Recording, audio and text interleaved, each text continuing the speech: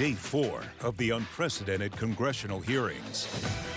Today, the state officials caught in the crossfire over President Trump's false election fraud claims. All I want to do is this. I just want to find 11,780 votes, which is one more than we have, because we won the state. As the committee tries to prove that the former president was responsible for the assault on the Capitol. President Trump summoned the mob, assembled the mob, and lit the flame of this attack.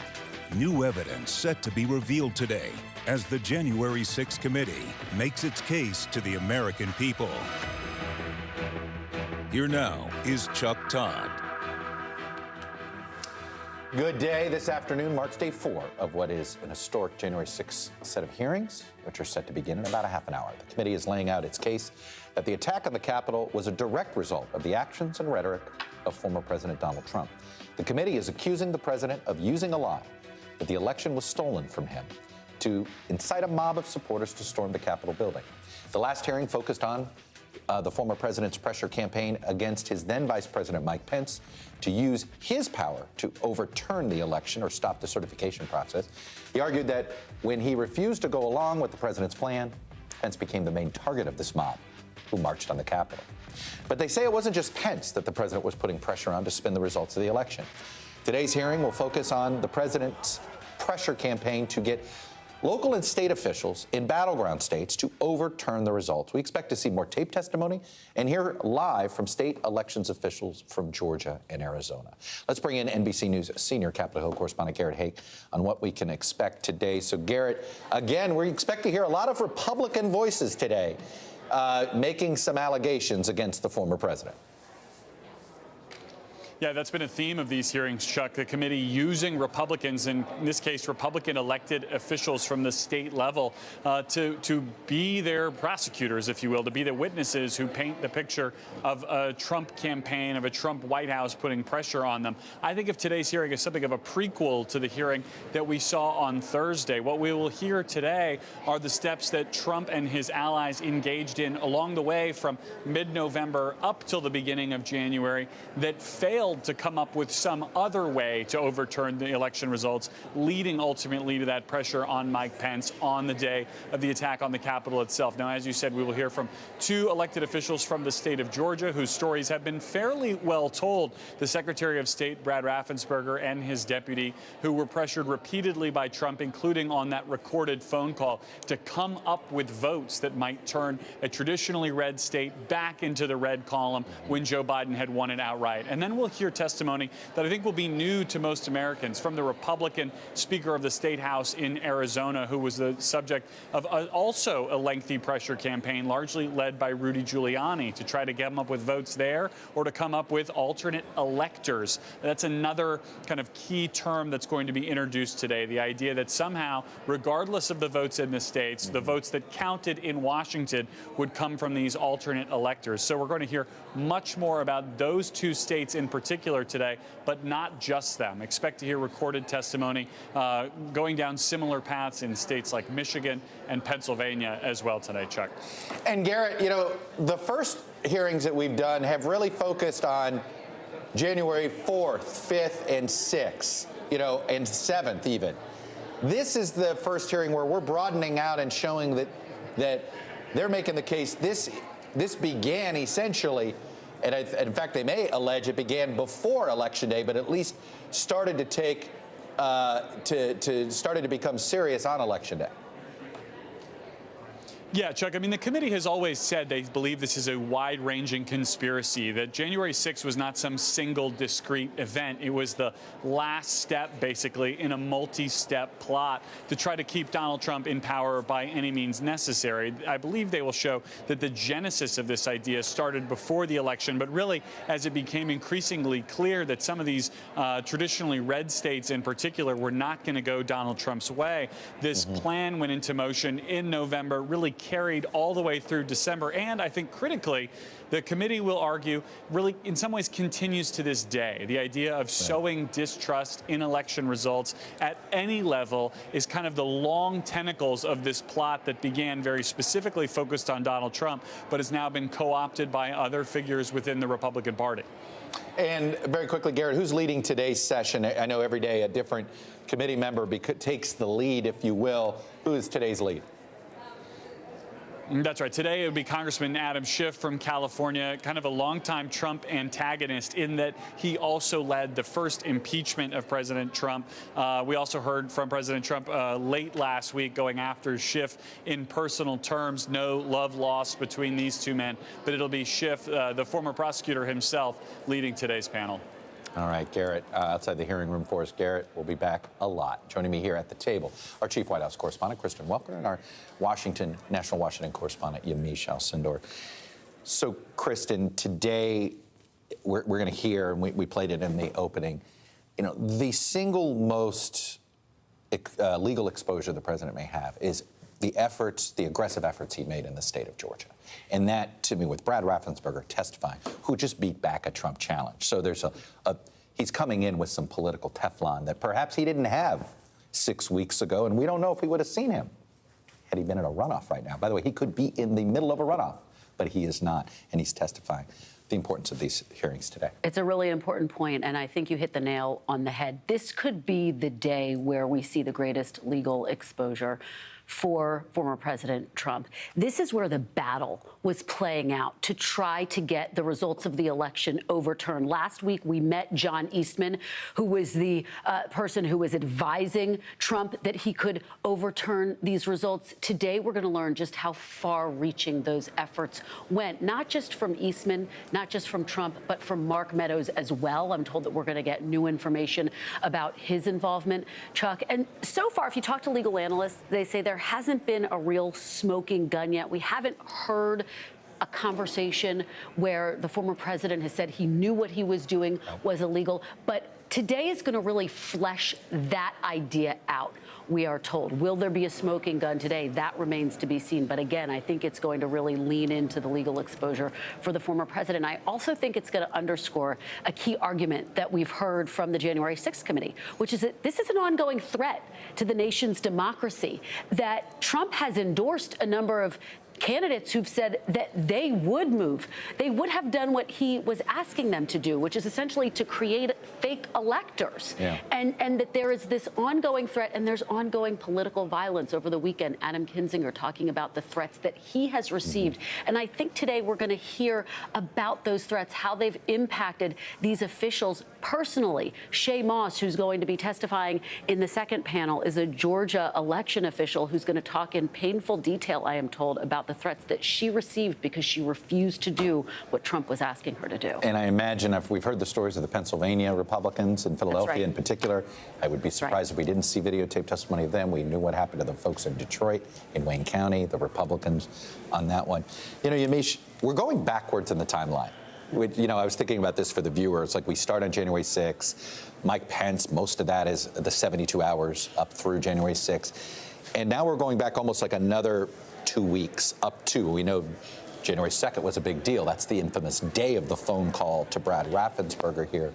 But I think this shows, first he was trying to overturn the results. Then he was trying to find state legislatures to do it as well. This was a multifaceted plan he tried to put into place. Certainly, and what lawmakers really want to have is a clear narrative for people who are watching that really paints this picture of former President Trump understanding that he lost, being told over and over again, not just by lawmakers, not just by his own sort of campaign aides, but also by the state officials who were in the states where votes were being counted, being told you lost. I think it's interesting when you think about the fact that not only are we seeing the Georgia officials, who I think have now really gotten a lot of national attention, but my eye is on Arizona, because it really makes people understand that this was a wide-ranging effort to try to get get people to overturn the election. I think about November in 2020 when those Michigan officials were called to the White House. I remember standing on the White House lawn and really having to report on election officials being summoned to the Oval Office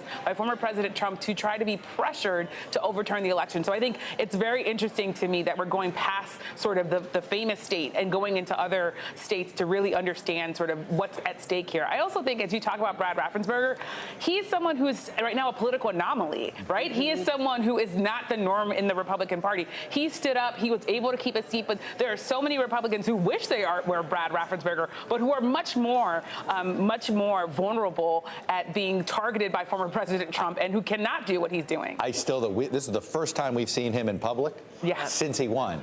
And look, I've spent a little time with him interviewing him. I think the two of you have. You could feel that I was in Atlanta, I was at the Capitol, and I ran into him. And you could just feel the tension he was feeling. He felt so under siege. And now that he's won, you cannot tell me, he's so careful with his words. I'm not saying he won't be careful today. I just think he won't be as nervous about something being used against him because scoreboard. He won. That's right. He will undoubtedly, I think, reflect a sense of feeling liberated from that pressure that he was under, Chuck. And at the same time, he will be able to speak to it and will be able to, in very personal terms, talk about what it was like to be under siege in that way. I think it's important to the point that Yamiche is making to point out that more than 100 GOP candidates have won their primaries, candidates who support Trump's so-called big lie. And so he is calling on Republicans to put those types of people in office. And again, that is the ongoing threat that the committee is arguing still exists. Yamiche, we've gotten the outlines of how the former president plans to defend himself, right? He put out this missive that clearly had a lawyer's hand in doing a few of the rewrites. You can hear Trump's rants, and then you can always tell when a lawyer has come in to sort of quietly remove a phrase or here or there. And it seems, and Kristen seemed to hint at it, but I believed, right? That this is the difficulty that the DOJ is going to have, which is, can you prove that he knew he was lying? This guy so lives his lie that, he may be thinking he's going to go find the real killers. And I mean, it's that sort of ingrained in him.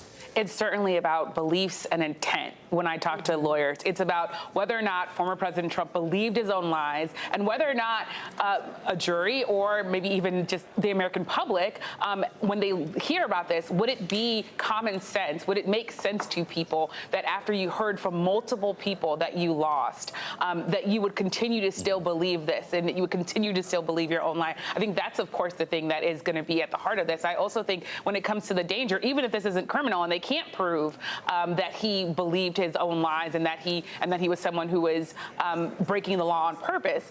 What you can prove is that this is someone who is continuing to lie even as all this information is being laid out, and the future of the Republican Party being on the line, and these folks really being the face of not just the bullying and the threats, as Kristen puts out, but also of the Republican Party that is absolutely not going the way of these Republicans. Liz Cheney and all of these people who have stood up, they've put their political futures on the line, and Brad Raffensperger has been successful, but so many others are not doing that because they understand that the party is going the way of Trump and has gone the way of Trump. The danger here is if this defense is sort of a good enough defense to keep him from being prosecuted, it means performative delusion is now a defense. Well, and the fact that the committee has done, I think legal analysts would say, a really good job of laying out the chorus of voices around him telling him this is illegal. However, you had a Rudy Giuliani, a John Eastman, Jenna Ellis, who were saying, no, we can get away with this. Donald Trump's always been careful over the years to surround himself with people who are more willing to break the law than he is. And he never puts it in writing. That's right.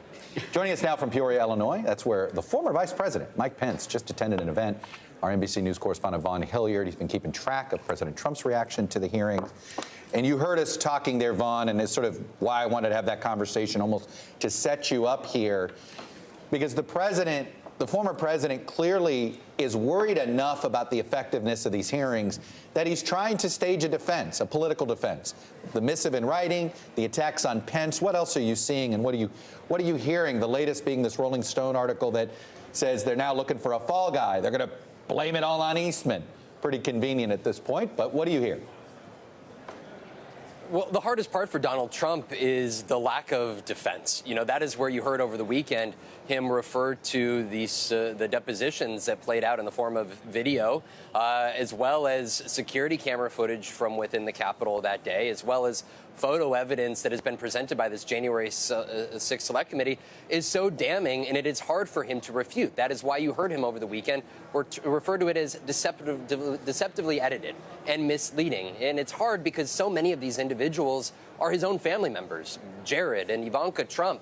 You also have the likes of West Wing aides who were there with him the day of January 6th. That is so difficult for him to refute. And you are not seeing Republican lawmakers, even those House GOP leaders, come out strong in defense of him over the last week. And that is what has put him in this difficult position. And yet, for the former president, it is also paramount to make the 2020 election and January 6th such an essential variable to his own potential 2024 presidential run, because he needs to convince the Republican electorate that this election was indeed rigged and stolen from him. Because you see on the other side the former vice president, Mike Pence, who was right here in Illinois last night, but is also making stops in the likes of Iowa and New Hampshire, making the case that he was a loyal, faithful right hand to the Donald Trump administration when it came to conservative policies that the administration implemented. Ultimately, their breaking point was January 6th. But,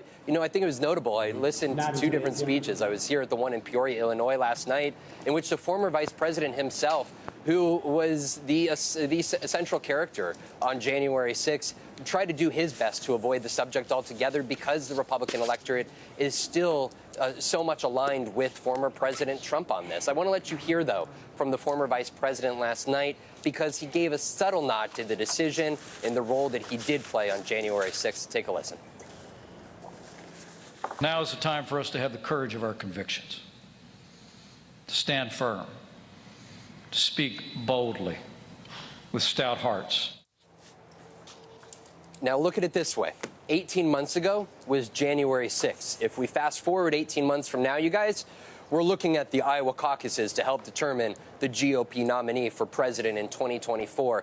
And that is where you are already seeing the former vice president lay the foundational groundwork to a potential mano-a-mano battle with his former president. The one other line worth noting from last night is when he said, quote, "In the days between now and Election Day, let's cast a positive vision for the future for the American people." A nod to, without saying his name directly, contrasting his style and his vision for the next 18 months compared to Donald Trump, who continues to be focused on the 2020 election even today. No, it's an important distinction, Vaughn. Whenever you hear a Republican say, let's focus on the future, not the past, they want to say they want to not be with Donald Trump, but they can't bring themselves to say it. So the next best thing to say is focus on the future. Vaughn Hilliard in Peoria for us literally can say, how's it playing in Peoria?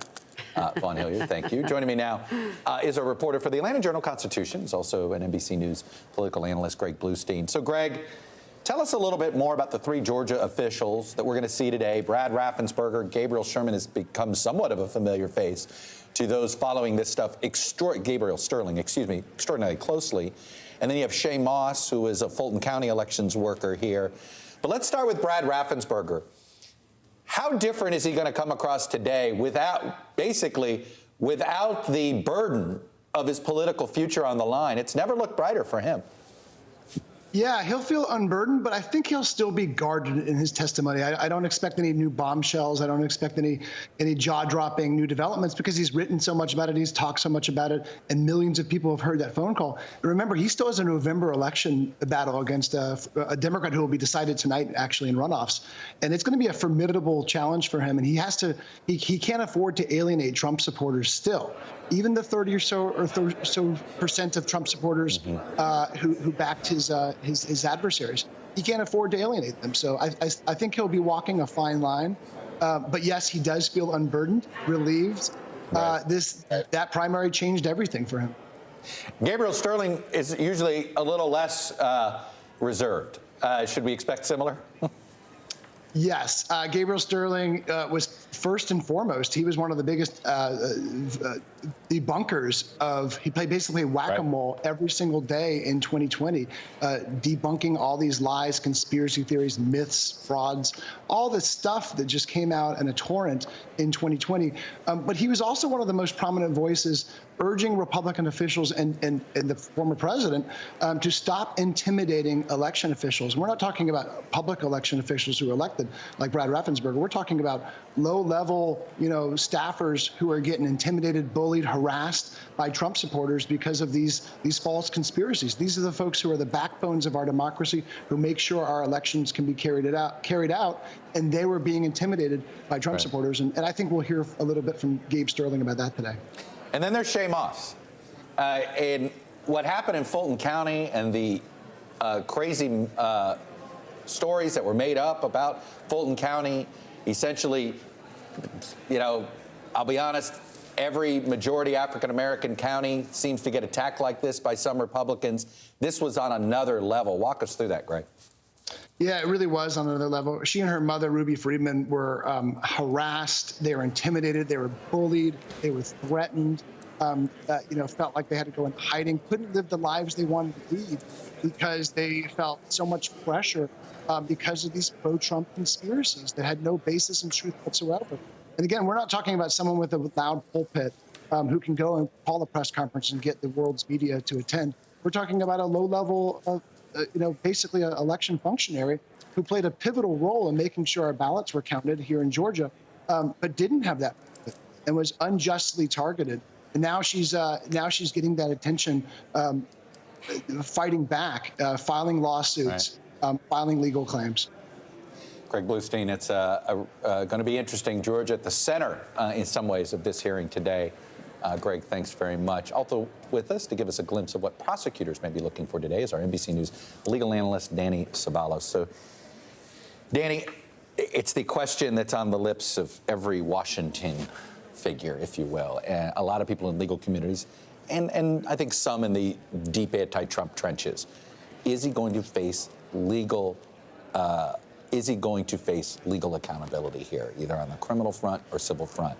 Is it in Georgia? Is it with the Department of Justice? And how is the committee doing making that case easier? It is so easy for someone like me to walk you through the elements of particular crimes, whether it be conspiracy to defraud the United States or conspiracy to interfere with a proceeding or any of the Georgia state laws that Trump may have broken. It's easy for me to do that because I will never be the actual prosecutor who has to stake his or her entire career on going to a grand jury and securing an indictment and possibly going down in the most flaming disaster of their careers, their lives, if they fail to take down Donald Trump in court. Because what we're seeing here is kind of a grand jury proceeding because you're only hearing the prosecution side of the case.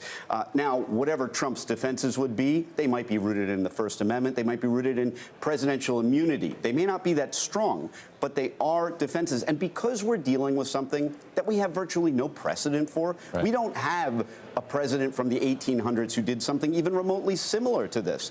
It makes it very difficult to forecast with any certainty what would happen in a criminal prosecution. And federal prosecutors, especially, they like certainty in life. They win over 90% of the time. So there's sort of three general buckets that maybe justice could go after: the undoing of proceeding, the incitement, or the money.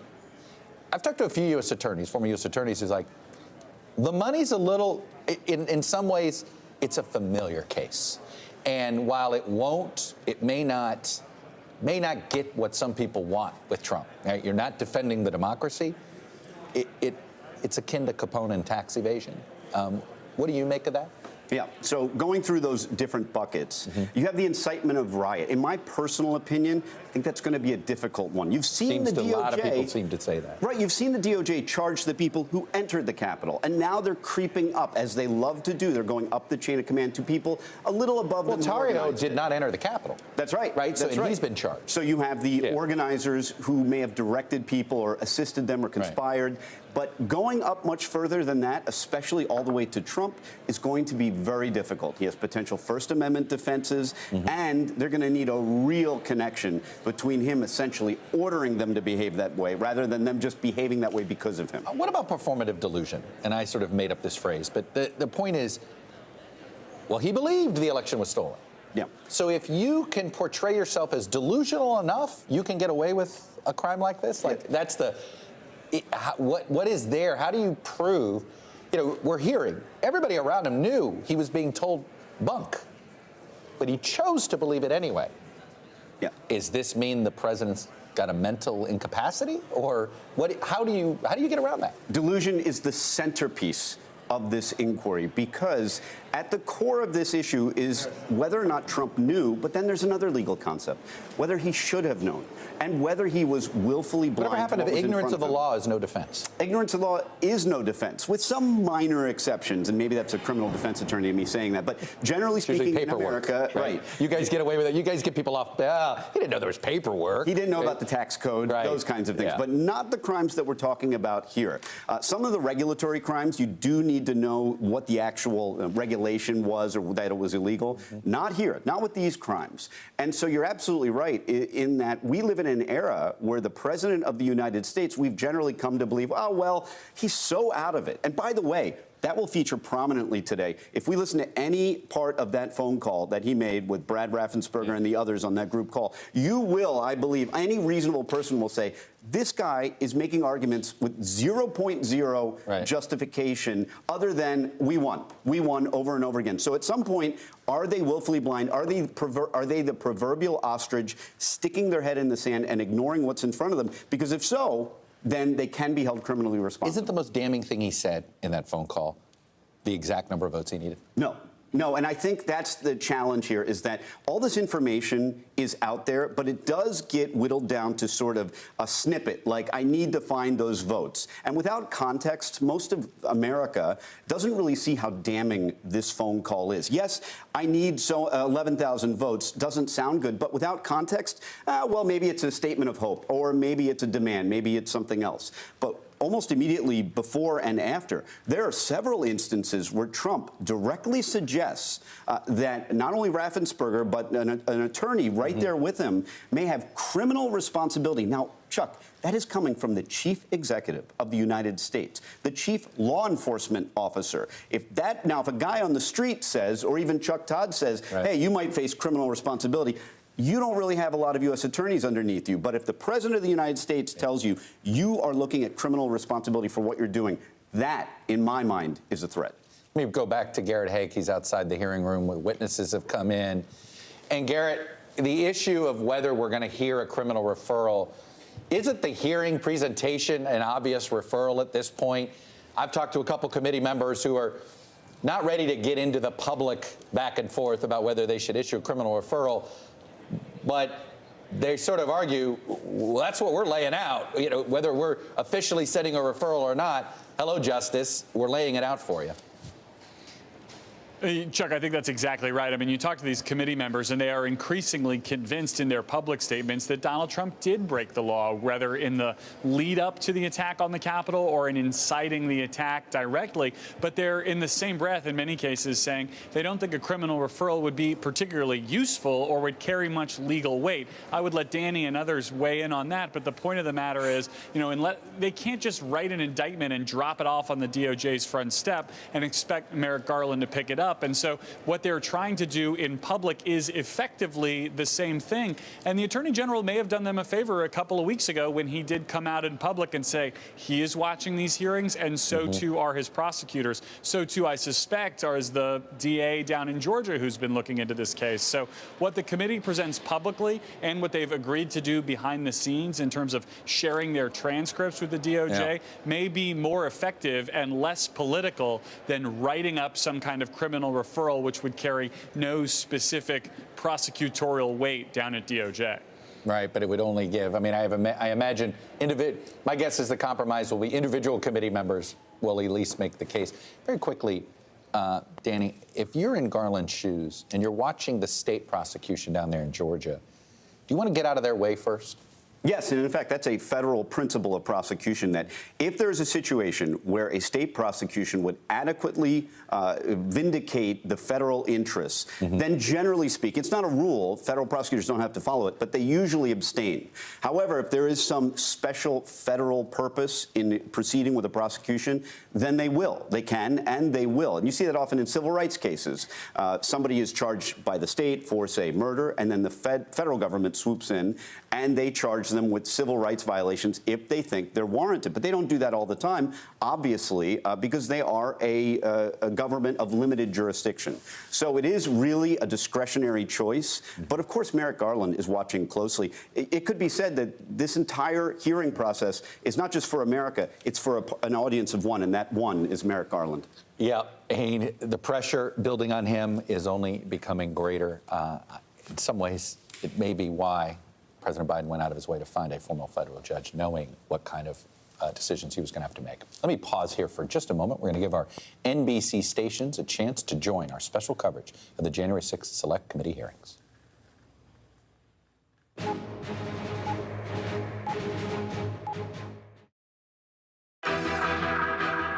This is an NBC News special report. The results of a year-long investigation into the January 6th attack. Day 4 of the unprecedented congressional hearings. Today, the state officials caught in the crossfire over President Trump's false election fraud claims. All I want to do is this. I just want to find 11,780 votes, which is one more than we have, because we won the state. As the committee tries to prove that the former president was responsible for the assault on the Capitol. President Trump summoned the mob, assembled the mob, and lit the flame of this attack. New evidence set to be revealed today as the January 6th committee makes its case to the American people. Here now is Chuck Todd. Good day. We are coming on the air for day 4 of these historic January 6 hearings, which are set to begin in just a few minutes. So far, the committee has been focused on laying out a case that the events of January 6 were a direct result of the actions of former President Donald Trump, or in some cases, inaction. The last hearing largely focused on the president's pressure campaign to get the then Vice President Mike Pence to go along with his plan to overturn the election. But the committee says the Vice President isn't the only one the president was putting pressure on. And today, we expect the committee to lay out its argument for how the president, former president, tried to get local election officials in many key battleground states to try and overturn the results there. I want to warn you that some of the videos the committee will play will contain some explicit language. This committee is about to get started, but Garrett Haake, give us the quick what to expect, who we're going to hear from, and who's leading the questions. Chuck, you can think of this as a prequel to Thursday's hearing, with the committee going back in time through November and December to show the pressure campaign on local officials to either overturn the election results or send fake electors. And the chairman, I think, is getting underway now, Chuck, so I'll throw it back to you. Without objection, well done. The chair is authorized to declare the committee in recess at any point. Pursuant to House Deposition Authority Regulation 10, the chair announces the committee's approval to release the deposition material presented during today's hearing. Good afternoon. At our last hearing, we told the story of a scheme driven by Donald Trump to pressure former Vice President Mike Pence to illegally overturn the election results. We showed that when the pressure campaign failed and Mike Pence fulfilled his constitutional obligation, Donald Trump turned a violent mob loose on him. We showed that the mob came within roughly 40 feet of the vice president. Today, we'll show that what happened to Mike Pence wasn't an isolated part of Donald Trump's scheme to overturn the election. In fact, pressuring public servants into betraying their oaths was a fundamental part of the playbook. And a handful of election officials in several key states stood between Donald Trump and the upending of American democracy. As we begin today, it's important to remember, when we count the votes for president, we count the votes state by state. For the most part, the candidates who win the popular vote in a state wins all the state's electoral college votes. And whoever wins a majority of the Electoral College votes wins the presidency. So when Donald Trump tried to overturn the election results, he focused on just a few states. He wanted officials at the local and state level to say the vote was tainted by widespread fraud and throw out the results, even though, as we showed last week, there wasn't any voter fraud that could have overturned the election results. And like Mike Pence, these public servants wouldn't go along with Donald Trump's scheme. And when they wouldn't embrace the big lie and substitute the will of the voters with Donald Trump's will to remain in power, Donald Trump worked to ensure they faced the consequences. Threats to people's livelihood and lives, threats of violence that Donald Trump knew about and amplified.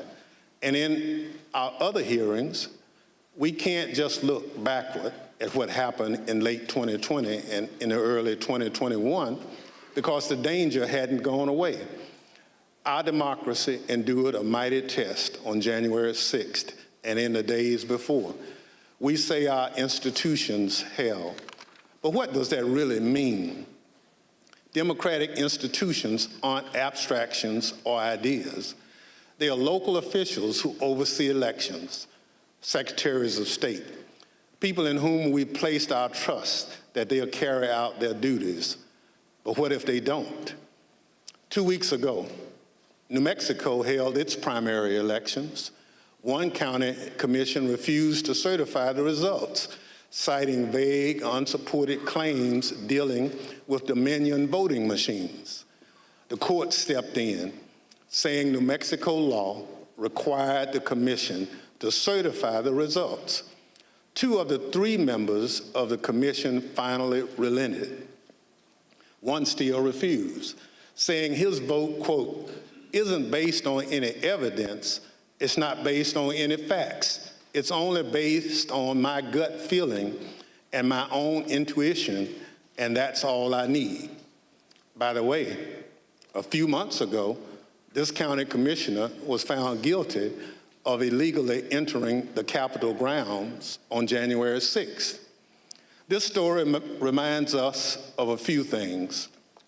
First, as we've shown in our previous hearings, claims that widespread voter fraud tainted the 2020 presidential election have always been a lie.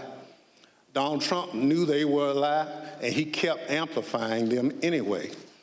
Everything we described today, the relentless, destructive pressure campaign on state and local officials, was all based on a lie. Donald Trump knew it, he did it anyway. Second, the lie hasn't gone away. It's corrupting our democratic institutions.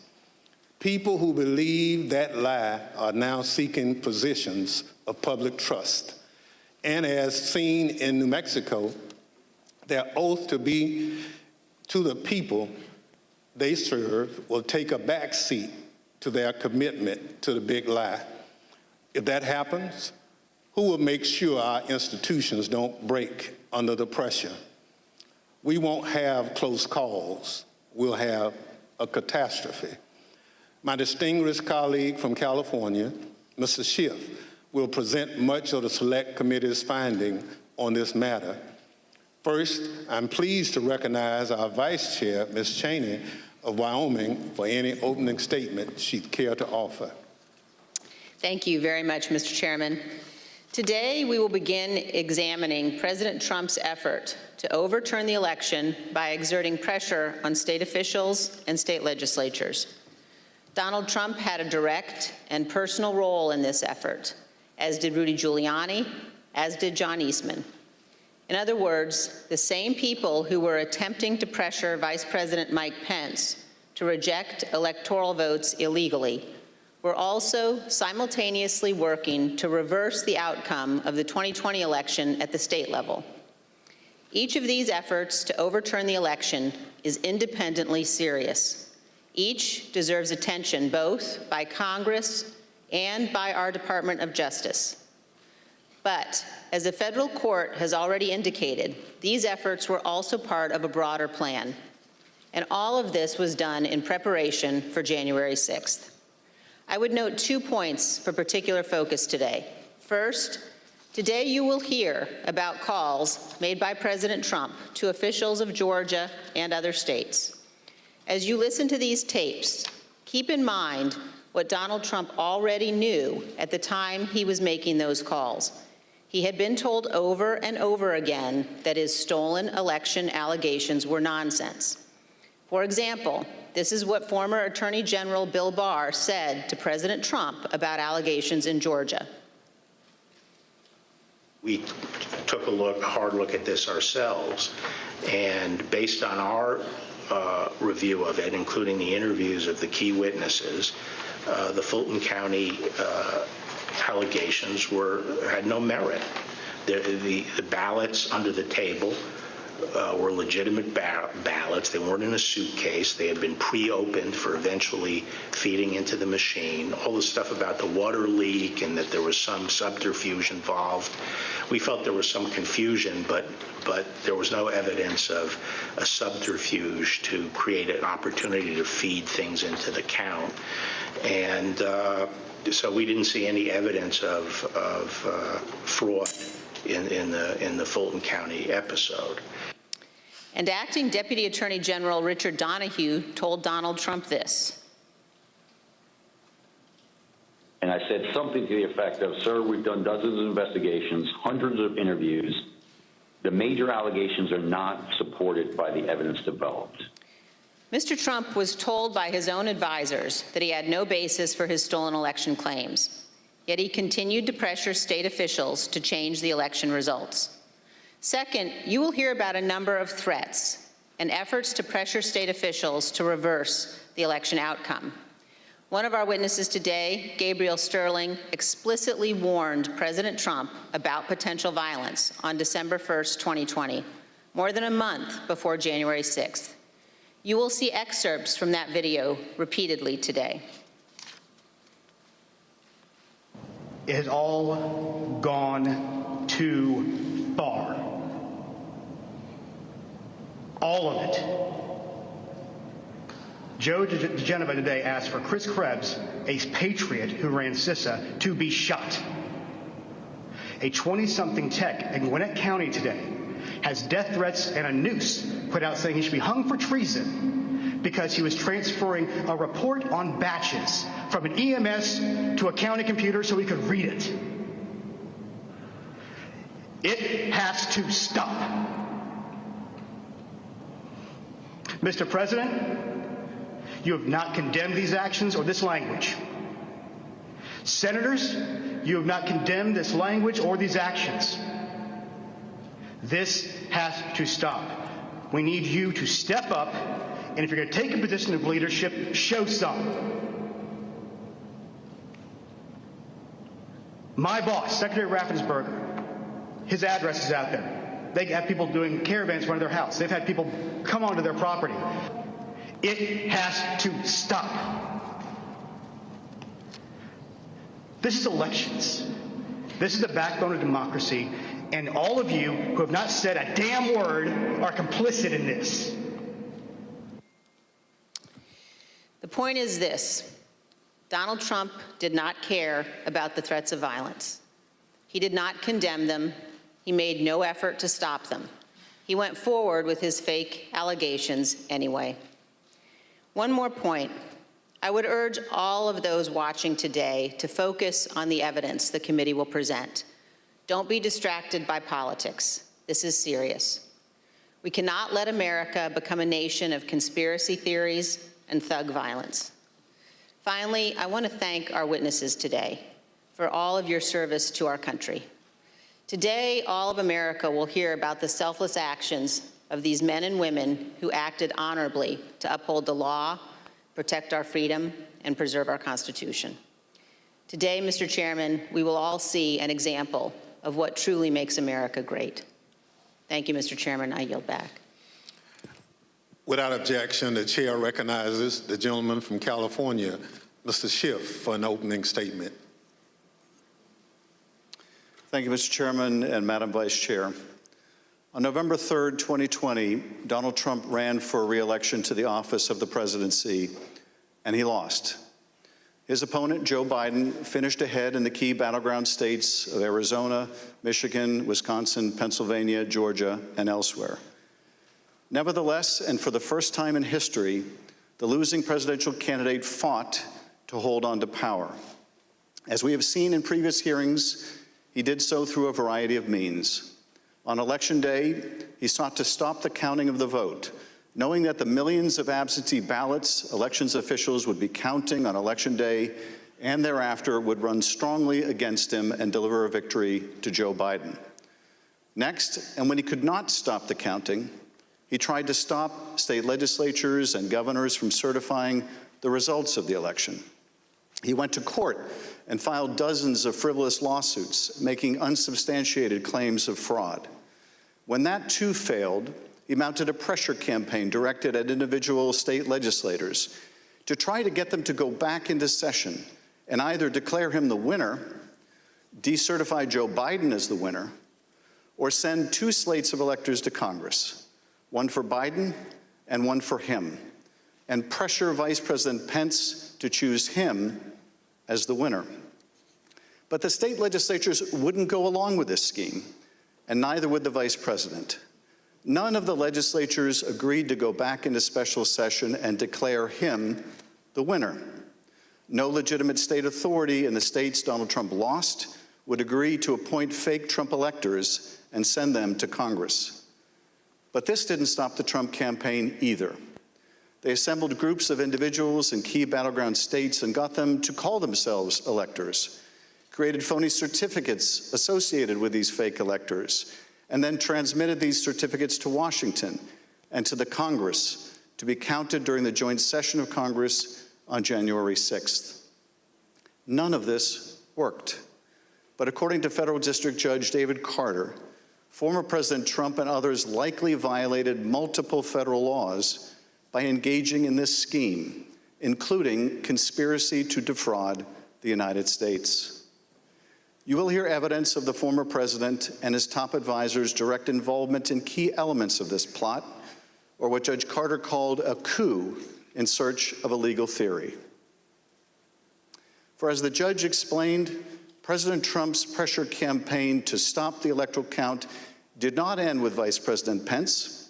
It targeted every tier of federal and state elected officials. Convincing state legislatures, he said, to certify competing electors was essential to stop the count and ensure President Trump's re-election. As we have seen in our prior hearings, running through this scheme was a big lie that the election was plagued with massive fraud and somehow stolen. You'll remember what the president's own Attorney General, Bill Barr, said he told the president about these claims of massive fraud affecting the outcome of the election. And I told him that the stuff that his people were shoveling out to the public was bullshit. I mean, that the claims of fraud were bullshit. The president's lie was and is a dangerous cancer on the body politic. If you can convince Americans that they cannot trust their own elections, that any time they lose it is somehow illegitimate, then what is left but violence to determine who should govern? This brings us to the focus of today's hearing.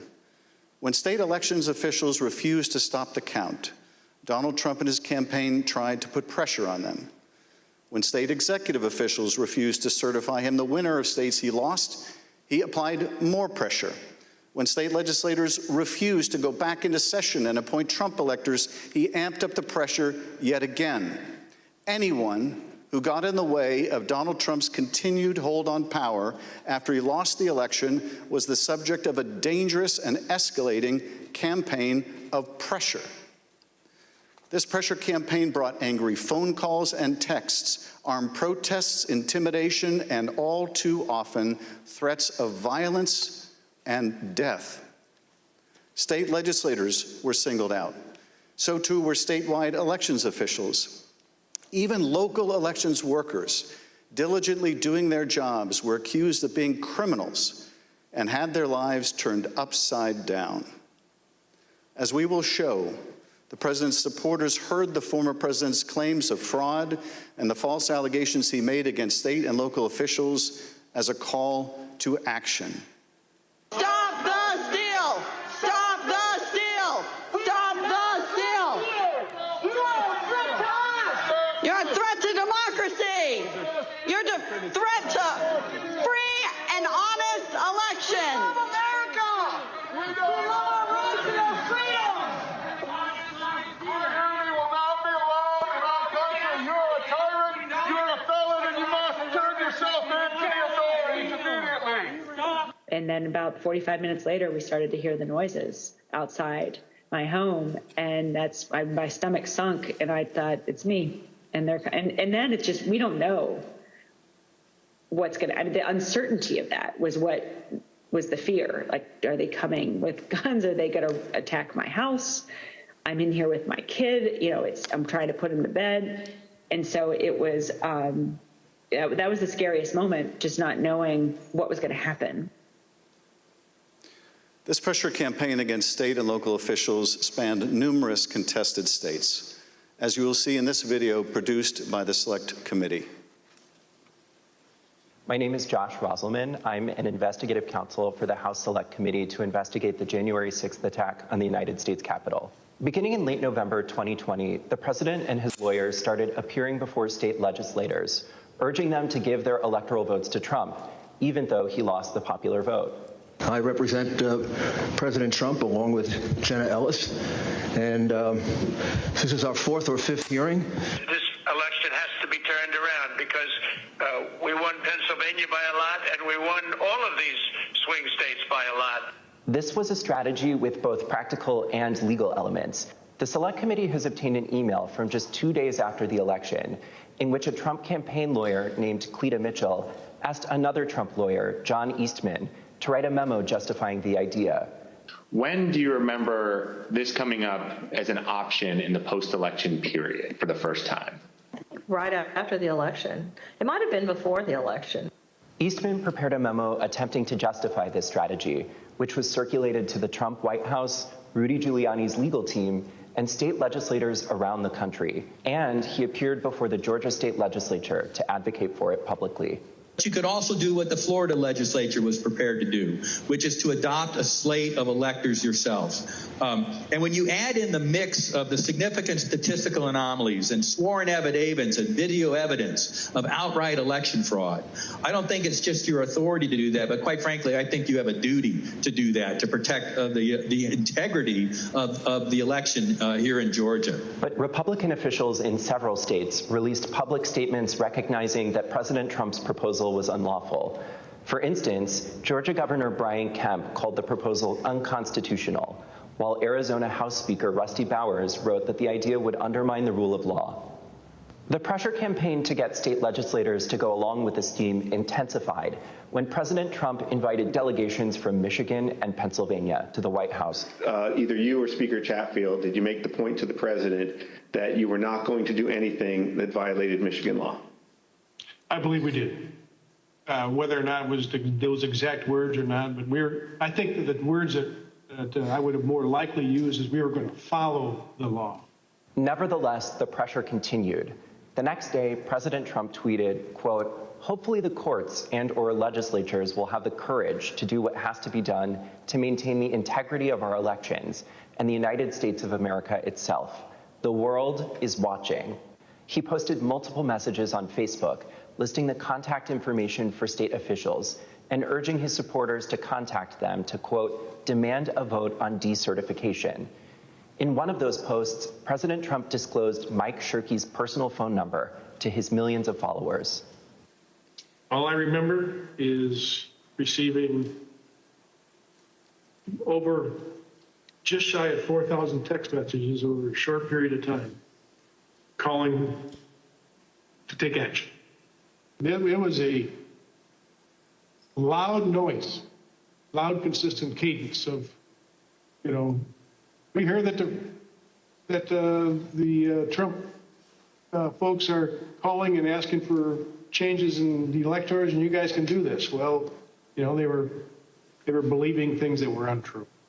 These efforts also involved targeted outreach to state legislators. Hi, Representative. My name is Angela McCallum. I'm calling from Trump campaign headquarters in Washington, D.C. You do have the power to reclaim your authority and send a slate of electors that will support President Trump and Vice President Pence. From President Trump's lawyers and from Trump himself. And I've become friendly with legislators that I didn't know 4 weeks ago. Another legislator, Pennsylvania House Speaker Brian Cutler, received daily voicemails from Trump's lawyers in the last week of November. Mr. Speaker, this is Rudy Giuliani and Jenna Ellis. We're calling you together because we'd like to discuss, obviously, the election. Hello, Mr. Speaker. This is Jenna Ellis, and I'm here with Mayor Giuliani. Hey, Brian, it's Rudy. I really have something important to call to your attention that I think really changes things. Cutler felt that the outreach was inappropriate and asked his lawyers to tell Rudy Giuliani to stop calling, but Giuliani continued to reach out. I understand that you don't want to talk to me now. I just want to bring some facts to your attention and talk to you as a fellow Republican. On December 30th, Trump ally Steve Bannon announced a protest at Cutler's home. We're getting on the road and we're going down to Cutler. We're going to start going to offices, and if we have to, we're going to go to homes, and we're going to let them know what we think about them. There were multiple protests. I actually don't remember the exact number. There was at least 3, I think, outside either my district office or my home. And you're correct, my son, my then 15-year-old son, was home by himself for the first one. All of my personal information was doxed online. It was my personal email, my personal cell phone, my home phone number. In fact, we had to disconnect our home phone for about 3 days because it would ring all hours of the night and would fill up with messages. Brian Cutler, we're outside. Clerks facing felony charges in Michigan. Poll watchers denied access in Pennsylvania. These ads were another element in the effort. The Trump campaign spent millions of dollars running ads online and on television. The evidence is overwhelming. Call your governor and legislators. Demand they inspect the machines and hear the evidence. Public pressure on state officials often grew dangerous in the lead up to January 6th.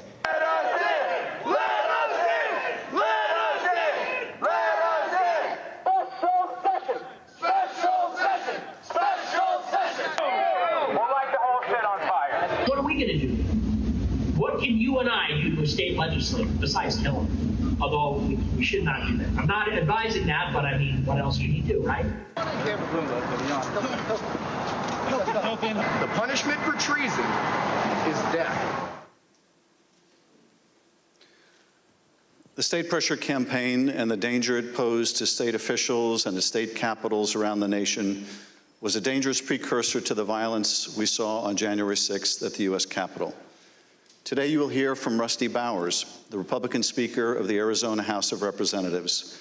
He will tell us about his conversations with the President, with Rudy Giuliani and John Eastman, and what the President's team asked of him and how his oath of office would not permit it. You will then hear from Brad Raffensperger, the Republican Secretary of State of Georgia, who Trump directed to, quote, find 11,780 votes that did not exist, but just the exact number of votes needed to overtake Joe Biden. You will also hear from Gabriel Sterling, the chief operating officer, his chief operating officer, about the spurious claims of fraud in the elections in Georgia, and who, responding to a cascading set of threats to his elections team, warned the president to stop, that someone was going to get killed. And you will hear from Wandrea Shea Moss, a former local elections worker in Fulton County, Georgia, about how all of the lies about the election impacted the lives of real people who administer our elections and still do. You will hear what they experienced when the most powerful man in the world, the President of the United States, sought to cling to power after being voted out of office by the American people. The system held, but barely. And the system held because people of courage, Republicans and Democrats, like the witnesses you will hear today, put their oath to the country and Constitution above any other consideration. They did their jobs, as we must do ours. Thank you, Mr. Chairman, and I yield back. I now welcome our first panel of witnesses. We're joined today by a distinguished legislator from Arizona, Rusty Bowers, who's a Republican Speaker of the Arizona House of Representatives. Mr. Bowers was first elected to the state legislature in 1993 and has served as Speaker since 2019. Welcome, Speaker Bowers. Brad Raffensperger is the 29th Secretary of State of Georgia, serving in this role since 2019. As an elected official and a Republican, Secretary Raffensperger is responsible for supervising elections in Georgia and maintaining the state's public records. Welcome, Mr. Secretary. Gabriel Sterling is the Chief Operating Officer in the Georgia Secretary of State's office. Mr. Sterling was the statewide voting systems implementation manager for the 2020 election in Georgia, responsible for leading the Secretary of State's response to the COVID pandemic and rolling out modernized voting equipment. I will swear in our witnesses. The witnesses will please stand and raise their right hand. Do you swear or affirm on the penalty of perjury that the testimony you're about to give is the truth, the whole truth, and nothing but the truth, so help you God? Thank you. Please be seated. Let the record reflect that the witnesses answered in the affirmative. Speaker Bowers, thank you for being with us today. You're the Speaker of the Arizona House and a self-described conservative Republican. You campaigned for President Trump and with him during the 2020 election. Is it fair to say that you wanted Donald Trump to win a second term in office? Please. Yes, sir. Thank you. And is it your understanding that President Biden was the winner of the popular vote in Arizona in 2020? Yes, sir. Thank you. Pursuant to Section 5C8 of House Resolution 503, the chair recognizes the gentleman from California, Mr. Schiff, for questions. Speaker Bowers, thank you for being with us today. Before we begin with the questions that I had prepared for you, I wanted to ask you about a statement that former President Trump issued, which I received just prior to the hearing. Have you had a chance to review that statement? My counsel called from Arizona and read it to me. Yes, sir. In that statement, I won't read it in its entirety. Former President Trump begins by calling you a rhino, Republican in name only. He then references a conversation in November 2020 in which he claims that you told him that the election was rigged and that he had won Arizona. To quote the former president, during the conversation, he told me the election was rigged and that I won Arizona, unquote. Did you have such a conversation with the president? I did have a conversation with the president. That certainly isn't it, but there were parts of it that are true, but there are parts that are not, sir. And the part that I read you, is that false? Anywhere, anyone, anytime has said that I said the election was rigged, that would not be true. And when the former president in his statement today claimed that you told him that he won Arizona, is that also false? That is also false.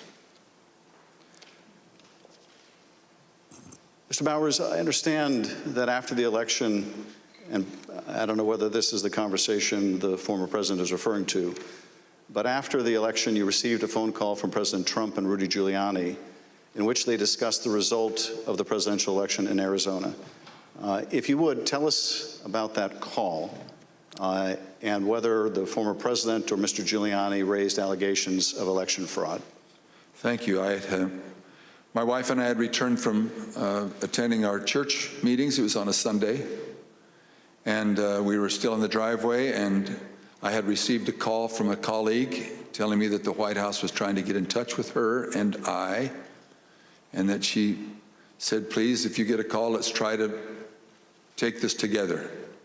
Immediately, I saw that the White House on my Bluetooth was calling, and I took the call and was asked by I would presume, the operator at the White House if I would hold for the president, which I did, and Mr. Giuliani came on first, and niceties.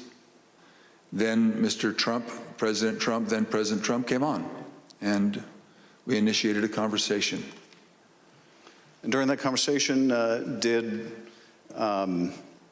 you ask Mr. Giuliani for proof of these allegations of fraud that he was making? On multiple occasions, yes. And when you asked him for evidence of this fraud, what did he say? He said that they did have proof, and I asked him, do you have names? For example, we have 200,000 illegal immigrants, some large number, 5,000 or 6,000 dead people, etc. And I said, do you have their names? Yes. Will you give them to me? Yes. The president interrupted and said, give the man what he needs, Rudy. He said, I will. And that happened on at least 2 occasions, that interchange in the conversation. So Mr. Giuliani was claiming in the call that there were hundreds of thousands of undocumented people and thousands of dead people who had purportedly voted in the election? Yes. And you asked him for evidence of that? I did. And did you ever receive from him that evidence either during the call, after the call, or to this day? Never. What was the ask during this call? He was making these allegations of fraud, but he had something or a couple things that they wanted you to do. What were those? The ones I remember were first that we would hold, that I would allow an official committee at the Capitol so that they could hear this evidence and that we could take action thereafter. And I refused. I said, up to that time, the circus, I called it a circus, had been brewing with lots of demonstrations, both at the counting center, at the Capitol, and other places. And I didn't want to have that in the House. I did not feel that the evidence, granted in its absence, merited a hearing, and I didn't want to be used as a pawn. If there was some other need that the committee hearing would fulfill. So that was the first ask, that we hold an official committee hearing. And what was his second ask? I said, to what end? To what end the hearing? He said, well, we have heard by an official high up in the Republican legislature that there is a legal theory or a legal ability in Arizona that you can remove the electors of President Biden and replace them. And we would like to have the legitimate opportunity through the committee to come to that end and remove that. And I said, that's something that's totally new to me. I've never heard of any such thing. And he pressed that point. And I said, look, you are asking me to do something that is counter to my oath when I swore to the Constitution to uphold it. And I also swore to the Constitution and the laws of the state of Arizona. And this is totally foreign as an idea or a theory to me. And I would never do anything of such magnitude without deep consultation with qualified attorneys. And I said, I've got some good attorneys, and I'm going to give you their names. But you are asking me to do something against my oath, and I will not break my oath. And I think that was up to that point. During the conversation, and you heard, I think, when we played a snippet of Mr. Giuliani calling other state legislators and saying that he was calling us essentially a fellow Republican, did he make a similar appeal to you or bring up the fact that you shared a similar party? Whether it was in that call or in a later meeting, he did bring that up more than once. And how would he bring that up? He would say, aren't we all Republicans here? I would think we would get a better reception. I mean, I would think you would listen a little more open to my suggestions, that we're all Republicans. And this evidence that you asked him for that would justify this extraordinary step, I think you said they never produced. Why did you feel, either in the absence of that evidence or with it, what they were asking you to do would violate your oath to the Constitution? First of all, when the people, and in Arizona, I believe it's some 40 plus years earlier, the legislature had established the manner of electing our officials, or the electors for the presidential race. Once it was given to the people, as in Bush v. Gore, illustrated by the Supreme Court, it becomes a fundamental right of the people. So as far as I was concerned, for someone to ask me in the, I would call it a paucity, there was no evidence being presented of any strength. Evidence can be hearsay evidence, it's still evidence, but it's still hearsay. But strong judicial quality evidence, anything that would say to me, you have a doubt, deny your oath. I will not do that. And on more than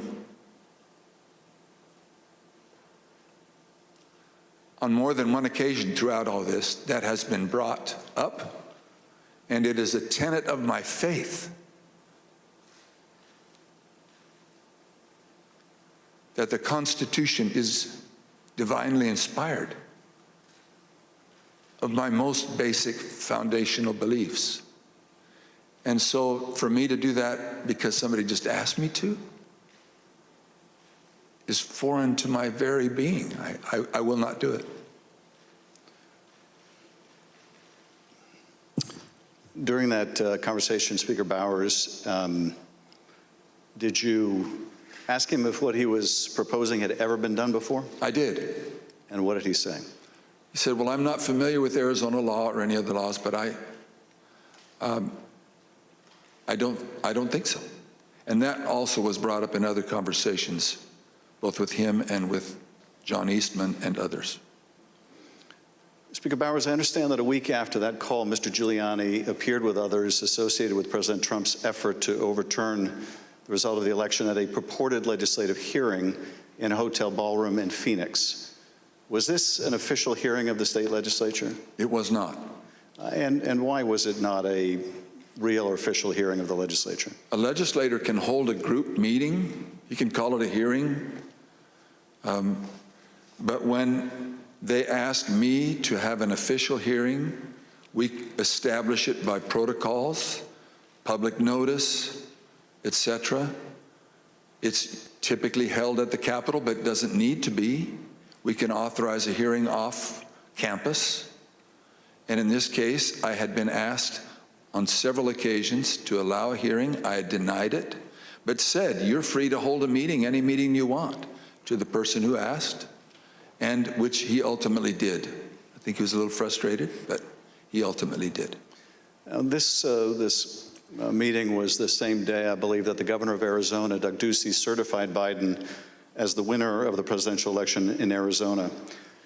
Did you meet with Mr. Giuliani and his associates while they were in Phoenix sometime after that purported legislative hearing at the hotel? Yes, I did, sir. And at that meeting, did Mr. Giuliani raise any specific allegations of election fraud again? His initial comments were, again, the litany of groups of illegal individuals or people deceased, etc. And he had brought that up, and I wasn't alone in that meeting. There were others, and other members of the Senate aggressively questioned him. And then I proceeded to question him on the proof that he was going to bring me, etc. But he did bring those up, yes. And these other legislators were also Republican members of the Senate? They were, yes, sir. And did they also press him for proof of these allegations? They pressed him very strongly. Two of them especially, very strongly. And at some point, did Mr. Giuliani ask one of the other attorneys on his team to help him out with the evidence? He did. He asked Jenna Ellis, who was sitting to his right. One thing was that it was more to the point of, was there sufficient evidence or action that we could justify the recalling of the electors? But at that part of the conversation, I know he referred to someone else. But he did ask, do we have the proof, to Jenna, Miss Ellis? And she said, yes. And I said, I want the names. Do you have the names? Yes. Do you have how they voted? We have all the information. I said, can you get to me that information? Did you bring it with you? She said, no. Both Mr. Giuliani asked her and I asked generally if they'd brought it with them. She said, no, it's not with me, but we can get it to you. And I said, then you didn't bring me the evidence, which was repeated in different iterations for some period of time. At some point, did one of them make a comment that they didn't have evidence, but they had a lot of theories? That was Mr. Giuliani. And what exactly did he say, and how did that come up? My recollection, he said, we've got lots of theories, we just don't have the evidence. And I don't know if that was a gaffe, or maybe he didn't think through what he said, but both myself and others in my group, the three in my group and my counsel, both remembered that specifically, and afterwards we kind of laughed about it. And you know, getting back to the ask in that phone call that preceded this meeting, he wanted you to have the legislature dismiss the Biden electors and replace them with Trump electors on the basis of these theories of fraud? He did not say it in those exact words, but he did say that Arizona law, according to what he understood, that would be allowed, and that we needed to come into session to take care of that, which initiated a discussion about, again, what I can legally and not legally do, and I can't go into session in Arizona unilaterally or on my sole prerogative. In this meeting or at any other later time, did anyone provide you with evidence of election fraud sufficient to affect the outcome of the presidential election in Arizona? No one provided me ever such evidence. The Select Committee has uncovered evidence in the course of our investigation that at Stop the Steal protests at state capitals across the country, there were individuals with ties to the groups or parties involved in the January 6th attack on the U.S. Capitol. One of those incursions took place in the Arizona House of Representatives building, as you can see in this footage.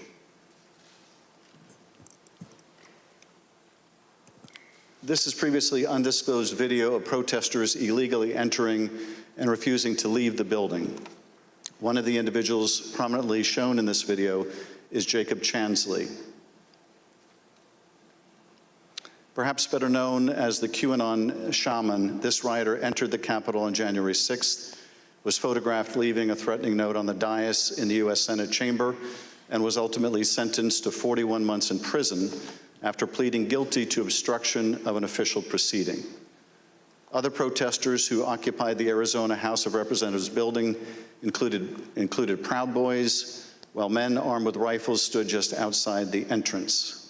I understand these protesters were calling for you by name, Speaker Bowers. Is that correct? That is correct. Speaker Bowers, did the president call you again in later in December?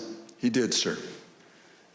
And did you tell the president in that second call that you supported him, that you voted for him, but that you were not going to do anything illegal for him? I did, sir. Nevertheless, his lawyer, John Eastman, called you some days later on June 4th, 2021. And he did have a very specific ask that would have required you to do just what you had already told the president you wouldn't do, something that would violate your oath.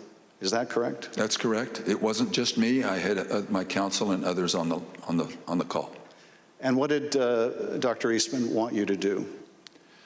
That we would, in fact, take a vote to overthrow, or I shouldn't say overthrow, that we would decertify the electors, and that because we had plenary authority to do so. And he cited Article 2, Section 1, I think it's Clause 2, and said that, in his opinion, that gave us the authority if there was, I don't recall him saying sufficient evidence, but there was some call or some strong reason to do so or justification to do so that we could do that. And that he was asking that his suggestion was that we would do it. And I said, again, I took an oath. For me to take that, to do what you do, would be counter to my oath. I don't recall if it was in that conversation, clearly, that we talked more about the oath, but I said, what would you have me do? And he said, just do it and let the court sort it out. And I said, you're asking me to do something that's never been done in history, the history of the United States, and I'm going to put my state through that without sufficient proof, and that's going to be good enough with me? That I would put us through that, my state, that I swore to uphold both in Constitution and in law? No, sir. He said, well, that's my suggestion would be just do it and let the courts figure it all out. And he didn't use that exact phrase, but that was what his meaning was, and I declined, and I believe that was close to the end of our phone call. And again, this took place after you had recently spoken with President Trump and told him that you wouldn't do anything illegal for him. Is that right? It wasn't days after. Obviously, it was days after, but a few days had gone by. But you had told President Trump you would not do anything illegal for him. I did, both times. And you told Dr. Eastman that you did not believe there was legal support to justify what he was asking, but he still wanted you to do it and effectively let the courts work it out? I've been warned, don't say things you think, maybe he said, but I do remember him saying that the authority of the legislature was plenary and that you can do it. I said, then you should know that I can't even call the legislature into session without a 2/3 majority vote. We're only 30 plus 1. There's no way that could happen. But in your view, what he was asking you to do would have violated your oath to the Constitution, both the United States Constitution and the Constitution of the state of Arizona? Yes, sir. Did you also receive a call from U.S. Representative Andy Biggs of Arizona on the morning of January 6th? I did. And what did Mr. Biggs ask you to do? I believe that was the day that the vote was occurring to each state to have certification, or to declare the certification of the electors. And he asked if I would sign on both to a letter that had been sent from my state and or that I would support the decertification of the electors, and I said I would not. Mr. Speaker, on December 4th, 2020, shortly after your meeting with Rudy Giuliani and other allies of President Trump, you released a statement publicly addressing, quote, calls for the legislature to overturn the 2020 certified election results. The statement is very straightforward in explaining the, quote, breathtaking request, unquote, made by representatives of President Trump, quote, that the Arizona legislature overturn the certified results of last month's election and deliver the state's electoral college votes to President Trump, unquote. Why did you believe, as you wrote in this statement, that the rule of law forbid you from doing what President Trump and his allies wanted you to do? Representative, I'm sorry, I should be saying, Mr. Chairman, Representative Schiff, there's two sides to the answer. One is, what am I allowed to do, and what am I forbidden to do? We have no legal pathway, both in state law nor, to my knowledge, in federal law, for us to execute such a request. And I am not allowed to walk or act beyond my authority. If I'm not specifically authorized as a legislator, as a legislature, then I cannot act to the point of calling us into session. Some say that just a few legislators have plenary authority, and that has come as part of all of this discussion, I'll call it. But so to not have authority and be forbidden to act beyond my authority on both counts I am not authorized to take such action, and that would deny my oath. In your statement, you included excerpts from President Ronald Reagan's inaugural address in 1981.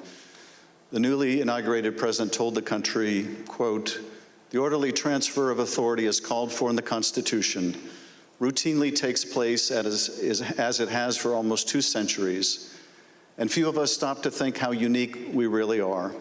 In the eyes of many in the world, this every 4-year ceremony we accept as normal is nothing less than a miracle." Tell us, if you would, Mr. Speaker, why did you include President Reagan's words in your public statement?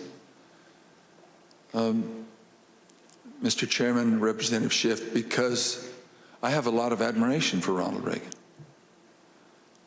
I've had the opportunity of going through his home with one other person and walking through, and I have a lot of admiration for him. When he pointed out, which is, I have lived in other country for a period of time and have visited a few countries, and during election times, the fact that we allow an election, support an election, and stand behind the election, even in the past when there have been serious questions about the election, and then move on without disturbance and with acceptance that we choose to follow the outcome of the will of the people. That will, it means a lot to me, and I know it meant a lot to him, and so we included that.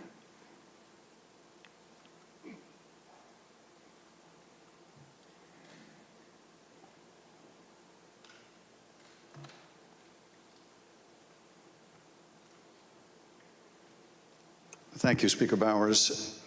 I now want to look even more deeply at the fake electors scheme. Every 4 years, citizens from all over the United States go to the polls to elect their president. Under our Constitution, when we cast our votes for president, we are actually voting to send electors pledged to our preferred candidate to the Electoral College. In December, the electors in each state meet, cast their votes, and send those votes to Washington. There is only one legitimate slate of electors from each state. On the 6th day of January, Congress meets in a joint session to count those votes, and the winner of the Electoral College vote becomes the president. In this next segment, you'll hear how President Trump and his campaign were directly involved in advancing and coordinating the plot to replace legitimate Biden electors with fake electors not chosen by the voters. You'll hear how this campaign convinced these fake electors to cast and submit their votes through fake certificates, telling them that their votes would only be used in the event that President Trump won his legal challenges. Yet when the president lost those legal challenges, when courts rejected them as frivolous and without merit, the fake elector scheme continued. At this point, President Trump's own lawyers, so-called Team Normal, walked away rather than participate in the plan. And his own White House counsel's office said that the plan was not legally sound. Let's play the following video produced by the Select Committee. My name is Casey Lucier. I'm an investigative counsel for the House Select Committee to investigate the January 6th attack on the United States Capitol. On November 18th, a lawyer working with the Trump campaign named Kenneth Cheesebro wrote a memo arguing that the Trump campaign should organize its own electors in the swing states that President Trump had lost. The Select Committee received testimony that those close to President Trump began planning to organize fake electors for Trump in states that Biden won in the weeks after the election. Who do you remember being involved in those early discussions around the Thanksgiving time regarding having alternate electors meet? Mr. Giuliani, several of Mr. Giuliani's associates, Mr. Meadows,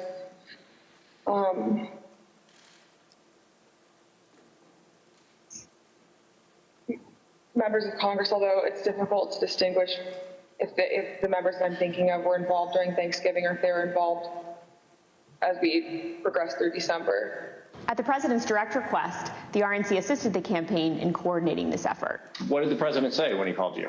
Essentially, he turned the call over to Mr. Eastman, who then proceeded to talk about the importance of the RNC helping the campaign gather these contingent electors in case any of the legal challenges that were ongoing changed the result of any of the states. I think more just helping them reach out and assemble them. But my understanding is the campaign did take the lead, and we just were helping them in that role. As President Trump and his supporters continued to lose lawsuits, some campaign lawyers became convinced that convening electors in states that Trump lost was no longer appropriate. I just remember I either replied or called somebody saying, unless we have litigation pending that's like in these states, like, I don't think this is appropriate, or, you know, this isn't the right thing to do. I don't remember how I phrased it, but and I got into a little bit of a back and forth, and I think it was with Ken Cheeseborough, where I said, all right, you know, I mean, you just get after it. Like, I'm out. At that point, I had Josh Finley email Mr. Chesbrough politely to say, this is your task. You are responsible for the Electoral College issues moving forward. And this was my way of taking that responsibility to zero. The committee learned the White House counsel's office also felt the plan was potentially illegal. And so, to be clear, did you hear the White House counsel's office say that this plan to have alternate electors meet and cast votes for Donald Trump in states that he had lost was not legally sound? Yes, sir. And who was present for that meeting that you remember? It was in our office. It was Mr. Meadows, Mr. Giuliani, and a few of Mr. Giuliani's associates. The Select Committee interviewed several of the individual fake electors, as well as Trump campaign staff who helped organize the effort. We were just, kind of useful idiots or rubes at that point. A strong part of me really feels that it's just kind of as the road continued and as it was failure, that got formulated as what do we have on the table? Let's just do it. And now, after what we've told you today about the Select Committee's investigation about the conclusion of the professional lawyers on the campaign staff, Justin Clark, Matt Morgan, and Josh Finley, about their unwillingness to participate in the convening of these electors, how does that contribute to your understanding of these issues? I'm angry. Because I think in a sense, no one really cared if people were potentially putting themselves in jeopardy. Would you have not wanted to participate in this any further as well? I absolutely would not have. Had I known that the three main lawyers for the campaign that I'd spoken to in the past and were leading up were not on board. Yeah. I was told that these would only count if a court ruled in our favor. So that would have been using our electors, it would have been using our electors in ways that we weren't told about, and we wouldn't have supported. Documents obtained by the Select Committee indicate that instructions were given to the electors in several states that they needed to cast their ballots in complete secrecy. Because this scheme involved fake electors, those participating in certain states had no way to comply with state election laws, like where the electors were supposed to meet. One group of fake electors even considered hiding overnight to ensure that they could access the state capitol, as required in Michigan. Did Mr. Norton say who he was working with at all on this effort to have electors meet? He said he was working with the president's campaign. He told me that the Michigan Republican electors were planning to meet in the Capitol and hide overnight so that they could fulfill the role of casting their vote per law in the Michigan chambers. And I told him in no uncertain terms that that was insane and inappropriate. In one state, the fake electors even asked for a promise that the campaign would pay their legal fees if they got sued or charged with a crime. Ultimately, fake electors did meet on December 14th, 2020 in Arizona, Georgia, Michigan, Pennsylvania, New Mexico, Nevada, and Wisconsin. At the request of the Trump campaign, the electors from these battleground states signed documents falsely asserting that they were the, quote, duly elected electors from their state and submitted them to the National Archives and to Vice President Pence in his capacity as President of the Senate. Here is what some of the fake elector certificates look like as compared to the real ones. But these ballots had no legal effect. In an email produced to the Select Committee, Dr. Eastman told a Trump campaign representative that it did not matter that the electors had not been approved by a state authority. Quote, the fact that we have multiple slates of electors demonstrates the uncertainty of either. That should be enough. He urged that Pence act boldly and be challenged. Documents produced to the Select Committee show that the Trump campaign took steps to ensure that the physical copies of the fake electors' electoral votes from 2 states were delivered to Washington for January 6th. Text messages exchanged between Republican Party officials in Wisconsin show that on January 4th, the Trump campaign asked for someone to fly their fake electors' documents to Washington. A staffer for Wisconsin Senator Ron Johnson texted a staffer for Vice President Pence just minutes before the beginning of the joint session. This staffer stated that Senator Johnson wished to hand-deliver to the vice president the fake electors' votes from Michigan and Wisconsin.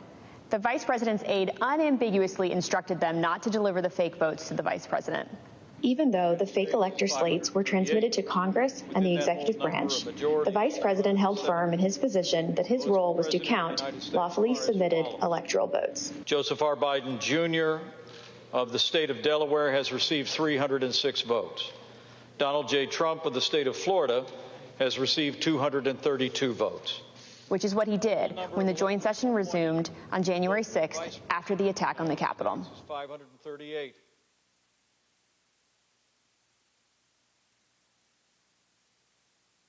What we just heard in that video was an aide to the White House Chief of Staff telling this committee that the White House counsel's office felt that this fake electors plan was not legally sound. Nevertheless, the Trump campaign went forward with the scheme anyway. Speaker Bowers, were you aware that fake electors had met in Phoenix on December 14th and purported to cast electoral votes for President Trump? I was not. When you learned that these electors had met and sent their electoral votes to Washington, what did you think? Well, I thought of the book, The Gang That Couldn't Shoot Straight. And I just thought, this is a tragic parody. Mr. Bowers, I understand that as you flew from Phoenix to Washington yesterday, you reflected upon some passages from a personal journal that you were keeping in December 2020 while all of this was taking place. With your permission, I'm wondering if you would be willing to share one passage in particular with us. Thank you very much. It is painful to have friends who have been such a help to me turn on me with such rancor.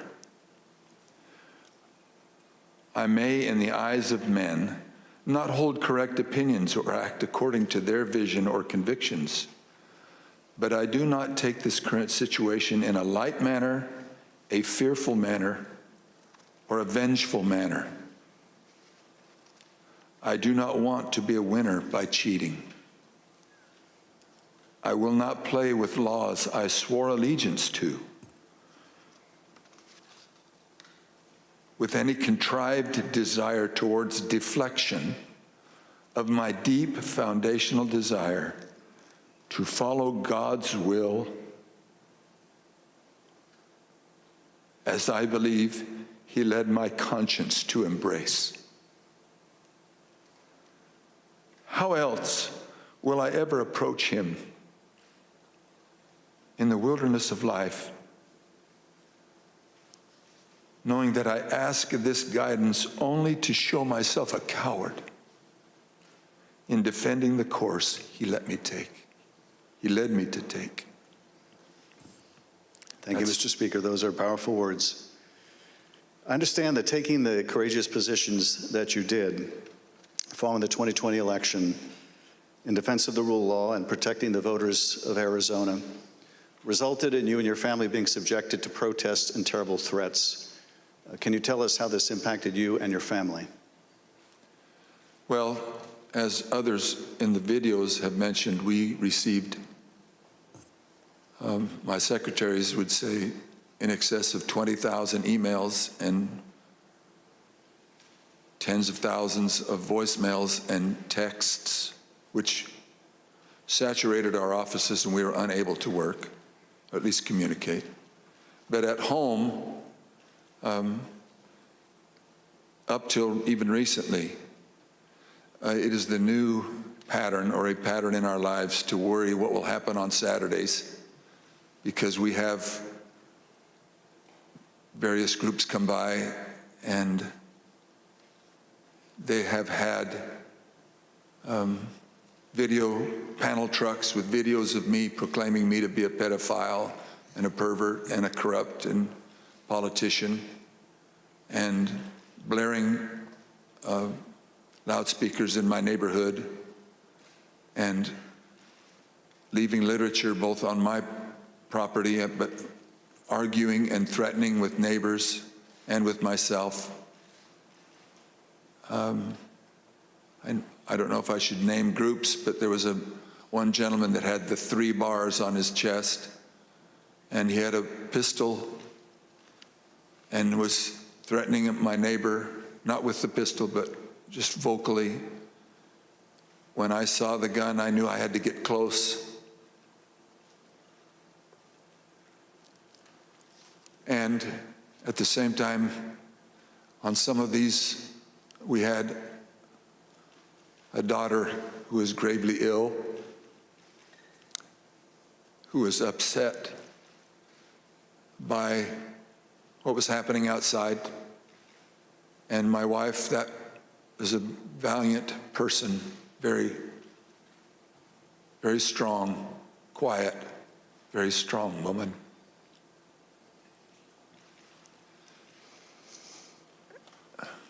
So it was disturbing. It was disturbing. Mr. Speaker, I want to thank you for your service to the state of Arizona and to the country. Mr. Chairman, at this point, I think it'd be appropriate to take a short recess. Accordingly, I reserve the balance of my time.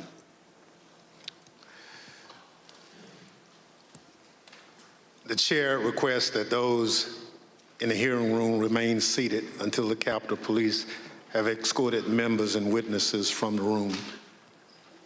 We'll have 5 minutes, 5-minute recess.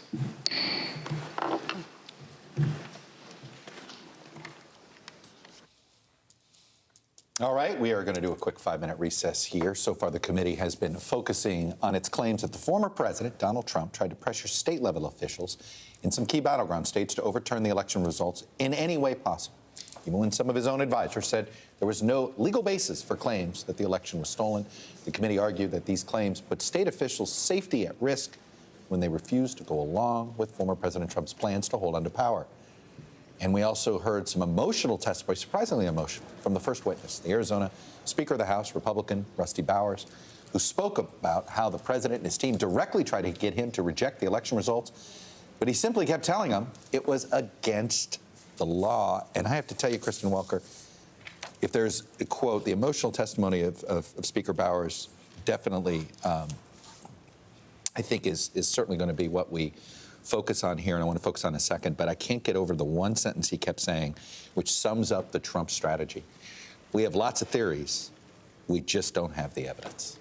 I mean, that, I don't know what better illustrates, what sentence better illustrates than why we're here than that one. Yes, it's just extraordinary to hear him say that was said to him by Rudy Giuliani, and it is said within the context of him asking over and over again in the face of these phone calls and this public pressure campaign from Rudy Giuliani, from Jenna Ellis, from the president himself, where's the evidence? and they couldn't ever produce a shred of evidence. And that quote you just read sums it all up. I think his emotional testimony is one of the most extraordinary things that we have seen in these hearings so far. It speaks to the pressure that he was feeling, the squeeze that he has been feeling. And he talked about this, Chuck, as a matter of faith. Yeah. He said, I swore an oath to my office and to this country.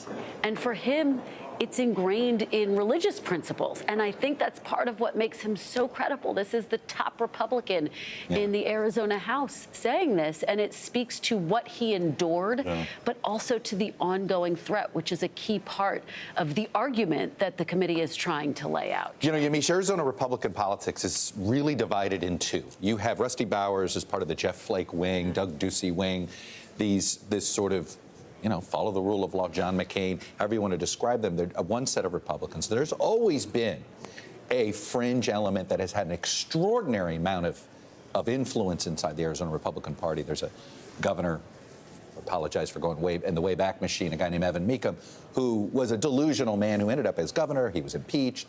There's always been this fringe wing of the party, and clearly Speaker Bowers is one of those in that legislature that has to worry about that fringe element. It's a weird divide.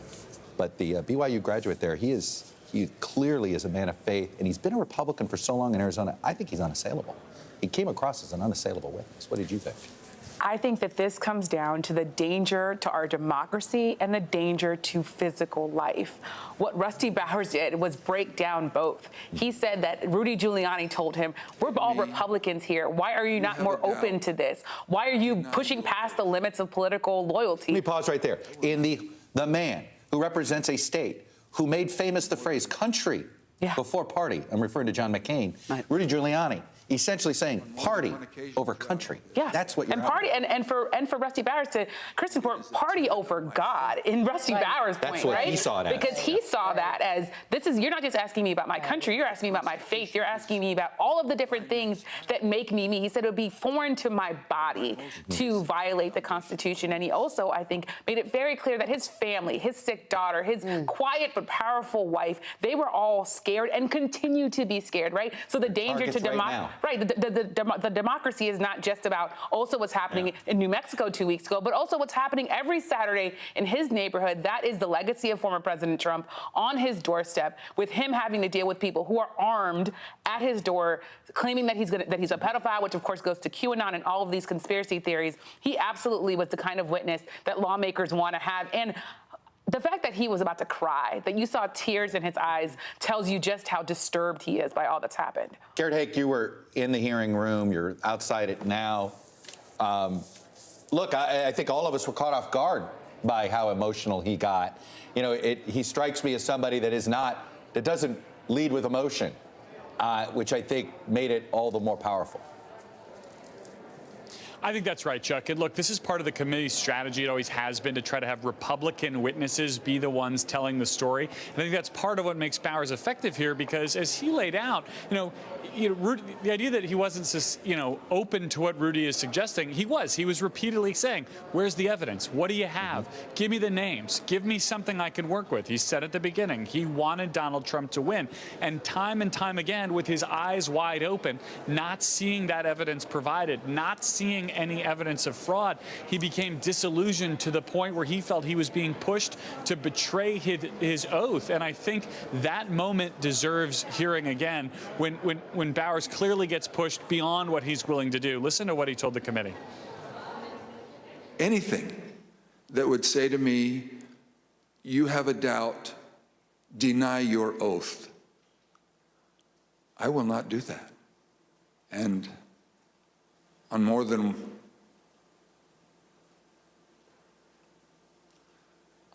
one occasion throughout all this, that has been brought up, and it is a tenet of my faith that the Constitution is divinely inspired of my most basic foundational beliefs.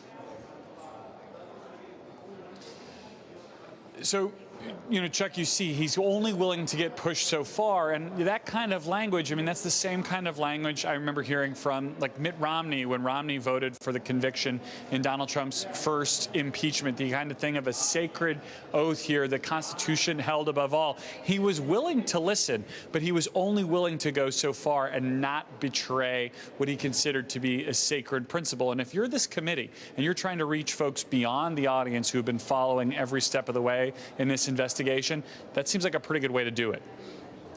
Garrett Haake outside the committee room for us. Garrett, thank you. Danny Cevallos, for the viewers here, when they hear, look, I was stunned to hear how many alternative elector slates were sent into the National Archives. What makes that a crime? The submission of these fake elector slates to the National Archives is potentially a crime in the sense that it may be falsifying documents in submitting them to the National Archives. That might get you in federal land. But, I mean, there are a lot of different state crimes that address elections, and you might have fraud or other crimes there. So you have both state and federal potential crimes here. And again, the defense comes back to one thing. How far is ignorance going to go? Because it seems to me the facts in many cases are set in stone. I mean, they're covered by emails. They're covered by phone calls that were recorded. There's no doubt this is a legally questionable path to go down. It may be the only path. Look, as a criminal defense attorney, sometimes you take the facts as you get them, and you only have certain defenses available to you.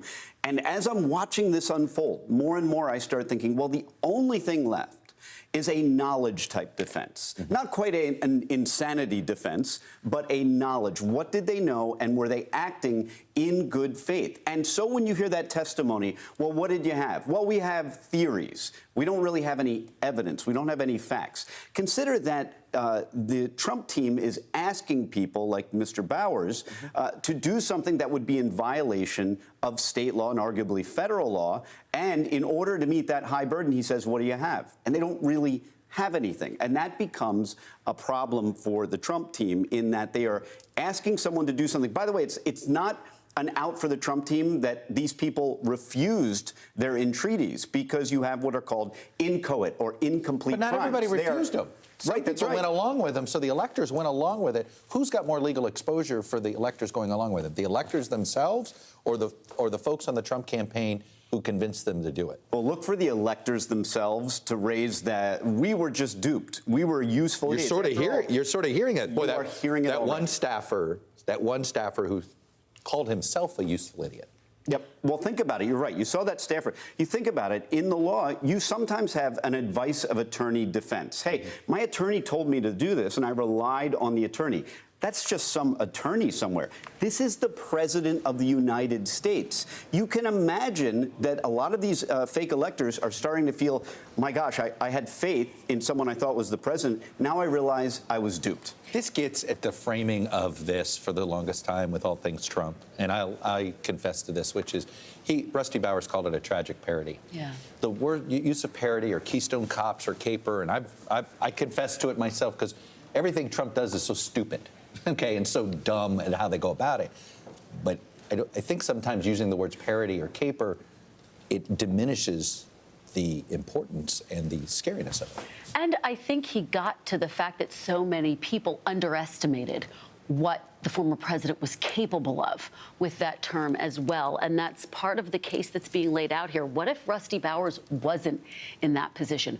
What if it was someone else? And that's part of the argument that the committee is trying to make. Right now, more than 100 GOP candidates have won their primaries who support former President Trump's false claims of election fraud. Yeah. And so part of the picture that the committee is trying to paint here, and the argument, is not just the legal jeopardy for Trump, but also the legal jeopardy, again, as Yamiche says, for the country's democracy moving forward. Look, the importance of sometimes state officials, look, if you want to unpack the Florida election back in 2000, the single most important election that impacted the results of Florida took place 2 years earlier, in 1998, when the Republicans won the Secretary of State's office rather than the Democrats. Why? They certified the election. Had the election never been certified in Florida, the Supreme Court probably lets the recount go. So the point is, Yamiche, you've been looking at this. There are a lot of Secretary of State campaigns suddenly that if, their power of certification, can essentially legalize some of the illegal acts here that the former president was trying to do. That's why it's so important when you think of the lawmakers talking about New Mexico and 2 weeks ago, but also, of course, pointing out that there are election deniers that have won races in all sorts of places across this country. You think of some place like Pennsylvania and Doug Mastriano and what could happen there. You have these Republicans, and I think I go back to this idea of the limits of political loyalty, who see their limits of political loyalty as not having any, really, as them seeing this as being able to say, if a Republican doesn't win, I will not certify the election. That's the danger there. I do want to get back to one point, which is this idea of tragic parity. I think that the superpower of the Trump administration has always been that they were underestimated, that they sometimes come off as buffoons, but that they can have real impact. Going all the way up to when he was running, but also while he was in office, there were things that made you laugh. Rudy Giuliani's hair dye, all these kind of things that are just like, what is going on? And then you realize that there are real world consequences. And those consequences are that people who believe what Rudy Giuliani and so many others believe, that they are now having more and more power across this country. You know, Danny, to hear this, and I am curious your thoughts of Mr. Schiff's questioning, and the issue I keep wondering is, how is this committee avoiding confirmation bias? Because I don't know how they are. I didn't think Schiff's questioning was particularly effective. What you saw was a lot of what are called leading questions. Schiff was essentially testifying and then asking the witness to rubber stamp with a yes or no at the end. Wouldn't you have wanted it reversed for public relations purposes? Like, I would have wanted to hear Bowers say the things that Schiff asked him. Yeah, that's why we have rules about that in court. We ask for, in direct testimony, when it's your own witness, that witness has to tell the story. You have to get the evidence from the witness. You can't state it and then ask the witness to say, or yes. He was a powerful witness anyway. That's right. I mean, wouldn't you want him to get, you saw him welling up, getting emotional. Don't you want him to get emotional and tell his story? That makes it so real, because make no mistake about it, there have been a lot of witnesses. Some have firsthand knowledge. Others don't really in the same way. This is somebody that experienced the pressure campaign personally, not just from Trump team, but in the aftermath by those who threatened and made him fear for his own decisions, his professional official decisions. And there's a bit of overlap with law and journalism in that, as a journalist who's been watching this with other journalists and texting with lawyers, both groups would say you want that person to tell the story themselves and start crying themselves and give you the story themselves. If you're a journalist and you're connected, me and Kristen are in a room with Rusty Bowers as he's getting emotional, you pause. You step back and you let that person fill the silence, because you know you will get some of the strongest sound. I think that that's an interesting decision that these lawmakers are making, but maybe it's also, their sort of legal minds and what they want to make sure they get checked off their boxes. But it feels like a missed opportunity in some ways. It did there. Anyway, the committee is seated, and we are now going to hear from these Georgia officials. Like we said, some of these folks are well known to folks that have followed the story very closely. The Secretary of State of Georgia, who could have been in a runoff today, and he's not. He won outright. Trump's pressure campaign against against state officials existed in all the key battleground states that he lost. But the former president had a particular obsession with Georgia. Here is the president on the afternoon of January 6th, after his own attorney general warned him that the claims you are about to hear are patently false. They should find those votes. They should absolutely find that. Just over 11,000 votes, that's all we need. They defrauded us out of a win in Georgia, and we're not going to forget it. So the state of Georgia is where we will turn our attention to next. I want to emphasize that our investigation into these issues is still ongoing. As I stated in our last hearing, if you have relevant information or documentary evidence to share with the Select Committee, we welcome your cooperation. But we will share some of our findings with you today. Secretary Raffensperger, thank you for being here today. You've been a public servant in Georgia since 2015, serving first as a member of the Georgia House of Representatives, and then, since January 2019, as Georgia's Secretary of State. As a self-described conservative Republican, is it fair to say that you wanted President Trump to win the 2020 election? Yes, it is. Mr. Secretary, many witnesses have told the Select Committee that Election Day, November 3rd, 2020, was a largely uneventful day in their home states. In spite of the challenges of conducting an election during a pandemic, you wrote in the Washington Post that the election was, quote, successful. Tell us, what was your impression of how Election Day had proceeded in Georgia? On Election Day in November, our election went remarkably smooth. In fact, we meet at the GEMA headquarters. That's the Georgia Energy Emergency Management Association meeting location, but we were following wait times in line. In the afternoon, our average wait time was 3 minutes statewide that we were recording for various precincts, and it actually got down to 2 minutes. And at the end of the day, we felt that we had a successful election from the standpoint of the administration and the operation of the election. Thank you. The chair recognizes the gentleman from California, Mr. Schiff. Thank you, Mr. Chairman. Secretary Raffensperger, did Joe Biden win the 2020 presidential election in Georgia, and by what margin? President Biden carried the state of Georgia by approximately 12,000 votes. And Mr. Secretary, as I understand it, your office took several steps to ensure the accuracy of the vote count in Georgia, reviewing the vote count in at least 3 different ways. These steps included a machine recount, a forensic audit, and a full hand recount of every one of the 5 million ballots cast.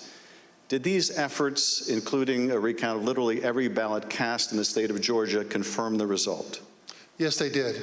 We counted the ballots where the first tabulation would be scanned.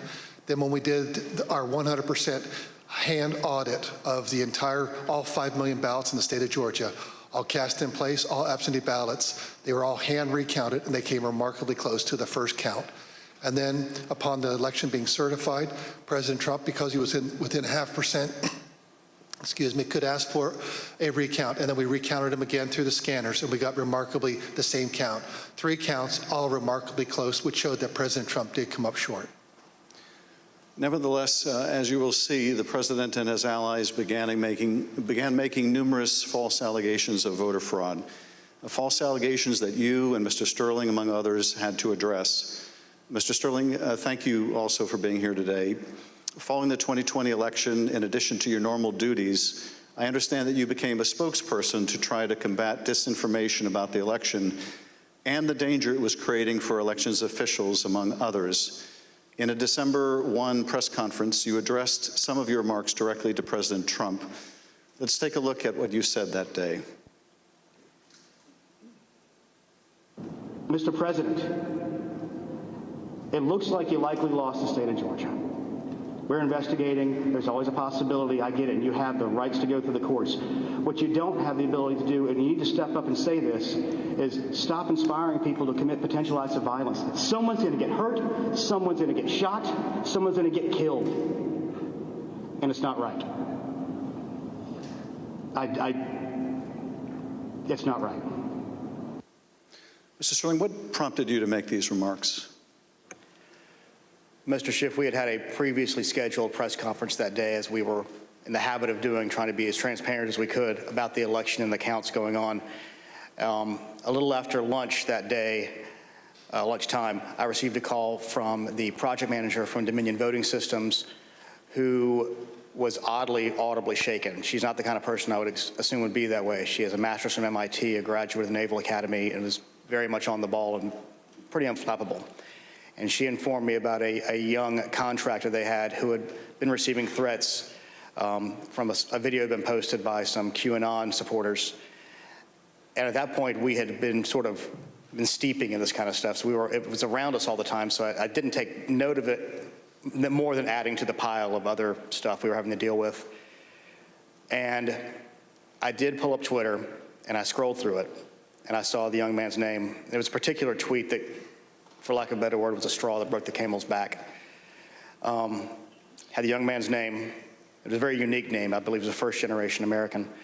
And it said, had his name, "You committed treason. May God have mercy on your soul," with a slowly twisting gif of a noose. And for lack of a better word, I lost it. I just got irate. my boss was with me at the time, the Deputy Secretary, Jordan Fuchs, and she could tell that I was angry. I tend to turn red from here up when that happens, and that happened at that time. And she called Secretary Raffensperger to say, we're seeing these kind of threats, and Gabe thinks we need to say something about it.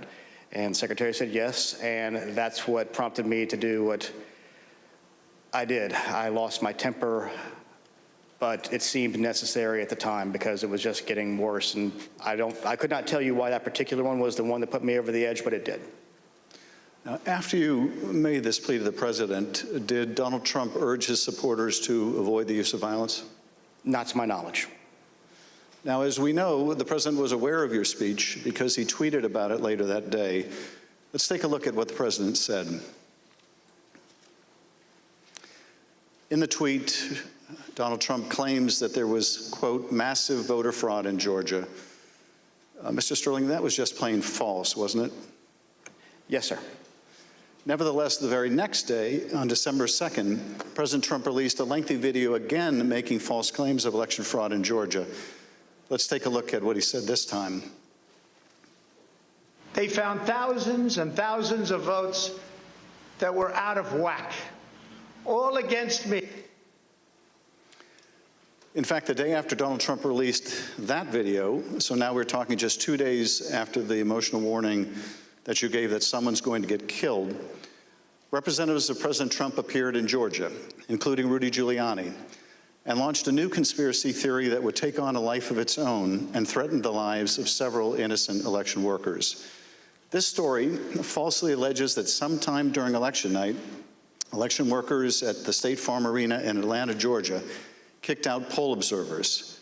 After the observers left, the story goes, these workers pulled so-called suitcases of ballots from under a table and ran those ballots through counting machines multiple times. Completely without evidence, President Trump and his allies claimed that these suitcases contained as many as 18,000 ballots, all for Joe Biden. None of this was true. But Rudy Giuliani appeared before the Georgia State Senate and played a surveillance video from State Farm Arena, falsely claiming that it showed this conspiracy taking place. Here's a sample of what Mr. Giuliani had to say during that hearing. And when you look at what you saw on the video, which to me was a smoking gun, powerful smoking gun, well, I don't have to be a genius to figure out what happened. And I don't have to be a genius to figure out that those votes are not legitimate votes. You don't put legitimate votes under a table. No. Wait until you throw the opposition out and in the middle of the night count them. We would have to be fools to think that. President Trump's campaign amplified Giuliani's false testimony in a tweet, pushing out the video footage. Giuliani likewise pushed out his testimony on social media. As you can see in this tweet, Mr. Giuliani wrote that it was, quote, now beyond doubt, unquote, that Fulton County Democrats had stolen the election. Later in this hearing, we'll hear directly from one of the election workers in this video about the effect these lies had on her and on her family. Mr. Sterling, did the investigators in your office review the entire surveillance tape from the State Farm Arena on election night? They actually reviewed approximately 48 hours going over the time period where action was taking place at the counting center at State Farm Arena. And what did the tape actually show? Depending on which time you want to start, because as was mentioned, this conspiracy theory took on a life of its own, where they conflated a water main break that wasn't a water main break and throwing observers out and a series of other things. What it actually showed was Fulton County election workers engaging in normal ballot processing. One of the things that was very frustrating was the so-called suitcases of ballots from under the table. If you watch the entirety of the video, you saw that these were election workers who were under the impression they were going to get to go home around 10:30. People are putting on their coats. They're putting ballots that are prepared to be scanned into ballot carriers that are then sealed with tamper-proof seals so that they're not messed with. It's an interesting thing because you watch there's 4 screens of the video, and as you're watching it, you can see the election monitors in the corner with the press as they're taking these ballot carriers and putting them under the table. You see it there. One of the other hidden ones, if you looked at the actual tape, was on the outside of the table, just from the camera angle. You couldn't see it originally. And this goes under the no good deed goes unpunished. We were told, we were at GEMA, as the secretary pointed out, and we were told that it looked like they were shutting down the Fulton County counting. The secretary expressed some displeasure at that because we wanted to everybody keep counting so we could get to the results and know what was happening. So our elections director called their elections director, who was at another location because this was election day. There was 2 different places where ballot things were being done by the Fulton County office. So he called, the elections director of Fulton then called Ralph Jones, who was at the State Farm Arena, and said, "What the heck are you doing? Go ahead and stay." And as you watch the video itself, you see him take the phone call as people are putting things away and getting ready to leave. And you can tell for about 15, 20 seconds, he does not want to tell these people they have to stay. He walks over, he thinks about it for a second, you see him come back to the corner of a desk and kind of slumps his shoulders and says, "Okay, y'all, we got to keep on counting." And then you see him take their coats off, get the ballots out. And then a secondary thing that you'll see on there is you'll have people who are counting ballots who a batch will go through, they will take them off and run that through again. What happens there is a standard operating procedure. If there is a misscan, if there's a misalignment, if it doesn't read right, these are high-speed, high-capacity scanners. So 3 or 4 will go through after a misscan. You have to delete that batch and put it back through again. And by going through the hand tally, as the secretary pointed out, we showed that if there had been multiple ballots scanned without a corresponding physical ballot, your counts would have been a lot higher than the ballots themselves. And by doing the hand tally, we saw 2 specific numbers that were met. The hand tally got us to a 0.1053% off of the total votes cast and 0.0099% on the margin, which is essentially dead on accurate. Most academic studies say on a hand tally you'll have between 1% and 2%, but because we use ballot marking devices where it's very clear what the voter intended, it made it a lot easier for us to conduct that hand count and show that none of that was true. Now, I understand that when you reviewed these tapes and did the analysis, it disproved this conspiracy theory. But you still had to take a lot of steps to try to make sure the public knew the truth about these allegations. And you did frequent briefings for the press. Let's take a look at one of those press briefings, Mr. Sterling, that you held on December 7th to make the point that you just did today. Move on to what I'm going to call Disinformation Monday. Out of the gate, many of y'all saw the videotape from State Farm Arena. I spent hours with our post-certified investigators, Justin Gray from WSB, spent hours with us going over this video to explain to people that what you saw, the secret suitcases with magic ballots, were actually ballots that had been packed into those absentee ballot carriers by the workers in plain view of the monitors and the press. And what's really frustrating is the president's attorneys had this same videotape.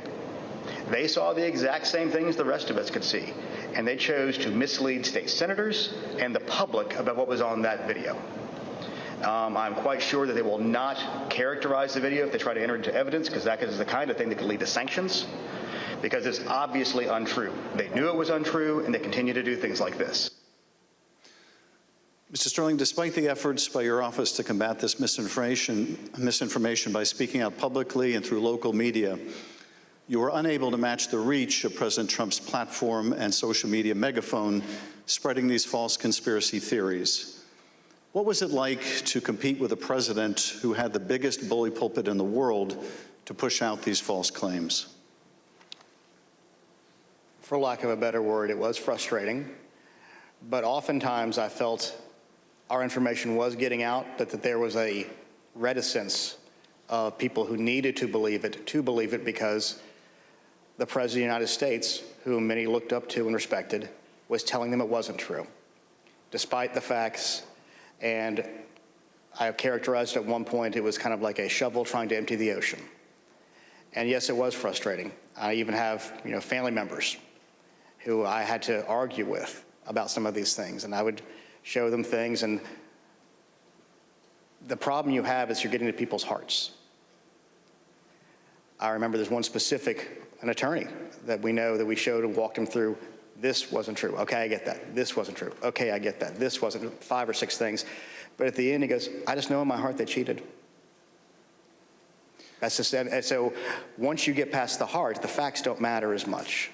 And our job, from our point of view, is to get the facts out, do our job, tell the truth, follow the Constitution, follow the law, and defend the institutions, and the institutions held.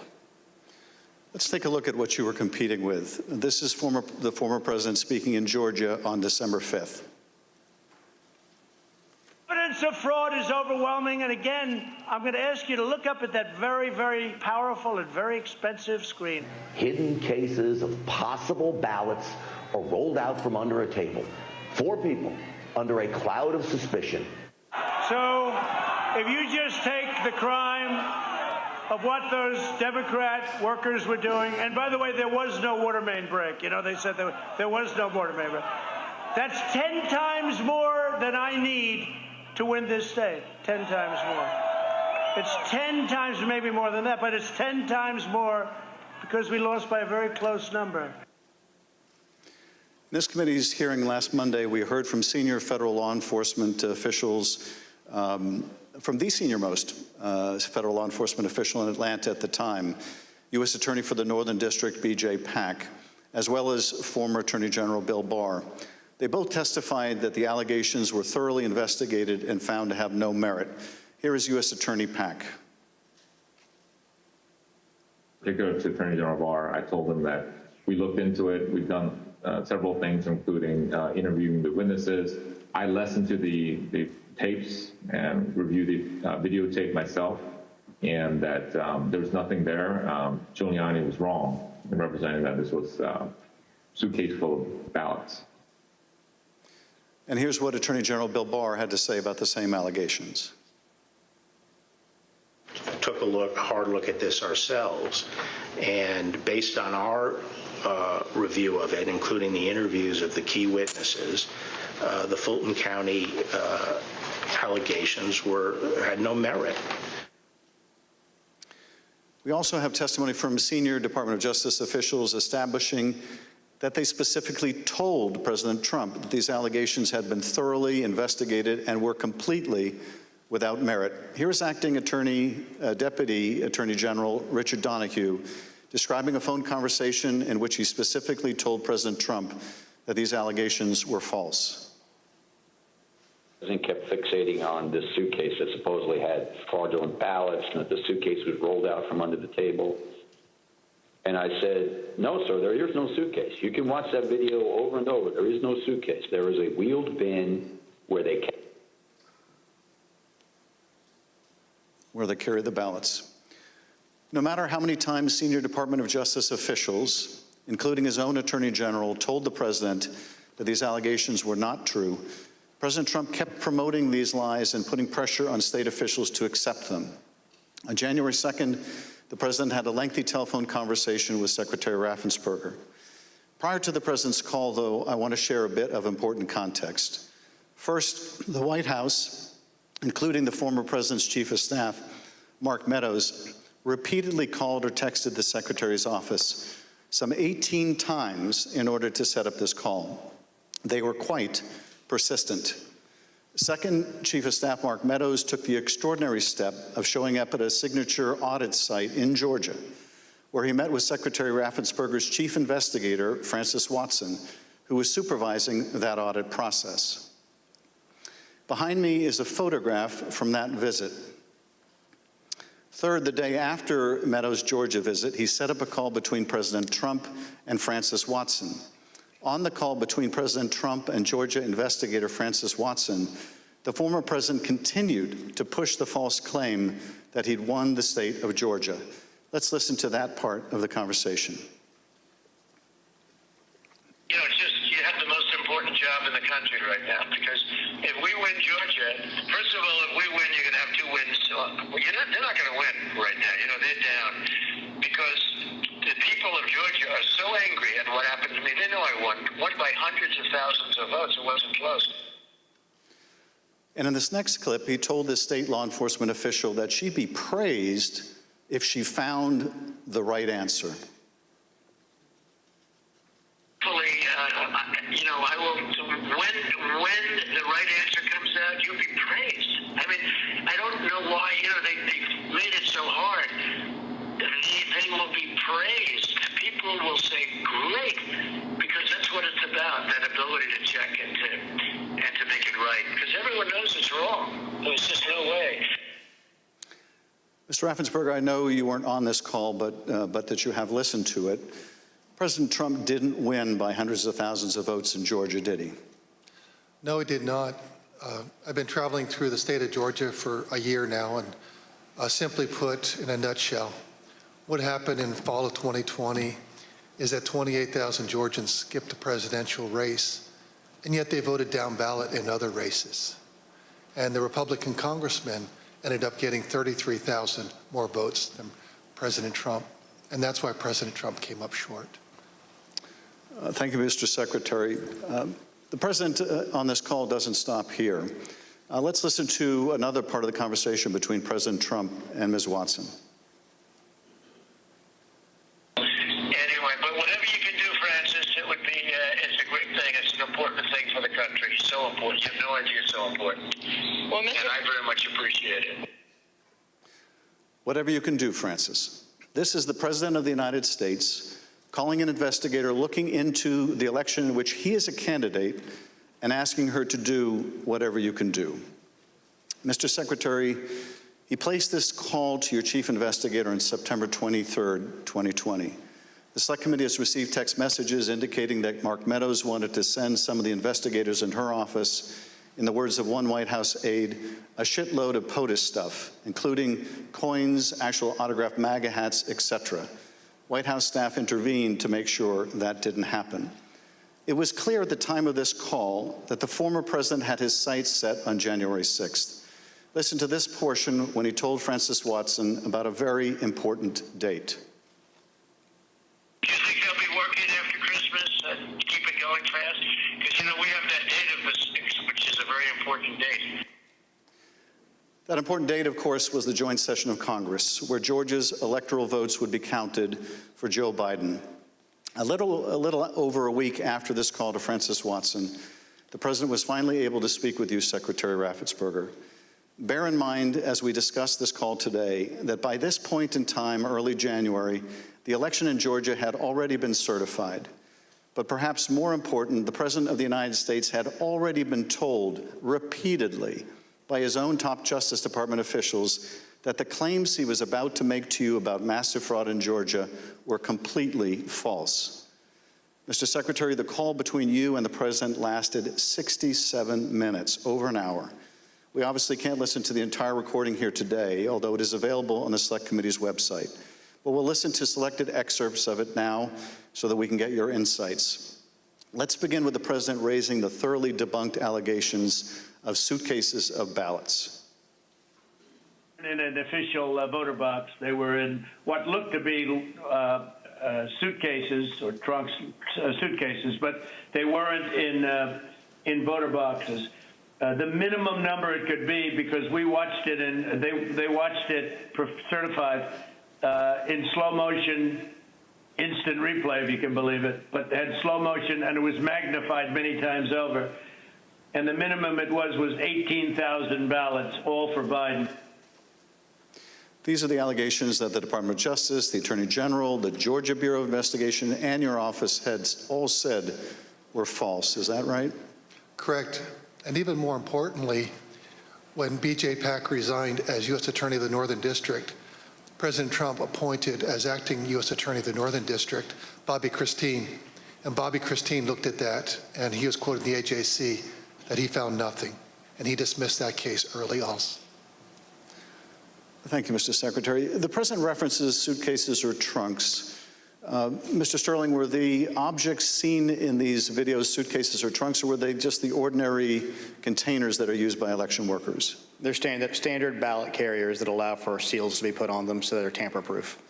And finally, the President claims that there was a minimum of 18,000 ballots somehow smuggled in, all for Biden. I take it, gentlemen, that was also categorically false? There's no physical way he can know who those ballots were for, but secondarily, we had Fulton County for years has been an issue in our state when it comes to elections. So they had a very difficult time during the primary, in large part because of COVID. So we had put them under a consent decree the secretary got negotiated where we had a monitor on site. And his name is Carter Jones. And he took a notation. He had gone from State Farm to the English Street warehouse to look at election day activities. But before he left the State Farm arena, he noted how many ballots have been counted on each one of the machines. And when he came back after we found out they were working again, he took note again when they closed. And I believe the final number was something around 8,900 total ballots were scanned from the time he left to the time about 12:30 or 1 o'clock in the morning. So way below 18,000. Let's play the next clip. I heard it was close. I said, there's no way. But they dropped a lot of votes in there late at night. You know that, Brad. Mr. Secretary, did somebody drop a lot of votes there late at night? No. I believe that the president was referring to some of the counties when they would upload, but the ballots had all been accepted and had to be accepted by state law by 7 p.m. So there were no additional ballots accepted after 7 p.m. Let's play the next clip in which the president makes claims about so-called dead voters. The other thing, dead people. So dead people voted. And I think the number is in the close to 5,000 people. And they went to obituaries. They went to all sorts of methods to come up with an accurate number. And a minimum is close to about 5,000 voters.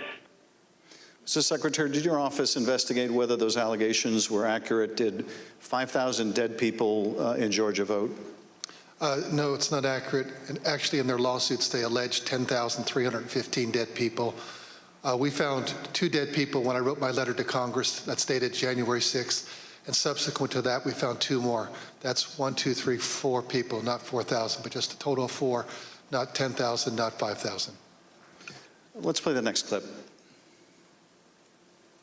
And there's nothing wrong with saying that, you know, that you've recalculated, because the 2,236 and absentee ballots, I mean, they're all exact numbers that were done by accounting firms, law firms, etc.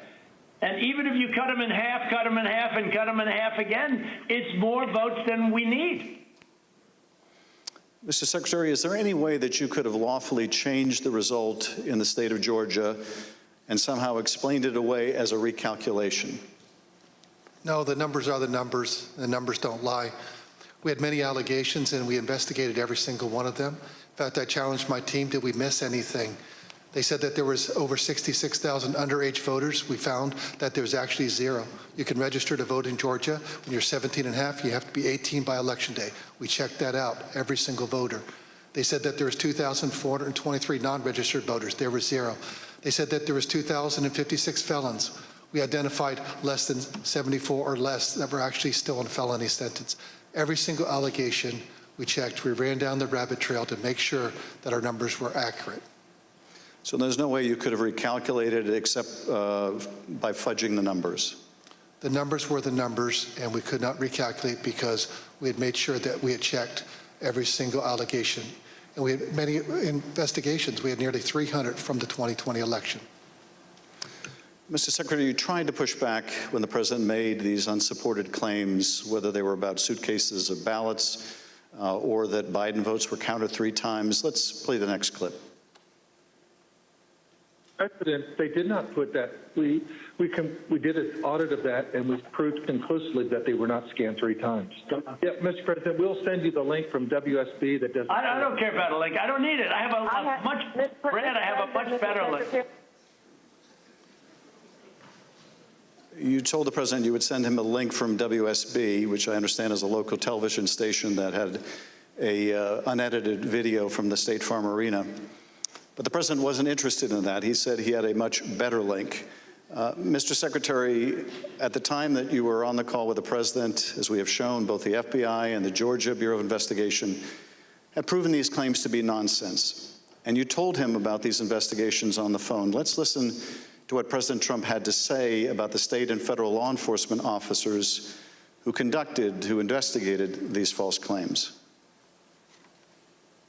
There's no way they could. Then they're incompetent. They're either dishonest or incompetent, okay? There's only two answers, dishonesty or incompetence. There's just no way. Look, there's no way. But the president didn't stop at insinuating that law enforcement officers were either dishonest or incompetent. He went on to suggest that you could be subject to criminal liability for your role in the matter. Before I play that portion of the conversation, I'd like to show you something that the president retweeted a couple weeks before your call with him. Here's the president retweeting a post from one of his allies, a lawyer who was later sanctioned by a judge in Michigan for making false claims of election fraud. Let's take a look at that tweet. The tweet read, quote, "President Trump, @real Donald Trump, is a genuinely good man. He does not really like to fire people. I bet he dislikes putting people in jail, especially, quote unquote, Republicans. He gave @Brian Kemp, Georgia, and @Georgia Secretary of State every chance to get it right. They refused. They will soon be going to jail." So on your call, this was not the first time the president was suggesting you might be criminally liable. With that, let's listen to this portion of the call. I think you're going to find that they are shredding ballots because they have to get rid of the ballots because the ballots are unsigned. The ballots are corrupt. And they're brand new and they don't have seals. And there's a whole thing with the ballots, but the ballots are corrupt. And you're going to find that they are, which is totally illegal. It's more illegal for you than it is for them because you know what they did and you're not reporting it. That's a criminal offense. And you can't let that happen. That's a big risk to you and to Ryan, your lawyer. That's a big risk. Secretary Raffensperger, after making a false claim about shredding of ballots, the president suggested that you may be committing a crime by not going along with his claims of election fraud. And after suggesting that you might have criminal exposure, President Trump makes his most explicit ask of the call. Let's play a part of that conversation. So, look, all I want to do is this. I just want to find 11,780 votes, which is one more than we have, because we won the state. Mr. Secretary, was the president here asking you for exactly what he wanted, one more vote than his opponent? What I knew is that we didn't have any votes to find. We had continued to look. We investigated, like I just shared the numbers with you. There were no votes to find. That was an accurate count that had been certified. And as our general counsel said, there was no shredding of ballots. Mr. Secretary, after making this request, the president then goes back to the danger of having you deny these allegations of fraud. Let's listen to that part of the clip. And I watched you this morning, and you said, well, there was no criminality. But I mean, all of this stuff is very dangerous stuff. When you talk about no criminality, I think it's very dangerous for you to say that. Secretary Raffensperger, you wrote about this in your book, and you said, quote, "I felt then and still believe today that this was a threat. Others obviously thought so too, because some of Trump's more radical followers have responded as if it was their duty to carry out this threat. Please tell us what you, your wife, even your daughter-in-law experienced regarding threats from Trump's more radical followers." Well, after the election, my email, my cell phone was doxxed, and so I was getting text all over the country, and then eventually my wife started getting the text, and hers typically came in as sexualized texts, which were disgusting. You have to understand that Trish and I, we met in high school, and we've been married over 40 years now, and so they started going after her, I think, just to probably put pressure on me. Why don't you just quit, walk away? And so that happened, and then some people broke into my daughter-in-law's home, and my son has passed, and she's a widow and has 2 kids. And so we're very concerned about her safety also. And Mr. Secretary, why didn't you just quit and walk away? Because I knew that we had followed the law and we had followed the Constitution. And I think sometimes moments require you to stand up and just take the shots when you're doing your job. And that's all we did. You know, we just followed the law and we followed the Constitution. And at the end of the day, President Trump came up short. but I had to be faithful to the Constitution. And that's what I swore an oath to do. During the remainder of the call, the former president continued to press you to find the remaining votes that would ensure his victory in Georgia. Let's listen to a little more. Why wouldn't you want to find the right answer, Brad, instead of keep saying that the numbers are right? So look, can you get together tomorrow? And Brad, we just want the truth. It's simple.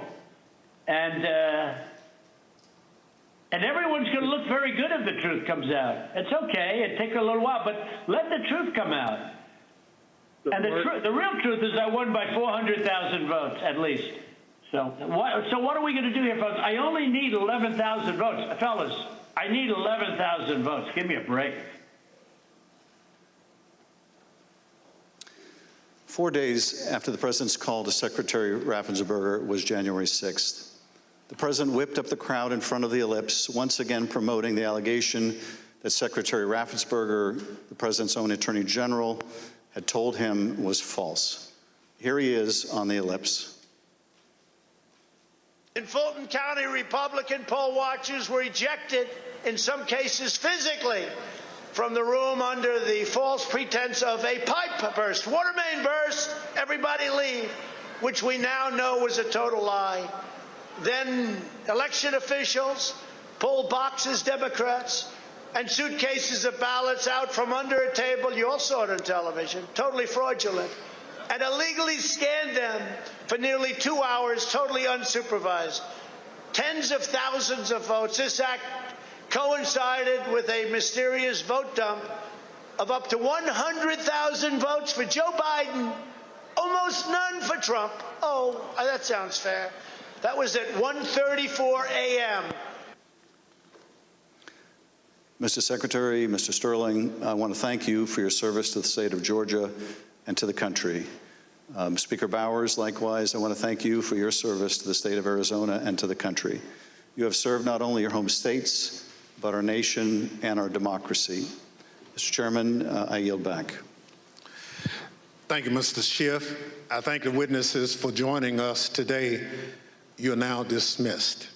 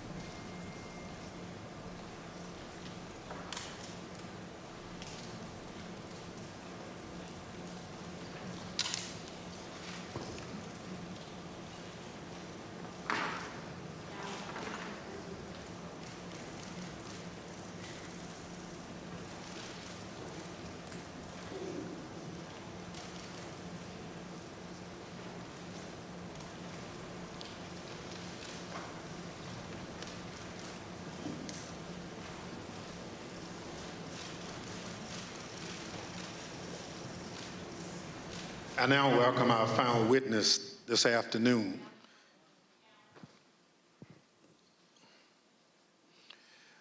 Andrea Shea Moss. Ms. Moss worked in the Department of Registration and Elections in Fulton County, Georgia, from 2017 until 2022. In that job, Ms. Moss handled voter applications and absentee ballot requests, and also helped to process the vote count for several elections. In December 2020, Ms. Moss and her mother, Ms. Ruby Freeman, became the target of nasty lies spread by President Trump and his allies as they sought to overturn the election results in Georgia. Ms. Moss and her mother, Ms. Freeman, are two of the unsung heroes in this country, doing the hard work of keeping our democracy functioning for every American. Ms. Moss, welcome. Thank you for your service, and I thank you for being here today. I will now swear you in. Please stand.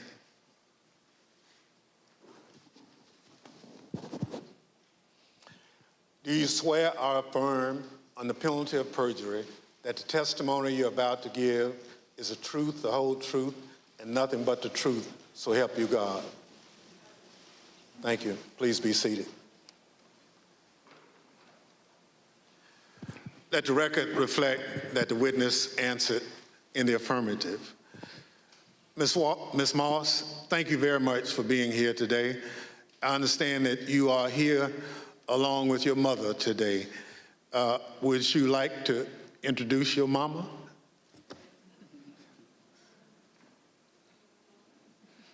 Hi, Mom. Ms. Moss, today we'll be asking you about some of the threats that you received following the 2020 election.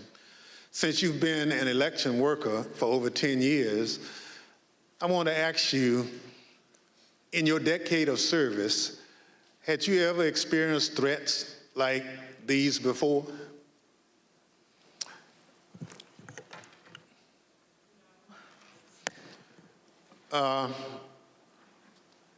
Don't be nervous. Just, I understand.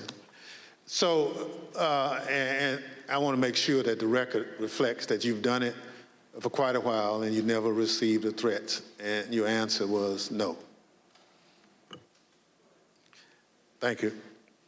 Pursuant to Section 5C8 of the House Resolution 503, the chair recognizes the gentleman from California, Mr. Schiff, for questions. Good afternoon, Ms. Moss. Thank you for being here. I understand that you were employed by the Fulton County Registration and Elections Department for more than 10 years, and I understand that you love that job. Please tell us what made you so fond of the work that you did.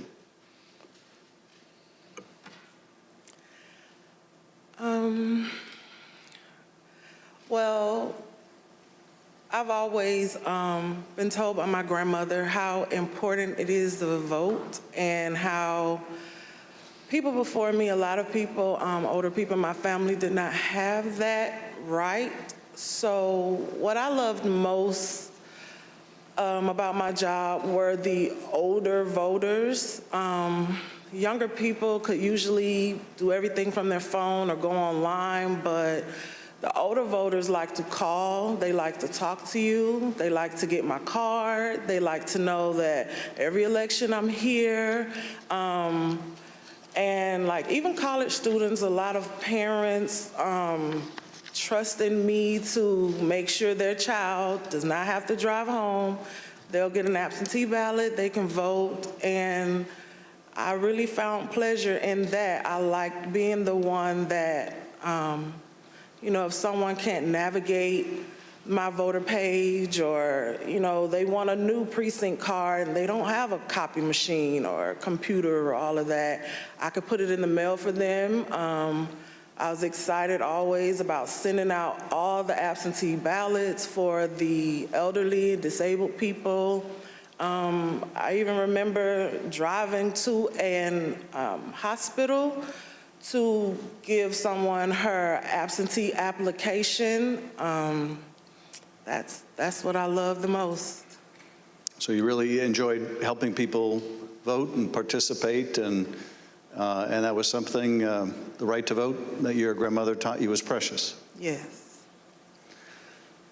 Well, I know the events that we're here to talk about today are incredibly difficult to relive.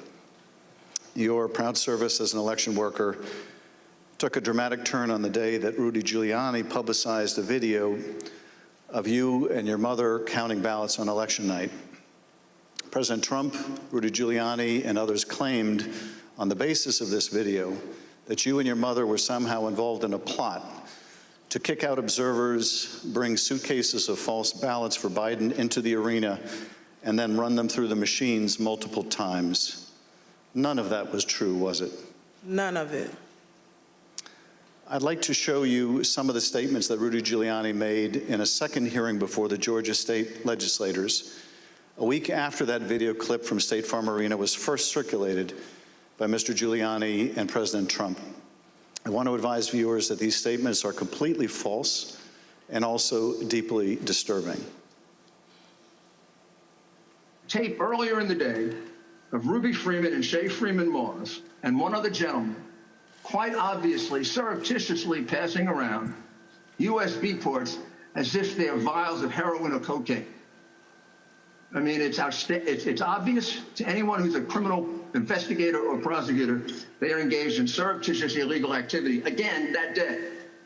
And that's a week ago, and they're still walking around Georgia lying. They should have been questioned already.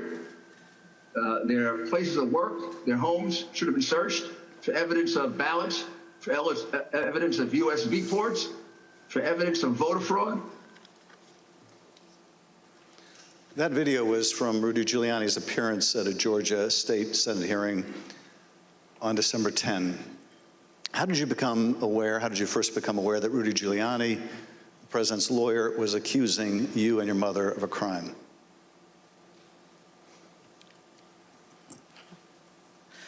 I was at work, like always, and the former chief, Mr. Jones, asked me to come to his office. And when I went to his office, the former director, Mr. Barron, was in there, and they showed me a video on their computer.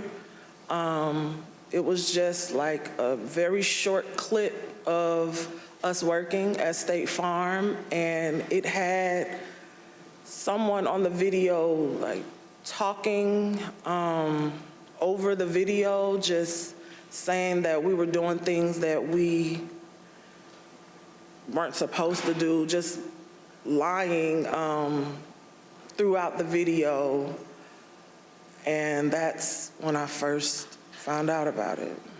And were there social media posts that they showed you responding to those false claims? Well, when I saw the video, of course, the first thing that I said was like, why? Why are they doing this? What's going on? And they, just told me that Trump and his allies were not satisfied with the outcome of the election, and they were getting a lot of threats and being harassed online, and asked me, have I been receiving anything, and I need to check on my mom.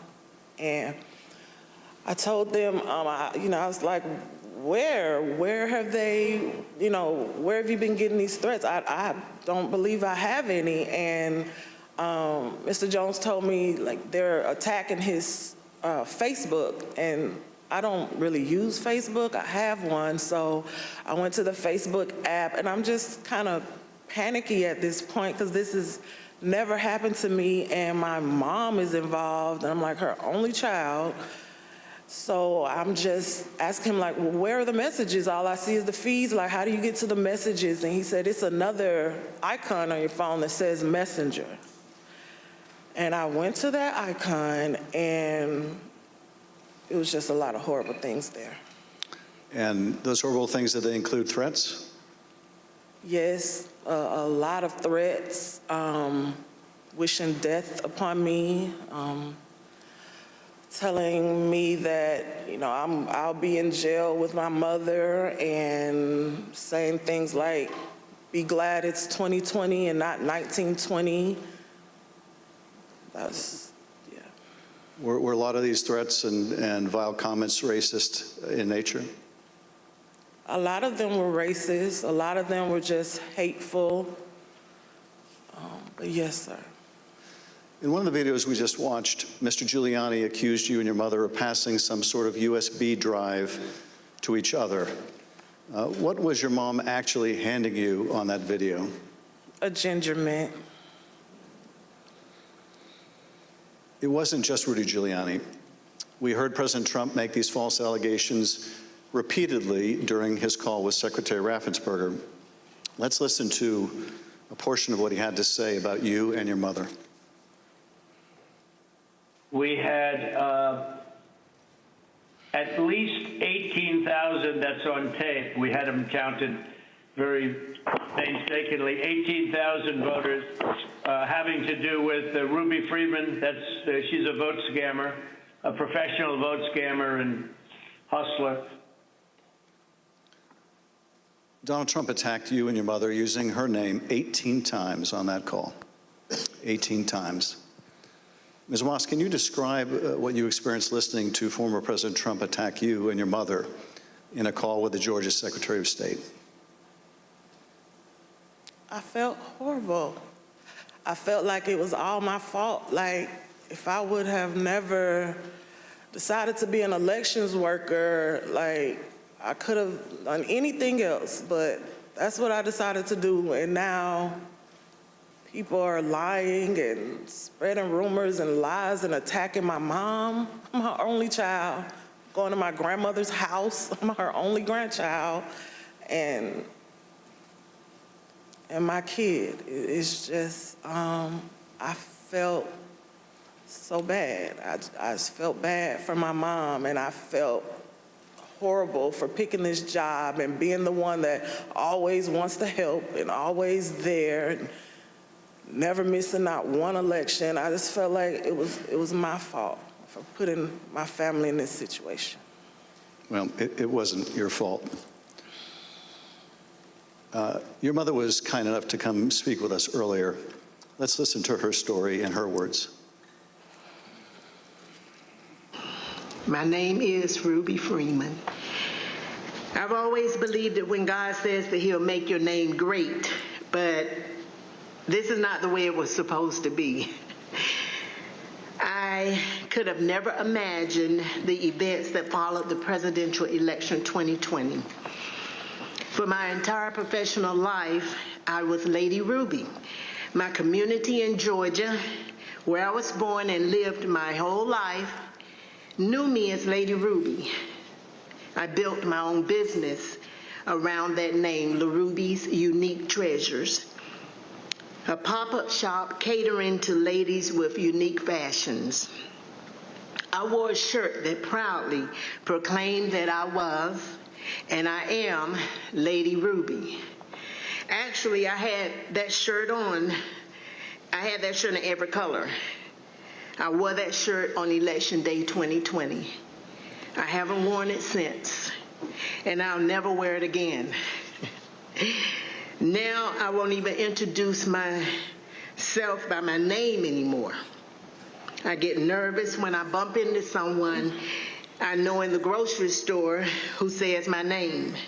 I'm worried about who's listening. I get nervous when I have to give my name for food orders. I'm always concerned of who's around me. I've lost my name, and I've lost my reputation.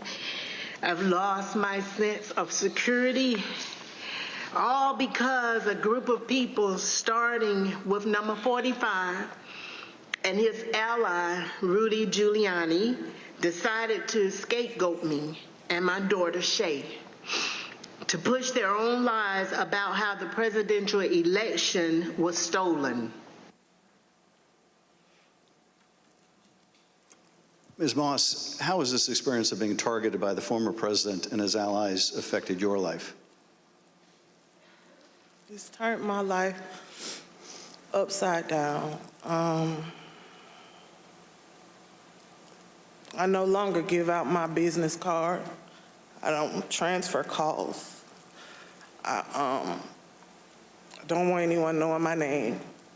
I don't want to go anywhere with my mom because she might yell my name out over the grocery aisle or something. I don't go to the grocery store at all.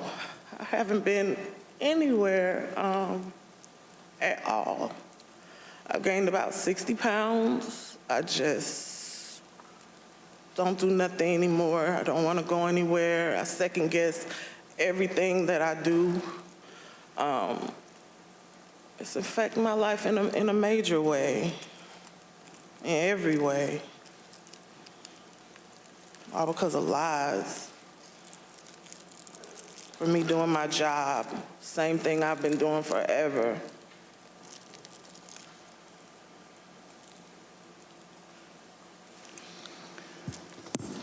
Your mother also told us, that committee, about how she had to leave her own home for her safety and go into hiding after the FBI told her that it would not be safe for her there before January 6th and until the inauguration. Let's listen to a clip of her story in her own words. Around the week of January 6th, the FBI informed me that I needed to leave my home for safety. And I left my home for safety around that time. Understood. How long did you stay out? Did you, remain outside of your home for your own safety? I stayed away from my home for approximately 2 months. It was horrible. I felt homeless. I felt, I can't believe this person has caused this much damage to me and my family. To have to leave my home, that I've lived there for 21 years. And, I'm having to have my neighbors watch out for me, and I have to go and stay with somebody. It was hard. It was horrible. And your conversation with the FBI about needing to leave your home for your own safety, or perhaps recommending it, do you remember, was there a specific threat that prompted that, or was it the accumulation of threats that you had received? What prompted it was getting ready to, January 6th was about to come. And they did not want me to be at home because of all the threats and everything that I had gotten. They didn't want me to be there in fear of, the people were coming to my home, and I had a lot of that. So they didn't want me to be there just in case something happened. I asked, how long am I going to have to be at home? And they said, at least until the inauguration. Ms. Moss, I understand that people once showed up at your grandmother's house. Tell us about that experience. I received a call from my grandmother.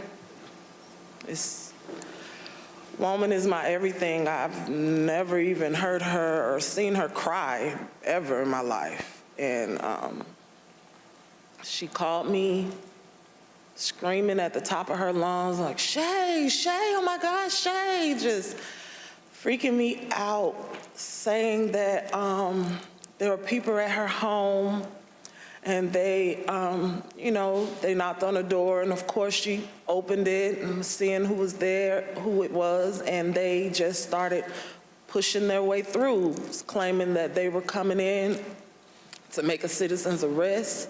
They needed to find me and my mom. They knew we were there.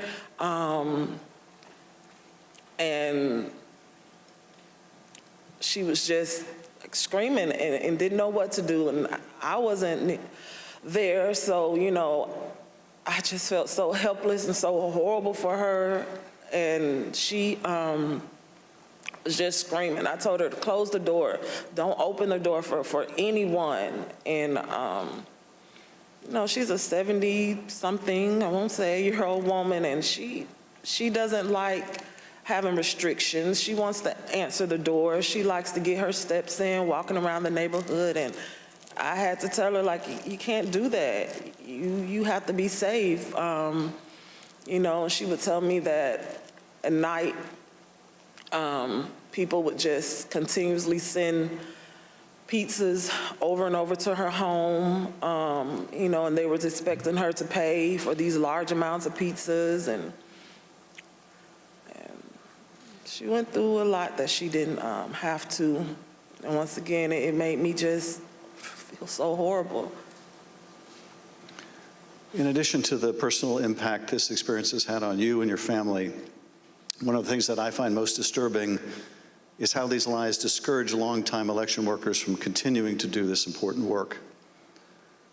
Tell us, if you would, of the other election workers shown in that State Farm Arena video and their supervisors. How many are still election workers in Fulton County? There is no permanent election worker or supervisor In that video, that's still there. And did you end up leaving your position as well? Yes, I left.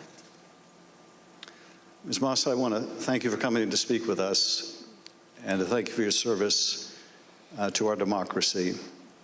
What we have just played is a truly horrible and appalling sample, but just a sample of the things that were said about you and your mother following the election. I want to say how very sorry I think we all are for what you've gone through, and tragically, you're not alone. Other election workers around the country have also been the subject of lies and threats. No election worker should be subject to such heinous treatment just for doing their job. With your permission, I would like to give your mother the last word. Yes. We're just going to play the tape. There is nowhere I feel safe. Nowhere. Do you know how it feels to have the President of the United States to target you? The President of the United States is supposed to represent every American, not to target one, but he targeted me, Lady Ruby, a small business owner, a mother, a proud American citizen who stand up to help Fulton County run an election in the middle of the pandemic. Thank you, Ms. Moss. Thank you, Ms. Freeman, or as America now knows her, Lady Ruby, for your service to Fulton County, Georgia, our country, and our democracy. Mr. Chairman, I yield back. Thank you, Mr. Schiff. Ms. Moss? Yes, sir. I want to thank you for sharing with us the very troubling story of what you and your mother experienced. The harassment of election workers like you simply for doing your duty as public servants poses a threat to our democratic process. Your testimony is an important contribution to the work of our committee and serves as a reminder to all of us that the safety of local election officials is vital to ensuring that our elections are always free and fair. I want to thank our witness for joining us today. The members of the Select Committee may have additional questions for today's witness, and we ask that you respond expeditiously in writing to those questions. Without objection, members will be permitted 10 business days to submit statements for the record, including opening remarks and additional questions for the witness. Without objection, the chair recognizes the gentleman from California, Mr. Schiff, for a closing statement. For more than 200 years, our democracy has been distinguished by the peaceful transfer of power. When an American raises their right hand and takes the presidential oath of office, they are transformed from an ordinary citizen into the most powerful person in the world, the president. This is an awesome power to acquire. It is even more awesome when it is handed on peacefully. When George Washington relinquished the office of the presidency, it set a precedent that served as a beacon for other nations struggling against tyranny. When Ronald Reagan described it as a kind of miracle in the eyes of the world, he was exactly right. Other countries use violence to seize and hold power, but not in the United States, not in America. When Donald Trump used the power of the presidency to try to stay in office after losing the election to Joe Biden, he broke that sacred and centuries-old covenant. Whether his actions were criminal will ultimately be for others to decide. But what he did was, without a doubt, unconstitutional. It was unpatriotic, and it was fundamentally un-American. And when he used the power of his presidency to put the enormous pressure on state, local, and local elections officials and his own vice president, it became downright dangerous. On January 6th, that pressure became deadly. Ruby Freeman said the president is supposed to protect every American, not target them. And she is right. If the most powerful person in the world can bring the full weight of the presidency down on an ordinary citizen who is merely doing her job, with a lie as big and heavy as a mountain, who among us is safe? None of us is. None of us. In city councils and town councils, on school boards and election boards, from the Congress to the courts, dedicated public servants are leaving their posts because of death threats to them and to their families. This is not who we are. It must not become who we are. Our democracy held because courageous people like those you heard from today put their oath to the Constitution above their loyalty to one man or to one party. The system held, but barely, and the question remains, will it hold again? If we are able to communicate anything during these hearings, I hope it is this. We have been blessed beyond measure to live in the world's greatest democracy. That is a legacy to be proud of and to cherish, but it is not one to be taken for granted. That we have lived in a democracy for more than 200 years does not mean we shall do so tomorrow. We must reject violence. We must embrace our Constitution with the reverence it deserves, take our oath of office and duties as citizens seriously, informed by the knowledge of right and wrong, and armed with no more than the power of our ideas and the truth, carry on this venerable experiment in self-governance. Thank you, Mr. Chairman, and I yield back. Without objection, the chair recognized the gentlewoman from Wyoming, Ms. Cheney, for a closing statement. Thank you very much, Mr. Chairman. Lady Ruby and Shea, thank you for your courage. Thank you for your strength. Thank you for being here today. It means so much for everyone to hear your story, so thank you for that. We have had tremendous testimony today. We've been reminded that we're a nation of laws, and we've been reminded by you and by Speaker Bowers and Secretary of State Raffensperger and Mr. Sterling that our institutions don't defend themselves. Individuals do that. And we've reminded that it takes public servants. It takes people who've made a commitment to our system to defend our system. We also have been reminded what it means to take an oath under God to the Constitution, what it means to defend the Constitution. And we were reminded by Speaker Bowers that our Constitution is indeed a divinely inspired document. And so it's been an honor to spend time with you and with our previous witnesses here today. To date, more than 30 witnesses called before this committee have not done what you've done, but have invoked their Fifth Amendment rights against self-incrimination. Roger Stone took the Fifth, General Michael Flynn took the Fifth, John Eastman took the Fifth. Others, like Steve Bannon and Peter Navarro, simply refused to comply with lawful subpoenas, and they have been indicted. Mark Meadows has hidden behind President Trump's claims of executive privilege and immunity from subpoenas. We're engaged now in litigation with Mr. Meadows.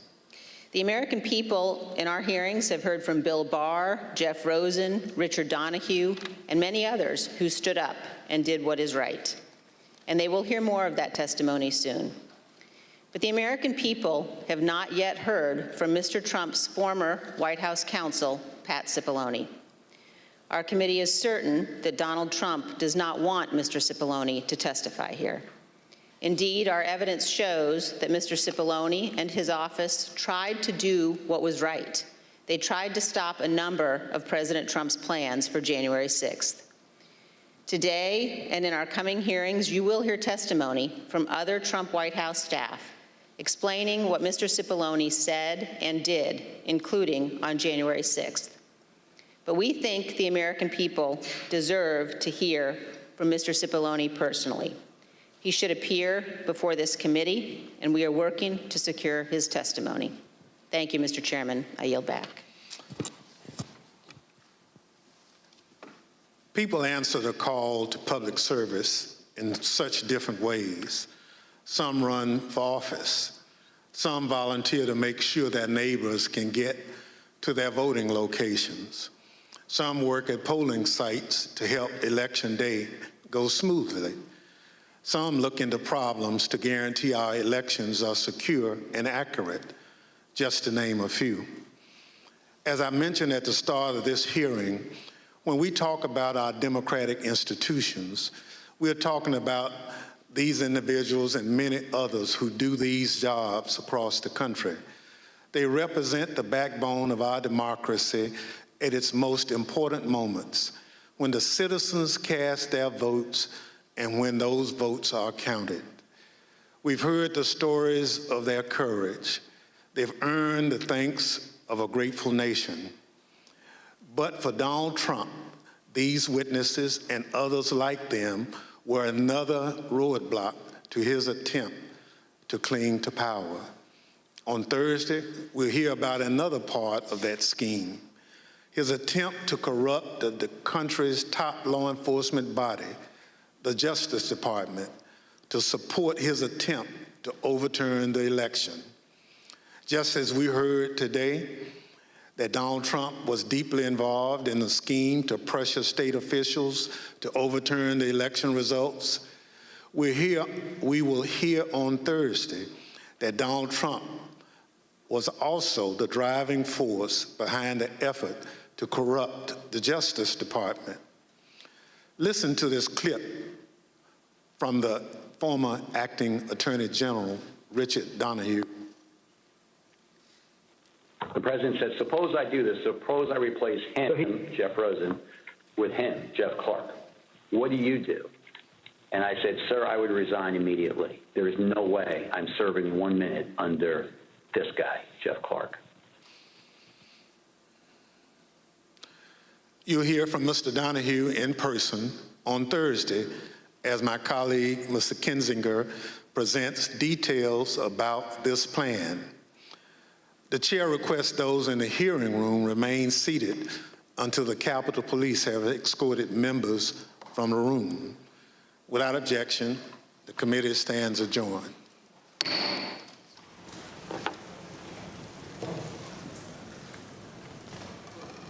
Well, those weren't ordinary closing statements. We got a little bit of news there. A public plea from Liz Cheney for the former president's White House counsel, Pat Cipolloni, who, of course, many people remember as the defense lawyer for the president in the first impeachment, trying to get him to testify in public. Literally a John Dean moment, if you will. John Dean, of course, was Richard Nixon's counsel during the Watergate hearings. The committee's focus today was on its argument that former President Donald Trump and his allies waged a direct pressure campaign on state officials in a slew of key battleground states that he lost to force them to reject the election results and in some instances ask them to, quote, find the votes in order to declare him the winner. We just heard testimony from Georgia state officials who say they refused to go along with the former president's allegations of voter fraud because they were simply not true. And then we heard from a seasoned Georgia elections official who says she received racist messages, death threats following the 2020 election after Rudy Giuliani publicized a video of her simply counting ballots on election night and then falsely accusing her of committing voter fraud. What was striking was just sort of the personal toll that people take when Donald Trump targets them individually. Sadly, we all know quite a few people that have been targeted individually, and when it happens, it is beyond a nightmare, and you heard that testimony firsthand from Ms. Moss there. Let's go to Garrett Haake. He's our senior Capitol Hill correspondent who is just outside the hearing room. And wait, where to begin the hearing itself? I thought Ms. Moss's testimony and Lady Ruby's testimony were certainly compelling, but I don't want to ignore the big public ask.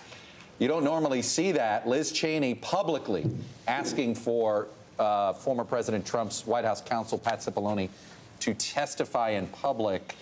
You got any behind-the-scenes information as to why they made the decision to make this ask so public?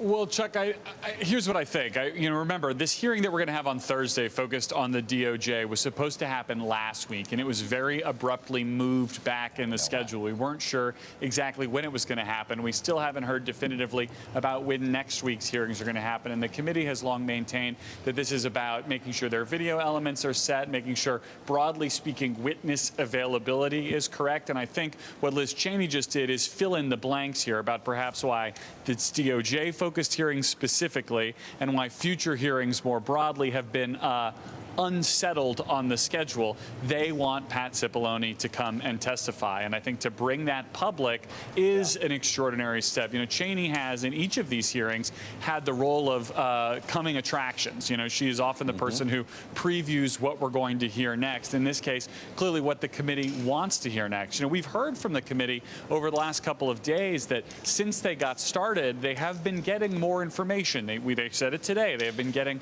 more tips. They have expanded the scope of their investigation in certain directions based on what they have learned. And I think we are seeing this in real time as, you know, the breadcrumbs leading to more and more potential witnesses. And perhaps they feel the pressure they might be able to bring to bear on someone like Pat Cipolloni to come testify. And then, Chuck, I'll just say one other thing here, which is I think we're seeing a formula established here for these hearings and what the committee wants them to do to be successful. You have the political and you wrap it in the personal. The format here, very similar to what we saw in that very first primetime hearing. Lay out the new facts at the beginning, close with a human story of someone who was actually affected by January 6th and by the Trump White House and Trump campaign's efforts to overturn these results. Don't get lost in the political weeds, but make it a human story. That's what we saw here today. All right, Garrett, let me give you a few minutes to go see what else you can learn in this post-hearing stuff. I want to get back to you, see what more we learn about Pat Cipolloni. And let's do, Kristen, you are Chief White House correspondent. You covered this Trump White House. Right. Pat Cipolloni, the most viewers, if they know the name, they remember him from the first, you get all your Trump impeachments confused. He was the President Trump's essentially defense lawyer for the first impeachment, which really was a presidential action impeachment. So it was more appropriate to have a White House counsel. The president, for the second impeachment, didn't have Cipolloni. Tell us about Pat Cipolloni. Pat Cipolloni, it was his not only White House counsel, but the person, Chuck, who tried to draw the line for Trump when it needed to be drawn. I believe he was there the whole time. And look, this hearing is about, as we have talked about, not only laying down an historic marker, but also laying out possibly the breadcrumbs for a criminal case. Pat Cipolloni would be someone who was in all of the meetings with Trump. He knows how the president responded in these conversations where he was told, look, what you are being told and what you are wanting to happen crosses a legal line, is not legal, violates the Constitution. And that's the one missing link that we have. What did Trump actually say he believed?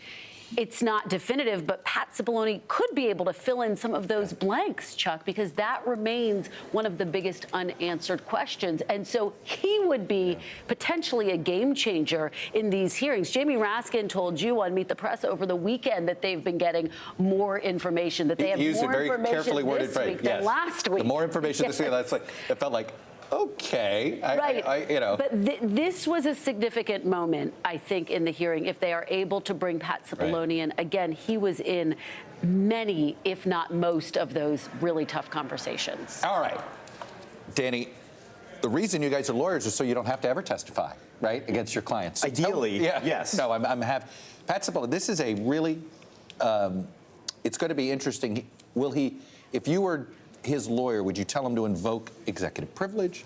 Would you tell him to cooperate? Does he have any legal exposure here? Look, John Dean testified, and it was an extraordinary break at the time for all the reasons we're discussing. Play his defense lawyer here. What's the conversation you're having when you're dealing with this ask from the committee? We don't know that it's a subpoena, but I'm guessing it is. What an interesting position for Pat Cipolloni to be in, because it's not a simple lawyer-client relationship that we're talking about here. And it could be argued... He's not the lawyer for Donald Trump. Exactly He's the lawyer for the office of the presidency of the United States. There is a difference, right? Exactly right. So it could be said, I think you could fairly say that almost all of the conduct that we've been talking about that Donald Trump was engaged in had nothing at all to do with being the president. It had to do with getting himself reelected, or worse, or something more nefarious. So you don't have a traditional lawyer-client relationship. Pat Cipolloni's client is the White House, the presidency. And you see that historically. There are several times where White House counsel is not appropriate to defend a president. You've seen that with Democrat, Republican presidents alike, that the White House counsel is engaged for some things, but other things, they leave the room. If it's something personal, something else like that. And also, you might argue that in the time since Pat Cipolloni was with Donald Trump, their interests have now become something of a conflict. So the idea that Pat Cipolloni would be giving him advice now, today, is not happening. It simply will not happen. But generally speaking, Donald Trump has liberally tried to use privilege to defend, to not only keep himself from providing information, but as a deterrent or to prevent others from providing information. So I wouldn't be surprised to hear a claim of privilege. I would be surprised if it worked. Look, it's an interesting decision by Liz Cheney there. But Yamiche, let's break down the hearing we just saw, because that was one of those you're like, we thought we were about to have one discussion. She hit us with that information, wanted to clear it up. But there's a couple of things about this testimony that there's connecting the dots legally, and then there's connecting the dots morally and ethically. There's a few things I want to point out. So Gabe Sterling, they played the infamous December 1st press conference where he says in his testimony, yeah, I got a little heated, I lost my temper. And he said, this has got to stop or somebody's going to get killed, somebody's going to get hurt. Well, 35 days later, somebody did get killed, and somebody did get hurt. And then there's the testimony of Shea and of Lady Ruby about like what happens to somebody's life when Donald Trump makes them a target of his supporters.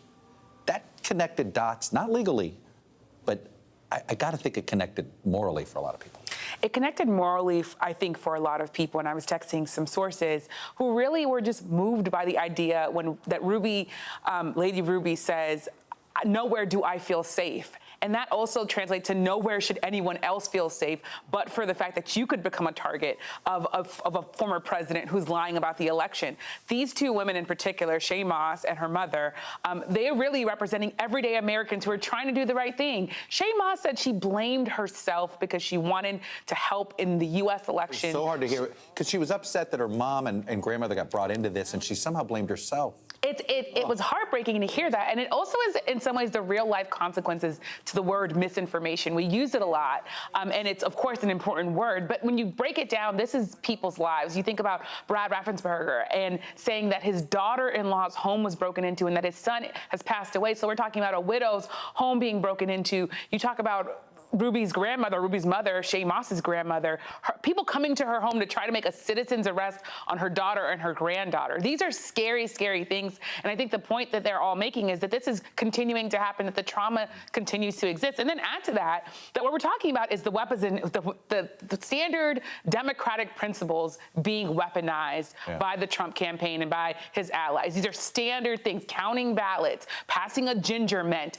doing the things that we do to get the votes counted. Right. And now it's weaponized and becoming this conspiracy theory. And it would, in some ways, I was texting someone, this might even be entertaining in the idea of like, this is all funny and buffoonery, except that it actually is scary and dangerous. It already has led to death. Exactly. That's the thing. That's the thing that lawmakers want people to really walk away with here. And it's also, I think, something that sticks with so many people. You can't watch those two ladies crying and lawmakers coming up after the hearing, hugging them, Liz Cheney hugging Shea Moss with tears in her eyes. It was emotional, but it was also about sort of, again, the future of our democracy and the people that have to stand up for against lies and stand up against our democracy not being overturned. Danny, does Shea Moss and Lady Ruby have a case against the individuals of Rudy Giuliani and Donald Trump for character assassination? They might if they could prove defamation. Now, Chuck, defamation is one of those things that every lawyer gets a phone call about, and 99% of someone's believed big defamation case is non-existent for a couple different reasons. Number one, it costs money to prove these cases. Number two, the defendant is usually just some nudnik in the basement with their iPhone, and they don't have money to pay a judgment. That's why you see big pocket defendants in defamation cases. We just saw one with Johnny Depp and Amber Heard.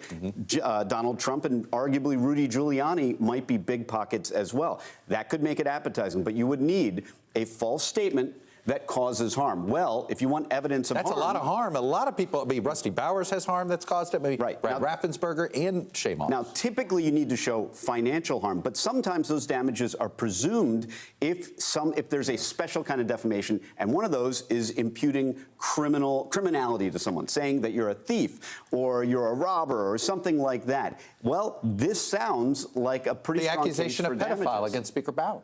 Oh, that that stuff. When does that cross the line? Right, and what is the professional life consequence? I mean, does that have monetary value? Public figures are allowed to be attacked more so than private individuals, right? There is some... The New York Times v. Sullivan standard enunciated by the Supreme Court. And Bowers is an elected official, but at what point is the criticism to the point of it is personal character assassination? Oh, absolutely. I mean, when you have people who are public officials, you have to show reckless disregard for the truth, either knowledge that the statement was false or reckless disregard. It's a higher standard, and it was designed by the Supreme Court to allow us to criticize public officials. Sure. That's what we do. It's firmly enshrined in our history and traditions. But still, a public official, it's not open season on them. Right. If you make a statement knowing that it's false and it causes somebody harm, that's potentially defamation. Can I say one other thing? Because I think that, of course, the harm that was being caused is underlying this. I also just want to say Ron Johnson and his office literally running out with a statement saying, yes, that's true, the conversation happened, it's staff to staff, but we did not deliver fake electors. It, to me, is a bombshell that was the today. biggest piece. There were two big pieces of news. The one at the end was Cipolloni. Clearly there that. And then this, that Ron Johnson's chief of staff reached out to the vice president's staff and said, hey, we have alternative elector slates for Michigan and Wisconsin to deliver. The chief of staff, and what was interesting was the hair splitting. Oh, well, Ron Johnson didn't ask for this. It was staff-to-staff contact. So they are, you're right, not only did they run out a statement, but they seem to try to figure out how to distance Johnson from what the staff did. Yeah, and it's remarkable that this is an office that now is having to defend wanting to deliver fake electors. Obviously, Ron Johnson, he's someone who's an incredibly vulnerable incumbent being in the state of Wisconsin that Joe Biden won, but also just morally, the fact that he was possible, or at least his office was willing to deliver fake electors really does tell you that there are only a certain number of people who are really willing to say, I'm not going to do what people are telling me to do. I'm not going to succumb to the pressure. It's Shea Moss, apparently, and the crazies there, but it's also the vice president who is saying, I'm not going to do that. Please do not deliver fake electors. In polarized Wisconsin, I'll be very curious to see how or if that news plays and how much the Democrats use it against Ron Johnson. But I want to get a little bit more about Rusty Bowers. Our NBC correspondent, Vaughn Hilliard, he's been covering the vice president, he's been covering President Trump, but he's an Arizona native. He's cut his teeth covering Arizona politics. So, Vaughn, there is, I was trying to describe it earlier, there really are two Republican parties in Arizona and always have been. I was trying to give people the history of the Evan Meekin wing, if you will. And again, I know it's before you were born, but there's always been a fringe element and there's always been a rational element of the Arizona Republican Party, and they can get at war. Doug Ducey, Rusty Bowers on one end. Tell us more about Rusty Bowers. Yeah, I mean, Rusty Bowers, the Arizona Speaker of the House, I think at the time, I was talking with some folks as this hearing was going on, we thought it was absurd, the idea, because that somehow the state legislature could send its own slate of electors to Congress to be counted, because it clearly states very clearly in Arizona state statute that ultimately the state legislature has to send the slate of electors that represent the popular vote in the state. And that was clearly for Joe Biden here. But we talk about just how close. If it were not for Rusty Bowers, there was a very real possibility that that alternate slate of electors could be sent. And this was not something that was done in hiding. In fact, the Arizona Republican Party, at the very time they were doing it there on December 14th, they posted those alternative electors signing these fake pieces of paper to be sent to Congress to be counted by Mike Pence. And I was actually texting with the chairman of the Maricopa County Board of Supervisors, who told me, he goes, thank God he had Rusty Bowers to work alongside with here, because this was not just about those weeks leading up to the certification there in December of 2020, and then ultimately on Capitol Hill, the counting of the electoral votes there. But this was something that is extended to present day. Of course, Maricopa County had that entire audit that they spent more than $7 million on that was backed by Donald Trump and others that were still trying to prove that the election was fraudulent and that Donald Trump actually won it. And then even extend that to now. The leading candidate for governor of Arizona, Kari Lake, is talking about decertifying the 2020 election. The pressure is still on Rusty Bowers. The pressure is still on the chairman of the Maricopa County Board of Supervisors, and you are looking in real time at the real possibility that ultimately governors in 2024 in states like Arizona, Michigan, Wisconsin, secretaries of states who would be in charge of running these elections may have no interest in certifying their election results. And that is why it's so important to understand just how crucial individuals like Rusty Bowers were to the process in making the peaceful transfer of power happen in 2020. And Vaughn, just for a point of fact, the Maricopa County audit actually found more Biden votes, right?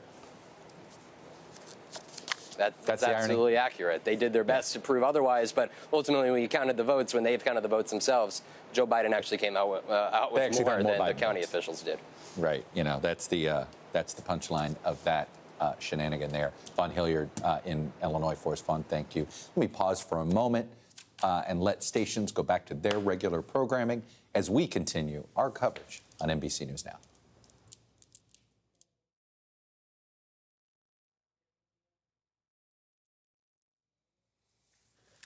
We are back here on NBC News Now. And Yamiche, before we hand the baton over to Kristen Welker from Meet the Press Now, I want to put up this graphic here about the issue of Secretary of State. Vaughn, in some ways, teed us up pretty well.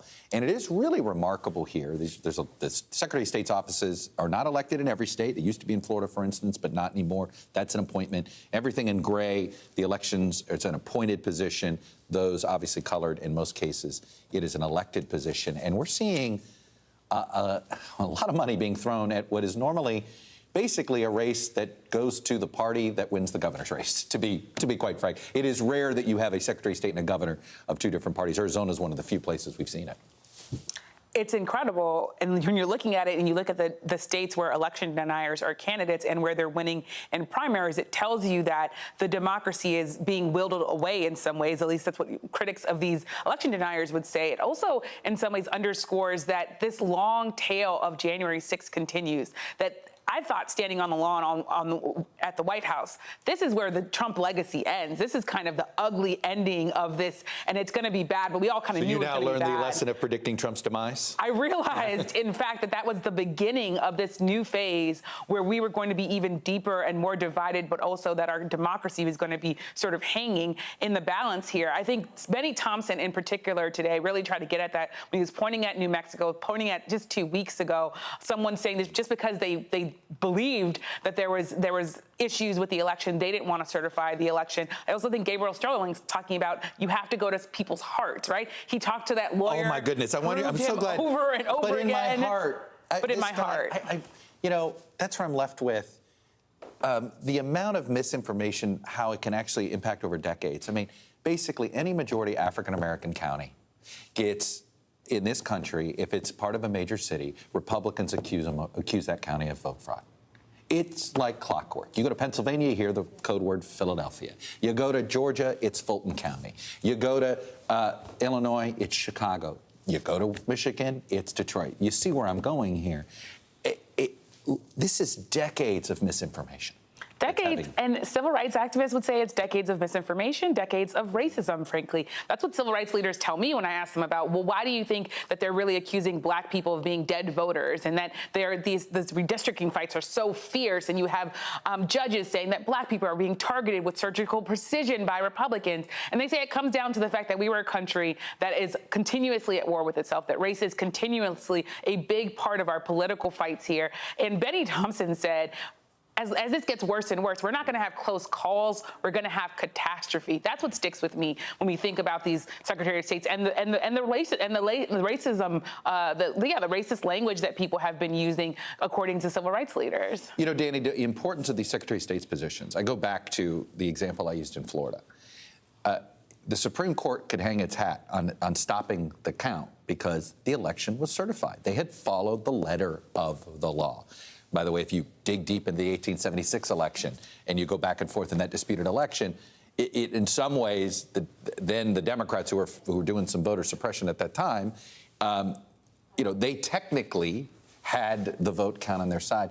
If you've got the power to certify, regardless, sometimes you can't legislate out of that, right? So if you have a phony operator in one of these positions of legal power, you're powerless. It's something nobody has really thought about in the American public until about now. When you see the pressure campaign against secretaries of state like Brad Raffensperger, like the campaign in Arizona, and you realize that that person with that much power that nobody ever conceived would be abused. And it's similar. This is very similar to the Mike Pence pressure campaign. Here is somebody who really, the Constitution says in the 12th Amendment, technically holds it in his hand, opens the certificates, and then they are counted. And that gets interpreted to, you have the power to stop this election, to decertify. And you see really a parallel in the campaign against these secretaries of state who have this tremendous power. And you even heard testimony today from Rusty Bowers that he might have considered exercising that power had he heard some evidence of it at all. He was somebody who voted for Trump. He might have considered it. But even then, there was not enough to even get him to think about it. Goes back to, we have a lot of theories. A lot of theories short on evidence, Chuck. Short on evidence. Probably the theme of the Trump legacy. That concludes our coverage. We're going to have much more tonight on the NBC Nightly News with Lester Holt. We'll have it throughout the day right here on NBC News Now. For all of my colleagues at NBC News, I'm Chuck Todd. Thank you for watching our special coverage.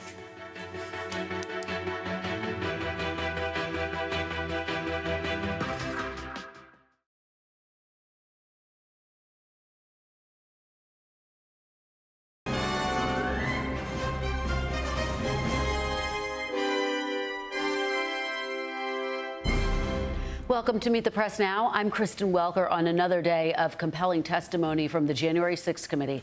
The committee's fourth hearing on its findings has just wrapped up, focusing on the Trump campaign's pressuring of state officials to overturn the results of the 2020 presidential election. We heard testimony from Georgia election officials, including Republican Secretary of State Brad Raffensperger, about that pressure campaign. But the star witness today was Arizona's Republican House Speaker Rusty Bowers, who delivered powerful testimony about how former President Trump and his allies repeatedly pressed him to overturn the state's results and to violate his oath of office. 46 seconds.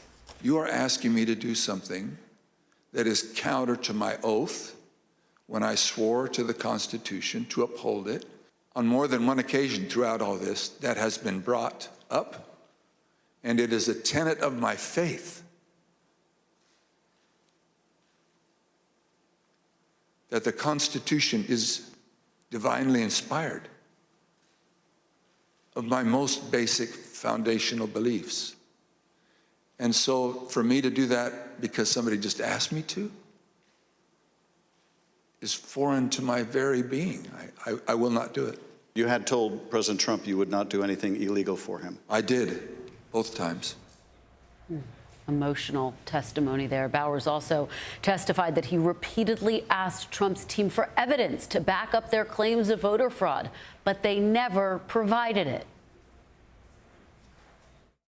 At some point, did one of them make a comment that they didn't have evidence, but they had a lot of theories? That was Mr. Giuliani.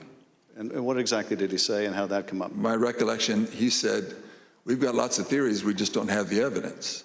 And I don't know if that was a gaffe, or maybe he didn't think through what he said, but both myself and others in my group, the three in my group and my counsel, both remembered that specifically. Lots of theories, we just don't have evidence. Georgia's Secretary of State Brad Raffensperger, who was threatened by Mr. Trump in a now infamous phone call to find the votes needed to overturn the results in Georgia, also testified about the fallout from his refusal to do so. Well, after the election, my email, my cell phone was doxxed, and so I was getting text all over the country, and then eventually my wife started getting the text. They started going after her, I think, just to probably put pressure on me. Why don't you just quit, walk away? And so that happened. And then some people broke into my daughter-in-law's home. And my son has passed, and she's a widow and has 2 kids. And so we're very concerned about her safety also. And Mr. Secretary, why didn't you just quit and walk away? Because I knew that we had followed the law and we had followed the Constitution. And I think sometimes moments require you to stand up and just take the shots when you're doing your job. And that's all we did. You know, we just followed the law and we followed the Constitution. And moments ago, as today's hearing was wrapping up, an extraordinary moment, Committee Vice Chair Congresswoman Liz Cheney used her closing statement to publicly call on Trump White House counsel Pat Cipolloni to testify. To break down everything from today's hearing, I am joined now by a great team. Ali Vitale on Capitol Hill. Vaughn Hilliard is in Peoria, Illinois, where Mike Pence gave a speech last night. I'm also joined by NBC News legal analyst Carol Lamb and Tia Mitchell, Washington correspondent for the Atlanta Journal-Constitution. Thanks to all of you for being here on a very big and very busy day. Ali, I want to start with you. I want to get your takeaways, but before we go there, let me just get you to weigh in on what happened at the very end. Congresswoman Liz Cheney imploring former White House counsel Pat Cipolloni to come and testify. Now, we've all reached out to Cipolloni to see if he's going to come. What are you hearing on the Hill? Yeah, that was a pretty stunning moment. And by the way, Kristen, if you hear any eruptions of noise behind me, it's because Congressman Jamie Raskin is gaggling with reporters right in our wake over here. So that's what that noise is going to be throughout our live shot. But I do think that that last minute plea from Congresswoman Liz Cheney for Pat Cipolloni to come testify was frankly stunning. And again, another reminder of the fact that there are still people that the committee wants to hear from, even as they're already laying out this public narrative. As the vice chair of this committee was leaving the hearing room, I asked her if they could continue doing these hearings with the gaps in knowledge that they have, clearly, from not speaking to Cipolloni and to others. She said that they continue to be in touch with him and didn't answer when I said if they needed to pause these hearings in order to keep doing that fact-finding. But really, we know that even as they're doing these hearings, they are still asking people to come before them. They are still unearthing new material. That last-minute plea there only underscores that further. It certainly does. And Ali, what were your other big takeaways today? So much happened, and there was incredibly emotional testimony at the end from Shea Moss and her mother, earlier from Rusty Bowers. What did you make of all of it? Yeah. Kristen, extremely emotional, and we were told last night by the committee that this would be the first time that we heard Rusty Bowers, in his own words, tell the story of what he experienced, the pressure campaign from former President Donald Trump, as well as Rudy Giuliani and others in that orbit. It was clear now, you heard the passion and the dedication in his voice as he, just like the former Pence orbit, said repeatedly, at each turn, when something new was proposed to him, he said no, and that he didn't feel that that was his power. I also thought it was particularly striking at the beginning of the hearing. They made clear, they asked the Arizona House Speaker, did he want former President Trump to win the election? He said yes. We heard this at various points over the course of this investigation from members of Congress, people who were asking the same questions that Bowers were asking. Hey, if you're seeing these signs of conspiracy, if you're seeing these signs of fraud in a rigged election, tell us where we can look for those, because they wanted to see them borne out. Ultimately, because the Trump campaign did not have any of that evidence, they were not able to do so. And that's where you saw people starting to fall away from the former president's orbit and fall away from the former president's lies. That's all very important. And I think there were two real different prongs to this hearing today. On the one hand, it was the false slates of electors campaigns, the way that those slates of electors were at least attempted to be put into the hands of the former vice president through someone like Senator Ron Johnson, although his office says that he wasn't directly involved in that it was staff-to-staff contact. Nevertheless, we saw a little bit more of the details behind that scheme. And then, of course, the other piece of it, which is that violence was sort of a feature and not a bug in this pressure campaign at the state level. Stunning testimony testimony from people like Jocelyn Benson in Michigan, the House Speaker in Pennsylvania, of course, the election officials in Georgia, all detailing the kinds of threats that they were getting throughout this time period because of the ways the former president and his allies were both speaking to them privately and then echoing that publicly, Kristen. Yeah, and I do want to play a little bit of sound from Rusty Bowers. We heard from him a bit at the top, but he details just how painful and how terrifying the pressure campaign became when he got personal threats. Let's play some of that. We have various groups come by, and they have had video panel trucks with videos of me proclaiming me to be a pedophile and a pervert and a corrupt and politician, and blaring loudspeakers in my neighborhood. And at the same time, on some of these, we had a daughter who was gravely ill, who was upset by what was happening outside. And my wife, that was a valiant person, very, very strong, quiet, very strong woman.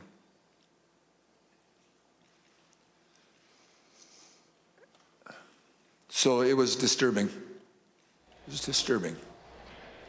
Carol Lamb, it's difficult to listen to that testimony, to listen to what he went through, what Shea Moss described that she went through, which we'll delve into in just a bit. Did you hear anything that further incriminated former President Trump in the proceedings today? Well, in a sense, everything we've heard incriminates the president, but the question is, where will this go ultimately? The purpose of these hearings is not to conduct a criminal trial. The purpose of these hearings is to put before the American people the evidence about what really happened. Whether a criminal case will ultimately be brought against anybody, and in particular President Trump, is a decision that remains with the Justice Department. And I think it's really important to manage expectations in that regard, because as devastating as this testimony is, and it is devastating, the decision whether to bring a criminal case against the president or former president of the United States is a big one. And it's one where the prosecutor, in this case Merrick Garland, has to be convinced that he can persuade a jury of 12 beyond a reasonable doubt and unanimously to convict the former president of the United States. And you heard testimony today that very rational, reasonable people said, yes, I understand that was a lie, that was a lie, that was a lie, and yet my heart tells me that this election was stolen. So emotion plays a large role in this, and I think it's important to manage expectations about what we can expect in terms of a criminal case. Carol, as we're having this conversation, Jamie Raskin just told reporters again, after he told my colleague Chuck Todd over the weekend on Meet the Press, that they were getting new information every day. He just reiterated that.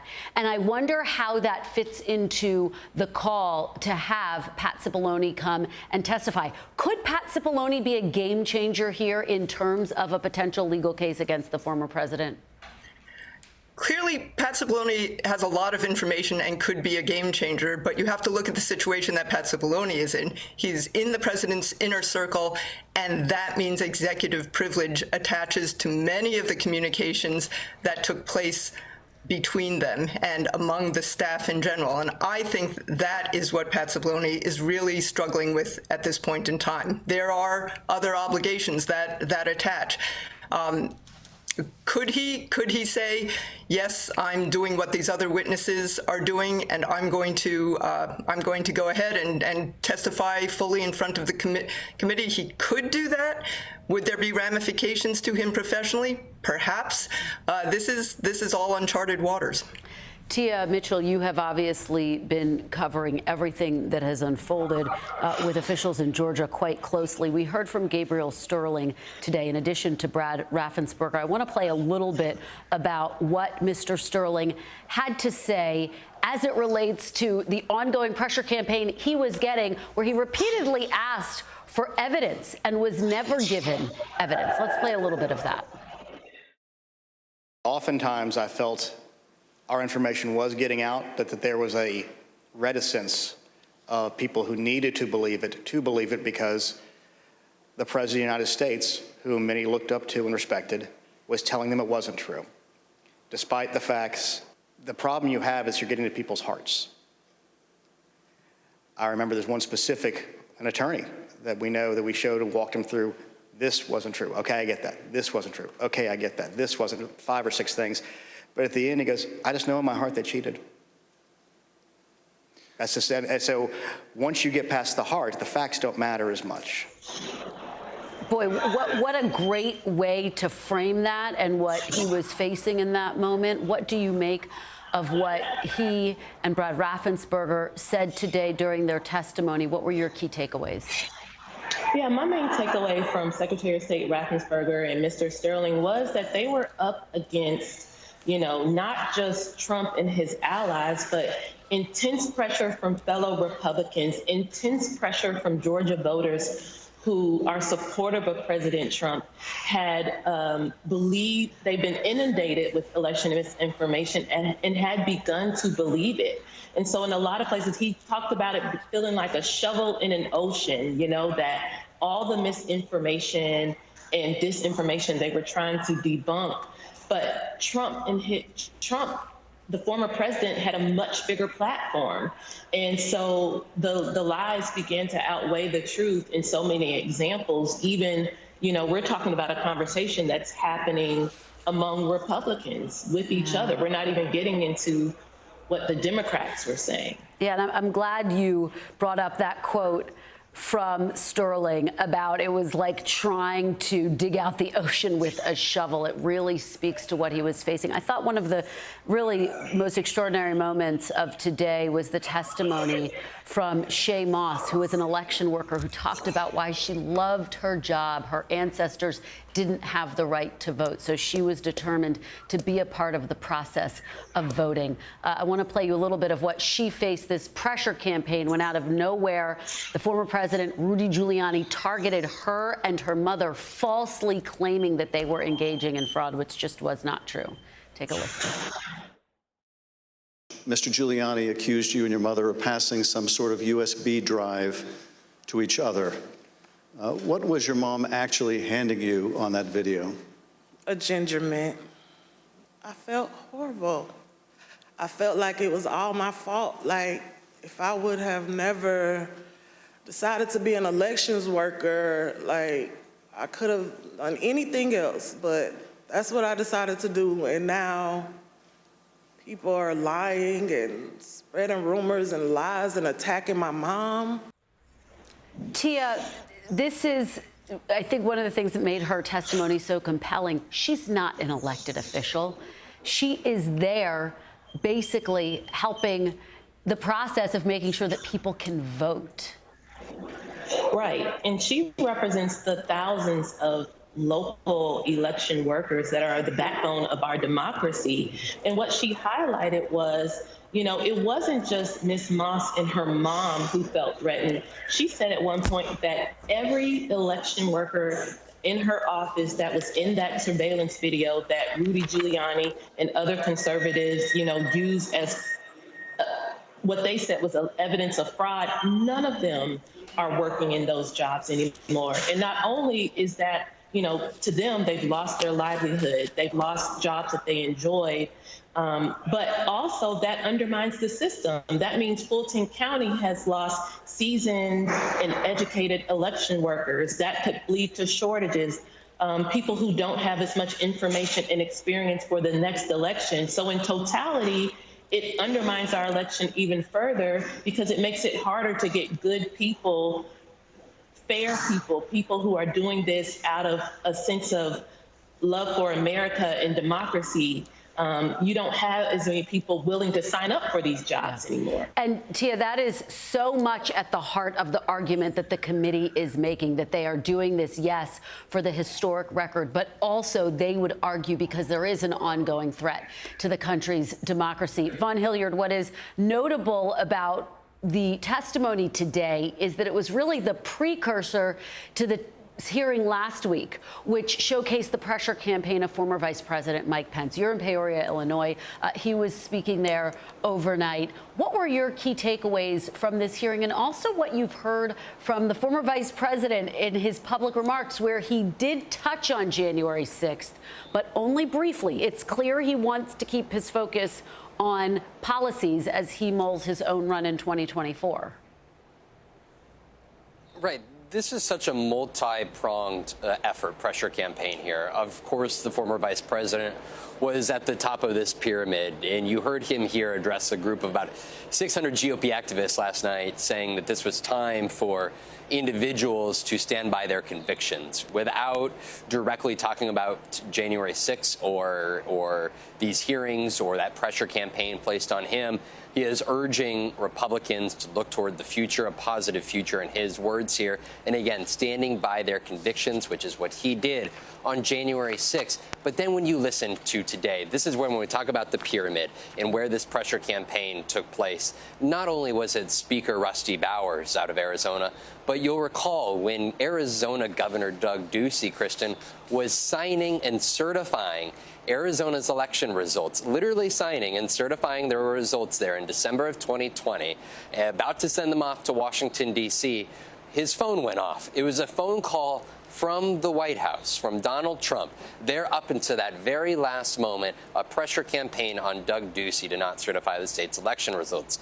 I was also texting with the chairman, Republican chairman of the Maricopa County Board of Supervisors, Clint Hickman, who at the time was also facing pressure to find a different election result. You know, he was telling me that there's that Brad Raffensperger phone call in which Donald Trump told him in Georgia to find the votes necessary to give him that win in Georgia.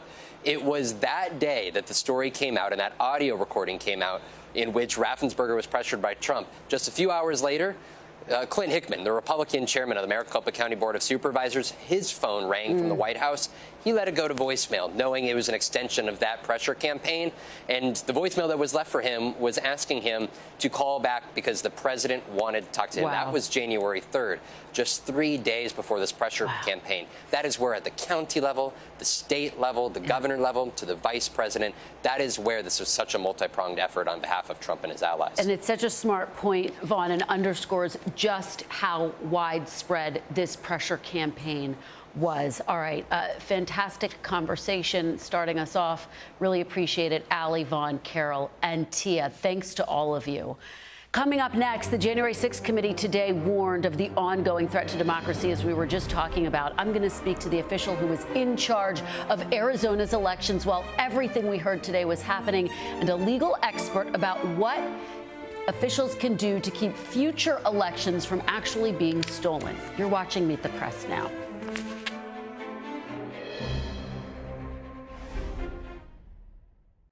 Right now on NBC News Now. We've got all the angles covered tonight.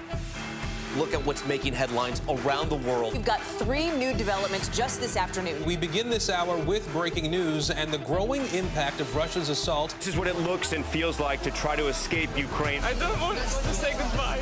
This factory has gone from making kitchen pots to lethal items. There's an intense artillery battle underway between Ukrainian forces and Russian troops. Breaking news this morning. The heartbreak, the grief, and the tears that we have seen here are all tragically familiar. Was there a school officer on campus? Because that's what we've been told. No. The shooting is once again reigniting the debate over gun laws. If it's Tuesday, it is primary night. The highest profile races yet this year. We are talking elections in a battleground state. The official confirmation of Judge Ketanji Brown Jackson. Let's zoom out a bit to our changing climate. What do we think that the new normal is going to be? We got some promising news this morning about the rollout of COVID vaccines for children under 5. Have you seen a demand for mental health services increase among Latinos? It's time for another honest conversation about what it means to be Asian American. The people of the Chamizal neighborhood aren't the only ones experiencing what they call environmental injustice. We're here to try to start conversation.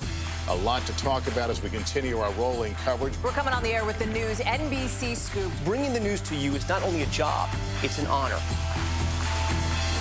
Sometimes the news can be difficult and overwhelming for kids to understand. Ukraine and Russia. Could you help me understand what's going on? So to help make sense of it, we've created a newscast just for them. We hope your family will watch Nightly News Kids Edition.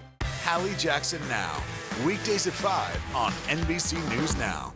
From Brooklyn, we're next to the subway station. The state's reservoirs are alarmingly low. War will pass them by.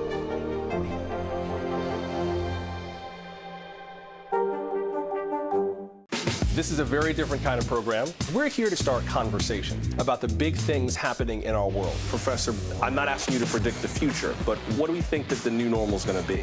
Is part of this that everyone's rethinking their jobs during this pandemic and their relationship to their employers? What is your biggest tip for any parent who's concerned about this? It's not my job to tell you what to think. My job is to think about what you tell me. Now Tonight with Joshua Johnson, streaming weeknights at 8 on NBC News Now. Making Space, the inspirational podcast from Hoda Kotb. Listen now.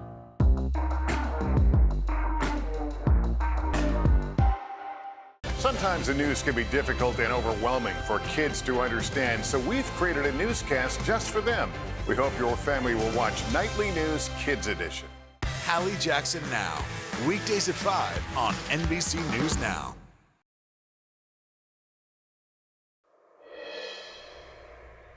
Welcome back. As we heard throughout the hearing today, Arizona was one of the states where President Trump saw an opening to potentially flip electors and overturn the election. As we just reported, we heard testimony today from Arizona House Speaker Rusty Bowers detailing how Trump and his advisors pushed Bowers to help overturn the results of the 2020 election. Bowers refused at every turn, even after 2 calls from the president and another from his lawyer, John Eastman. Take a listen. And what did Dr. Eastman want you to do? That we would, in fact, take a vote to overthrow, or I shouldn't say overthrow, that we would decertify the electors, and that because we had plenary authority to do so. In your view, what he was asking you to do would have violated your oath to the Constitution, both the United States Constitution and the Constitution of the state of Arizona? Yes, sir. I'm joined now by Arizona Secretary of State Katie Hobbs and election law expert Rick Hasen. Thanks to both of you for being here. So, Secretary Hobbs, I want to start with you and get your reaction to what you heard today. What were the key takeaways for you, and was there anything that was revelatory that you weren't aware of? Well, I think what was so compelling was hearing personally from these individuals just how much pressure there was, and that it was so blatant how these folks, Giuliani and Trump, were asking them to blatantly break the law. And he clearly stated that back to them, no, I'm not going to do that. And that, I think, is what's so compelling about what we've heard today. And Rick, for you, what were your key takeaways? I mean, did you hear anything that put the former president in greater legal jeopardy, or was this more about filling in the details of the pressure campaign? Well, I think that, the takeaway for me, similar to the secretary, it was the relentlessness of the efforts. We heard today about Arizona and Georgia, but clearly this was happening in Pennsylvania, in Michigan, in whatever states could potentially be flipped. And it sure looks like a conspiracy to subvert the election outcomes, to interfere with official proceedings, the kinds of things that could open up Trump and his key allies to criminal liability. There was that stunning moment at the end of the hearing where you had the Vice Chair Liz Cheney asking former White House counsel Pat Cipolloni to come and testify. Rick, if that happens, how significant would that be? Could that be a game changer in these proceedings? Well, having him in the room where he can come and say, I was in the room when Donald Trump heard this and that, and to have him live there, I think would be a dramatic moment. They already have a lot of information. We saw Bill Barr, for example, on tape, so I don't think it's a make or break moment, but I think the fact that Liz Cheney called him out publicly to do this is really trying to put the pressure on him, and we'll see what happens in the next hearing. Secretary Hobbs, the theory of the case that the Trump team was making was that somehow they could find new electors, fake electors, and supplant them with the existing electors. How aware were you at the time that this was going on, and what do you make of this theory? Well, we knew that in Arizona there were 2 slates of fake electors that submitted their names tried to submit their names to the archives, and we, report on those at the time.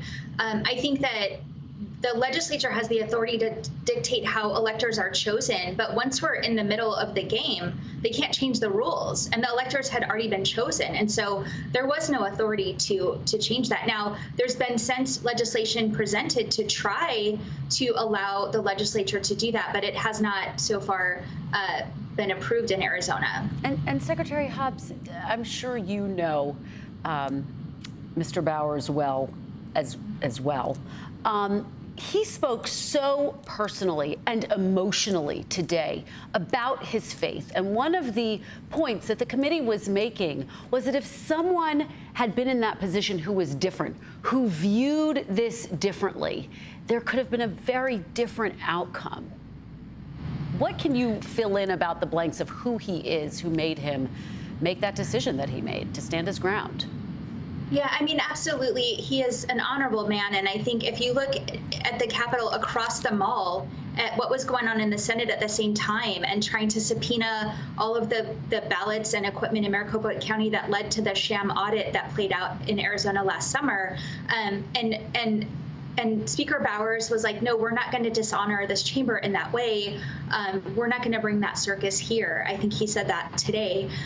And so I think there's a stark contrast in leadership and someone who was willing to stand on his principles versus caving to the pressure of the members of his caucus and other leaders. Well, committee chairman and Congressman Benny Thompson said in his opening statement today, quote, our institutions held in the days before and during January 6th, but that they're under attack from people who are eroding them from within, who are undermining every election without basis. Take a listen to a little bit more of what he had to say. The lie hasn't gone away. It's corrupting our democratic institutions. People who believe that lie are now seeking positions of public trust.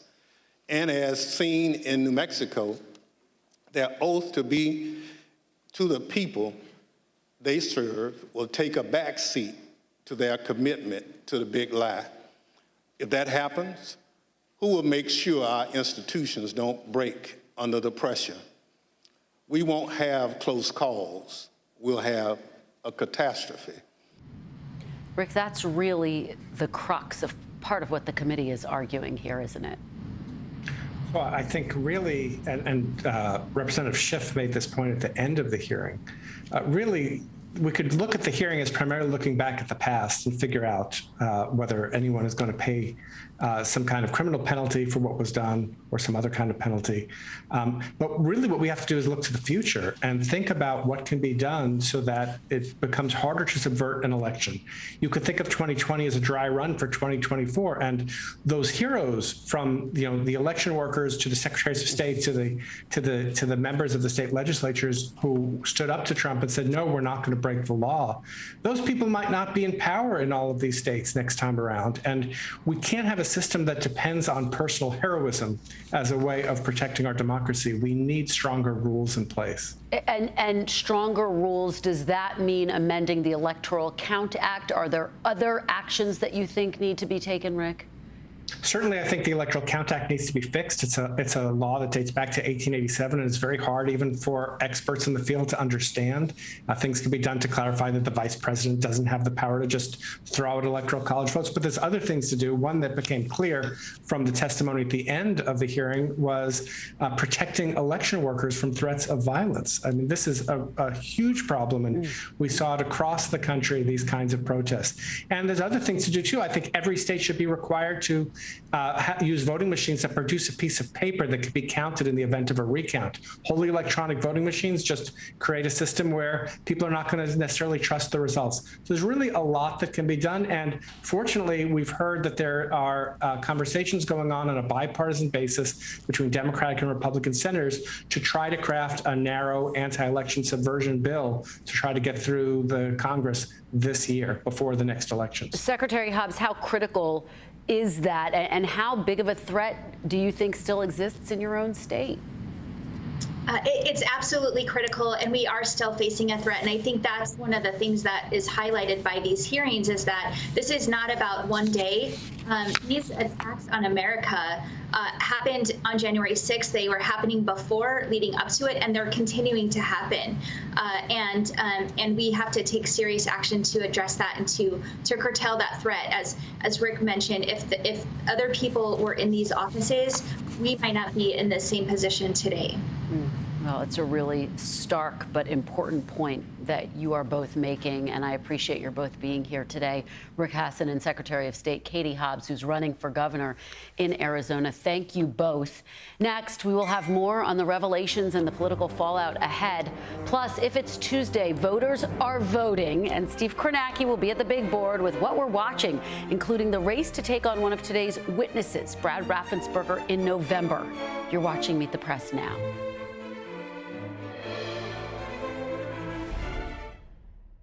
Hallie Jackson Now, weekdays at 5 on NBC News Now.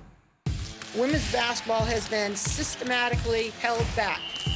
Our players and coaches have been harmed. After 49 years of Title IX, we still have work to do. In Their Court, a podcast from NBC News and NBC Sports that goes inside the issues of inequality in women's sports. Listen now. This is a very different kind of program. We're here to start conversation about the big things happening in our world. Professor, I'm not asking you to predict the future, but what do we think that the new normal is going to be? Is part of this that everyone's rethinking their jobs during this pandemic and their relationship to their employers? What is your biggest tip for any parent who's concerned about this? It's not my job to tell you what to think. My job is to think about what you tell me. Now Tonight with Joshua Johnson, streaming weeknights at 8 on NBC News Now. Sometimes the news can be difficult and overwhelming for kids to understand, so we've created a newscast just for them. We hope your family will watch Nightly News Kids Edition. News is happening now. Look at what's making headlines around the world. Whenever it happens, wherever you are, it's here now.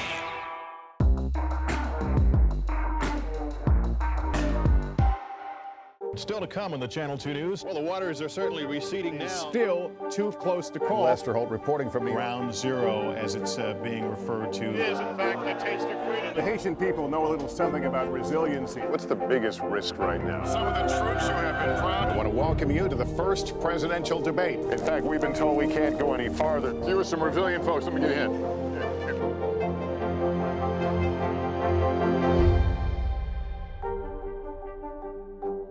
Making Space, the inspirational podcast from Hoda Kotb. Listen now.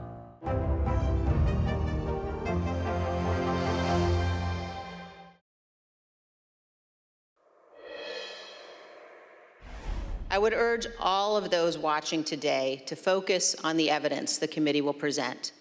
Don't be distracted by politics. This is serious. We cannot let America become a nation of conspiracy theories and thug violence. The president's lie was and is a dangerous cancer on the body politic. If you can convince Americans that they cannot trust their own elections, that any time they lose it is somehow illegitimate, then what is left but violence to determine who should govern? Welcome back. Those were some of the warnings we heard this afternoon from the January 6th committee about what dangers the democracy is facing in the wake of the attack on the Capitol. For more, I'm joined now by a really fantastic panel. Doug Heye, former communications director at the RNC, Jen Palmieri, former White House communications director at the Obama administration, and Eugene Daniels, White House reporter for Politico and an MSNBC political contributor. Thanks to all of you for being here on a really busy day. Jen, I'm going to start with you. What were your big takeaways from today's hearing, because it was really a precursor in a way to the pressure campaign on Mike Pence. This is where the battle was playing out in the weeks before January 6th. Right. And so I think each hearing has the thing that breaks through. And I think this time it was sort of the human impact that you saw from the Secretary of State of Arizona, and then from the, I'm sorry, not the Secretary of State of Arizona, but Speaker of the House of Arizona. Yeah. And then from the Georgia worker. Right. So, you see the human impact. That's important for people to see, in addition to all of the evidence that continues to come out, and think, how is this going to affect, people are really focused on, can they get Trump somehow, right? Right. But also I'm thinking, how is this going to affect the future? Can it prevent it from happening in the future? And what are they laying down that candidates in 2022 are going to be able to use in their campaigns? And we can get more into that, but I think, the human impact is what came through this time. It's not just what happened to Pence. It's that was going on throughout the country as as you said, it's a precursor to what happened on Jan 6. It's such a great point, because Eugene, Shea Moss is the opposite of Mike Pence. She's a regular citizen who loves her democracy, appreciates the vote. She talked about the fact that her ancestors didn't have the right to vote. For me, that was one of the most impactful parts of the entire hearing. No, absolutely. It was really striking, which had already been a pretty striking hearing from the three men. But once Shea came on and she introduced her mom, Lady Ruby, and talked about how important it was for her to participate in democracy, and laid out all of the ways in which she did that, and then laid out the ways that this changed and, in her words, kind of destroyed her life, her and her mother's. The fact that she felt like she couldn't go out in public anymore because she didn't know what was going to happen. The fact that her mother was told by the FBI that she should probably leave her home until the inauguration because of the kinds of people who would be coming to their home. Those kinds of terrible, scary things. There were also revelations throughout the hearing today, including one that Ron Johnson may have been trying to impact the results until the very end. I want to play a little bit of that revelation and then get your reaction, Doug. A staffer for Wisconsin Senator Ron Johnson texted a staffer for Vice President Pence just minutes before the beginning of the joint session. This staffer stated that Senator Johnson wished to hand-deliver to the vice president the fake electors' votes from Michigan and Wisconsin. The vice president's aide unambiguously instructed them not to deliver the fake votes to the vice president. We're out to Ron Johnson to get reaction, but that was stunning. I don't think anybody saw that one coming. No. And that's been a real consistent theme with these hearings, is a lot of things we didn't see coming. And if this is as political as it is a legal proceeding almost, what we're also seeing is that they're simultaneously going more broadly to get more narrow, and to see, as we hear more and more names of people who now have very real legal bills and legal issues in front of them, just how far that's going to go. The broader they go, it suggests that the net that they have ultimately will get tighter and tighter. And it seems like what's been effective so far is that we've heard Republican voices largely making this case against former President Trump. Yeah, absolutely. With Rusty Bowers today, was there a more credible voice that we could hear over these past few days? I don't think so. Yeah, I mean, and Doug raises a couple of good points, because I have been on I've been through a lot of grand juries. I've been through some congressional testimony. I've worked for two presidents. You worked in the Clinton administration. Yeah. Just for context, I'm just giving people context. Now that you brought it up, I did not happen during the Obama administration, but I've been through a lot of this. And when people's own, it's a very scary thing. And when you're facing the possibility of a criminal investigation or referral to DOJ, people will change. And it's pretty interesting, I think, when Lynn Cheney therefore said, Pat Cipolloni, I'm looking at you, the former White House counsel, that's, that could be significant. How much is he going to hang in there and put himself at risk? I'm so glad you brought that up, because that was my next point. Talk about the significance of a White House counsel, Jen, just broadly speaking. He's in those meetings with Trump, all of those difficult conversations. How big of a game changer could that be if he does come forward? There's probably, other than Trump himself, there's few people, Trump, Meadows, and then your lawyers, right? And you speak very freely in front of lawyers, and we know that Trump thought that he thinks the White House counsel is his personal lawyer. So I'm not sure that he was ever particularly guarded in meetings, but I think he'd be particularly forthcoming here. And the counsel's office is at the intersection of everything. So they are going to be able to reveal, and even though we sort of know the rough outlines, the details really do matter. They make it. First of all, they make it more tangible. You appreciate the degree to which how out of control it was. And then I think if some Democratic candidates want to pick up stuff and use it in ads, those details are the kind of things that really stick with people, too. Yeah, no, I think that's absolutely right. And one of the things that's really interesting is we've heard from other members of the Trump administration, Bill Barr, who was really close with the president, other folks that worked in the counsel's office, talking about how, most importantly, and this is what I think we're continuing to hear from the committee, that Donald Trump knew he was lying, right? And that he continued to spread that, and that is what Pat Cipolloni can also help. And that's the challenge, because I've been talking to legal experts who say they're building this case that he was told over and over again by people who he should have listened to that he was trying to break the law. And yet, what is missing is Trump saying himself, I know I'm breaking the law. And so the question is, would a Pat Cipolloni be able to fill in some of those blanks? I mean, it comes down to, as Jen said, those 2 or 3 people who were really in that room with him, Pat being one of them, Mark Meadows being, one of the others.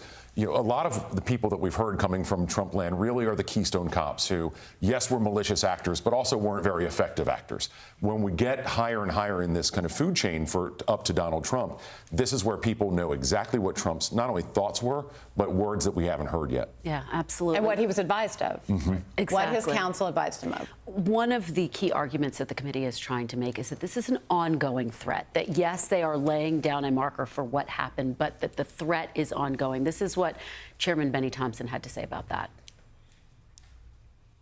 The lie hasn't gone away. It's corrupting our democratic institutions.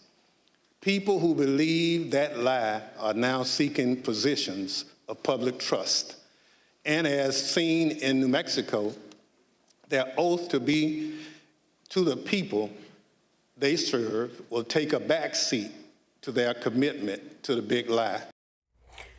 Doug, how much concern is there among moderate Republicans about the ongoing threat? Well, it's not even moderate versus conservative. It's Trump versus non-Trump centric. And we've seen so many Republicans in these primaries, not necessarily crave the Trump endorsement. There have been those as well, obviously, but just want to stay out of Trump's sphere of influence or out of his line of sight. And if they feel that if they can campaign on issues that actually are the resonant issues for what are affecting everyday voters' lives, inflation being a good example, they're on political terra firma. The problem is when you get these other issues coming up and they feel that they either have to be silent or obviously ape the Trump rhetoric. And that's where we get to really dangerous places. And Jen, we are, of course, in an election year. How much do Democrats run the risk of focusing too much on January 6th? I mean, you and I were talking about the fact it is a campaign issue for Democrats. So I think that these hearings have been all upside. I think that inflation is top of mind for voters, and as long as it's high, it's going to remain that way. But for people to also, is this going to move? Will moderate Republicans or independents in Pennsylvania, Wisconsin, and Michigan, will 10,000 of them be paying attention and move to support a Democratic candidate because they're worried that this could happen again?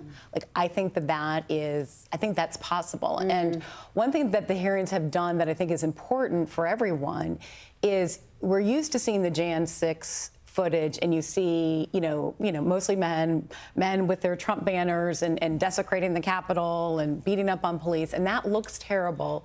But what we're realizing now, you're like, well, of course they believe that, right? They thought they really believed they were defending the country. And so I think it serves to focus the ire back on Trump and then the Republicans, the more than 149 of them, I believe, who voted to overturn the election. So I think it's thus far been for the good. I actually think the impact very is actually going to be quickly, 2024 because, you know, what we've been hearing from some Republicans is this is a commercial for people like Ron DeSantis. Yeah. All right. Well, fantastic conversation. Thank you all so much for being here, Doug, Jen, and Eugene. And as we say around here, if it's Tuesday, somebody is voting somewhere. And today that somewhere is Alabama and Georgia, which have runoff elections today, as well as Virginia and right here in Washington, D.C., where polls are open for primary elections. As the January 6th committee continues to outline the lengths the former president took to overturn the results of 2020's free and fair election, it's hard to forget that Trump is still a key motivating factor in Republican races, as we were just discussing right here, including the most high-profile race today, the Republican Senate runoff in Alabama between the Trump-endorsed candidate Katie Britt and the formerly Trump-endorsed Congressman Mo Brooks. Trump pulled his backing when Brooks started to sag in the polls. NBC's Steve Kornacki is, of course, at the big board for us today with more on today's races and some Trump-charged races still to come this summer. So, Steve, what are you watching and what's the big headline out of Alabama right now? Yeah, Kristen, well, you set it up pretty well there. It's been a saga. It's been a drama there. Mo Brooks, Donald Trump, that relationship, Brooks getting the Trump endorsement, losing the Trump endorsement, still a couple weeks ago in a bit of a surprise, making his way into the runoff here. He finished second, a bit of a distant second to Katie Britt in the initial round of voting, but neither got 50%. So to the runoff we went, and then Mo Brooks made a very public plea to Donald Trump to reconsider, to re-endorse him in the runoff. Trump responded by saying, no thanks. I'm going to endorse Katie Britt. So Britt led in the preliminary. She got about 45% of the vote. She now has the Trump endorsement, so certainly she is the favorite coming into tonight's election here in Alabama, runoff election. We'll see what happens. Obviously, this is to replace the retiring Richard Shelby, a Republican. Winner here, heavy favorite in the fall in a heavily Republican state. There are some congressional primaries we're going to be watching as well. You mentioned Virginia. Let's start there because there are two districts tonight where Republicans are picking candidates and where Republicans believe they have very golden pickup opportunities in the fall. Two districts that could go a long way towards determining House control. Number one is right down here, the 2nd district. This is the Virginia Beach area. Now, the Democratic incumbent here is Elaine Luria. She was elected in 2018 in that Democratic wave. She was reelected in 2020. Now she faces a different political climate. This district swung hard towards Glenn Youngkin, the Republican who won last year's gubernatorial election in Virginia. Here's the Republican roster tonight. We'll see who emerges from this. National Republicans would like to see this candidate, Jen Kiggans, a state senator, win in this primary. They think she is their best chance. The other district we'll be talking about a lot this November in Virginia, the 7th district. Again, the incumbent here is a Democrat who was elected in that wave of 2018, Abigail Spanberger. She's trying to defend another district that swung hard towards Glenn Youngkin last year. You could see here the Republican field in this race, who will be nominated. Again, race we'll be watching closely this fall. One more congressional primary. It's a runoff to tell you about in Georgia tonight. See if we can get this one called up here. The 2nd district of Georgia. This one is worth looking at, too. This is a seat held for the last 30 years by Democrat Sanford Bishop. This is one that Republicans think because of redistricting they may have a shot at in the fall. So we'll be keeping an eye on this one tonight as well. And the broader context, Kristen, here, we're sort of coming toward the end of the toward the end of the spring primary season. We just wanted to put the list up quickly here. These are the 10 Republicans who voted for impeachment, how they've been doing in their primaries. Obviously, the story of August, 4 of them to come will be decided then.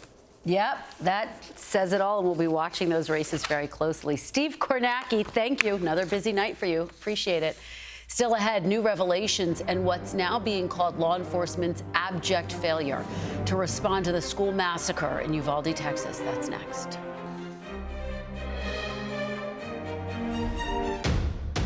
The day's biggest political stories with trusted insight now and expert analysis now. A daily look at the politics behind the headlines. Meet the Press Now, streaming weekdays at 4 p.m. on NBC News Now.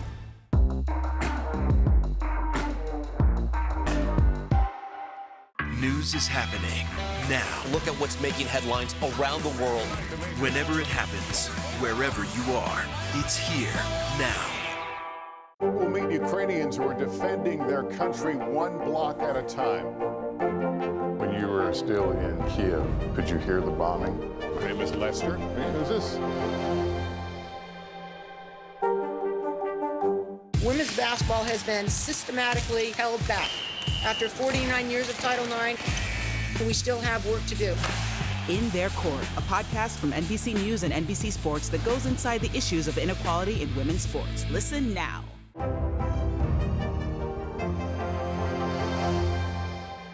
Women's basketball has been systematically held back. After 49 years of Title IX, we still have work to do. In Their Court, a podcast from NBC News and NBC Sports that goes inside the issues of inequality in women's sports. Listen now. From Brooklyn, we're next to the subway station. The state's reservoirs are alarmingly low. War will pass them by.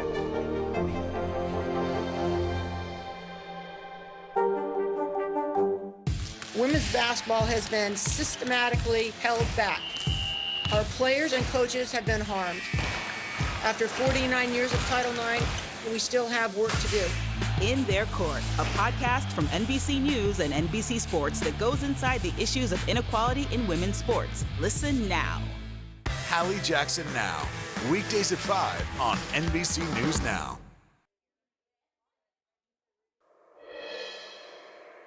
There's compelling evidence that the law enforcement response to the attack at Robb Elementary was an abject failure and antithetical to everything we've learned over the last 2 decades since the Columbine massacre. Welcome back. Well, you just heard it there, abject failure. That is what the director of the Texas Department of Public Safety, Stephen McGraw, called the law enforcement response to the Uvalde shooting that killed 19 children and 2 teachers last month. In testimony before a state Senate committee investigating the shooting, McGraw accused the on-scene commander of placing the lives of officers over the lives of children. 1 hour, 14 minutes, and 8 seconds. That's how long the children waited and the teachers waited in rooms 111 to be rescued. And while they waited, the on-scene commander waited for a radio and rifles. Then he waited for shields. Then he waited for SWAT. Lastly, he waited for a key that was never needed. So difficult to hear that. Joining me now for more on these really tough details is NBC's investigative correspondent Tom Winter. Tom, thanks for being here. What are your key takeaways from McGraw's testimony today? What did we learn? And it seems like every detail that we learn about the law enforcement response is worse than the next. That's a perfect way to put it, Kristen. And literally every single sentence today contained new information that just made this this whole tragedy somehow worse. We had heard before that they were waiting for some sort of a ballistic shield, something that could take a bullet while they enter the classroom. Well, today we found out for sure that not only did they have a ballistic shield relatively early on into their response, approximately 20-25 minutes into the response, but they ended up getting 4 of them. They had a Halligan tool, which is named after the firefighter in New York that invented it. It's something you or I could put into a door and using the proper force break it open. And then we learned that that wasn't needed at all. Neither were keys needed at all, because according to McGraw, the door likely was never locked in the first place and nobody needed a key to open it. What made it even worse, according to McGraw, is that nobody even checked to see if it was unlocked, that somebody could open it. And from a school safety standpoint, Kristen, and there was a whole lot of discussion about this, the things that were not done to properly prepare this school for seemingly any sort of incident, according to the Texas Department of Public Safety. But that door could only be locked from the outside. So presumably in an active shooter situation, a teacher would have to actually go to the door, lock it from the outside, and then go back in. It was something that really seemed to confound him. One of the things I think was most interesting about this is this transcript does not rely on the sworn statement of any single police officer or member of that school. According to the Texas Department of Public Safety, they solely relied on surveillance camera, body-worn camera video.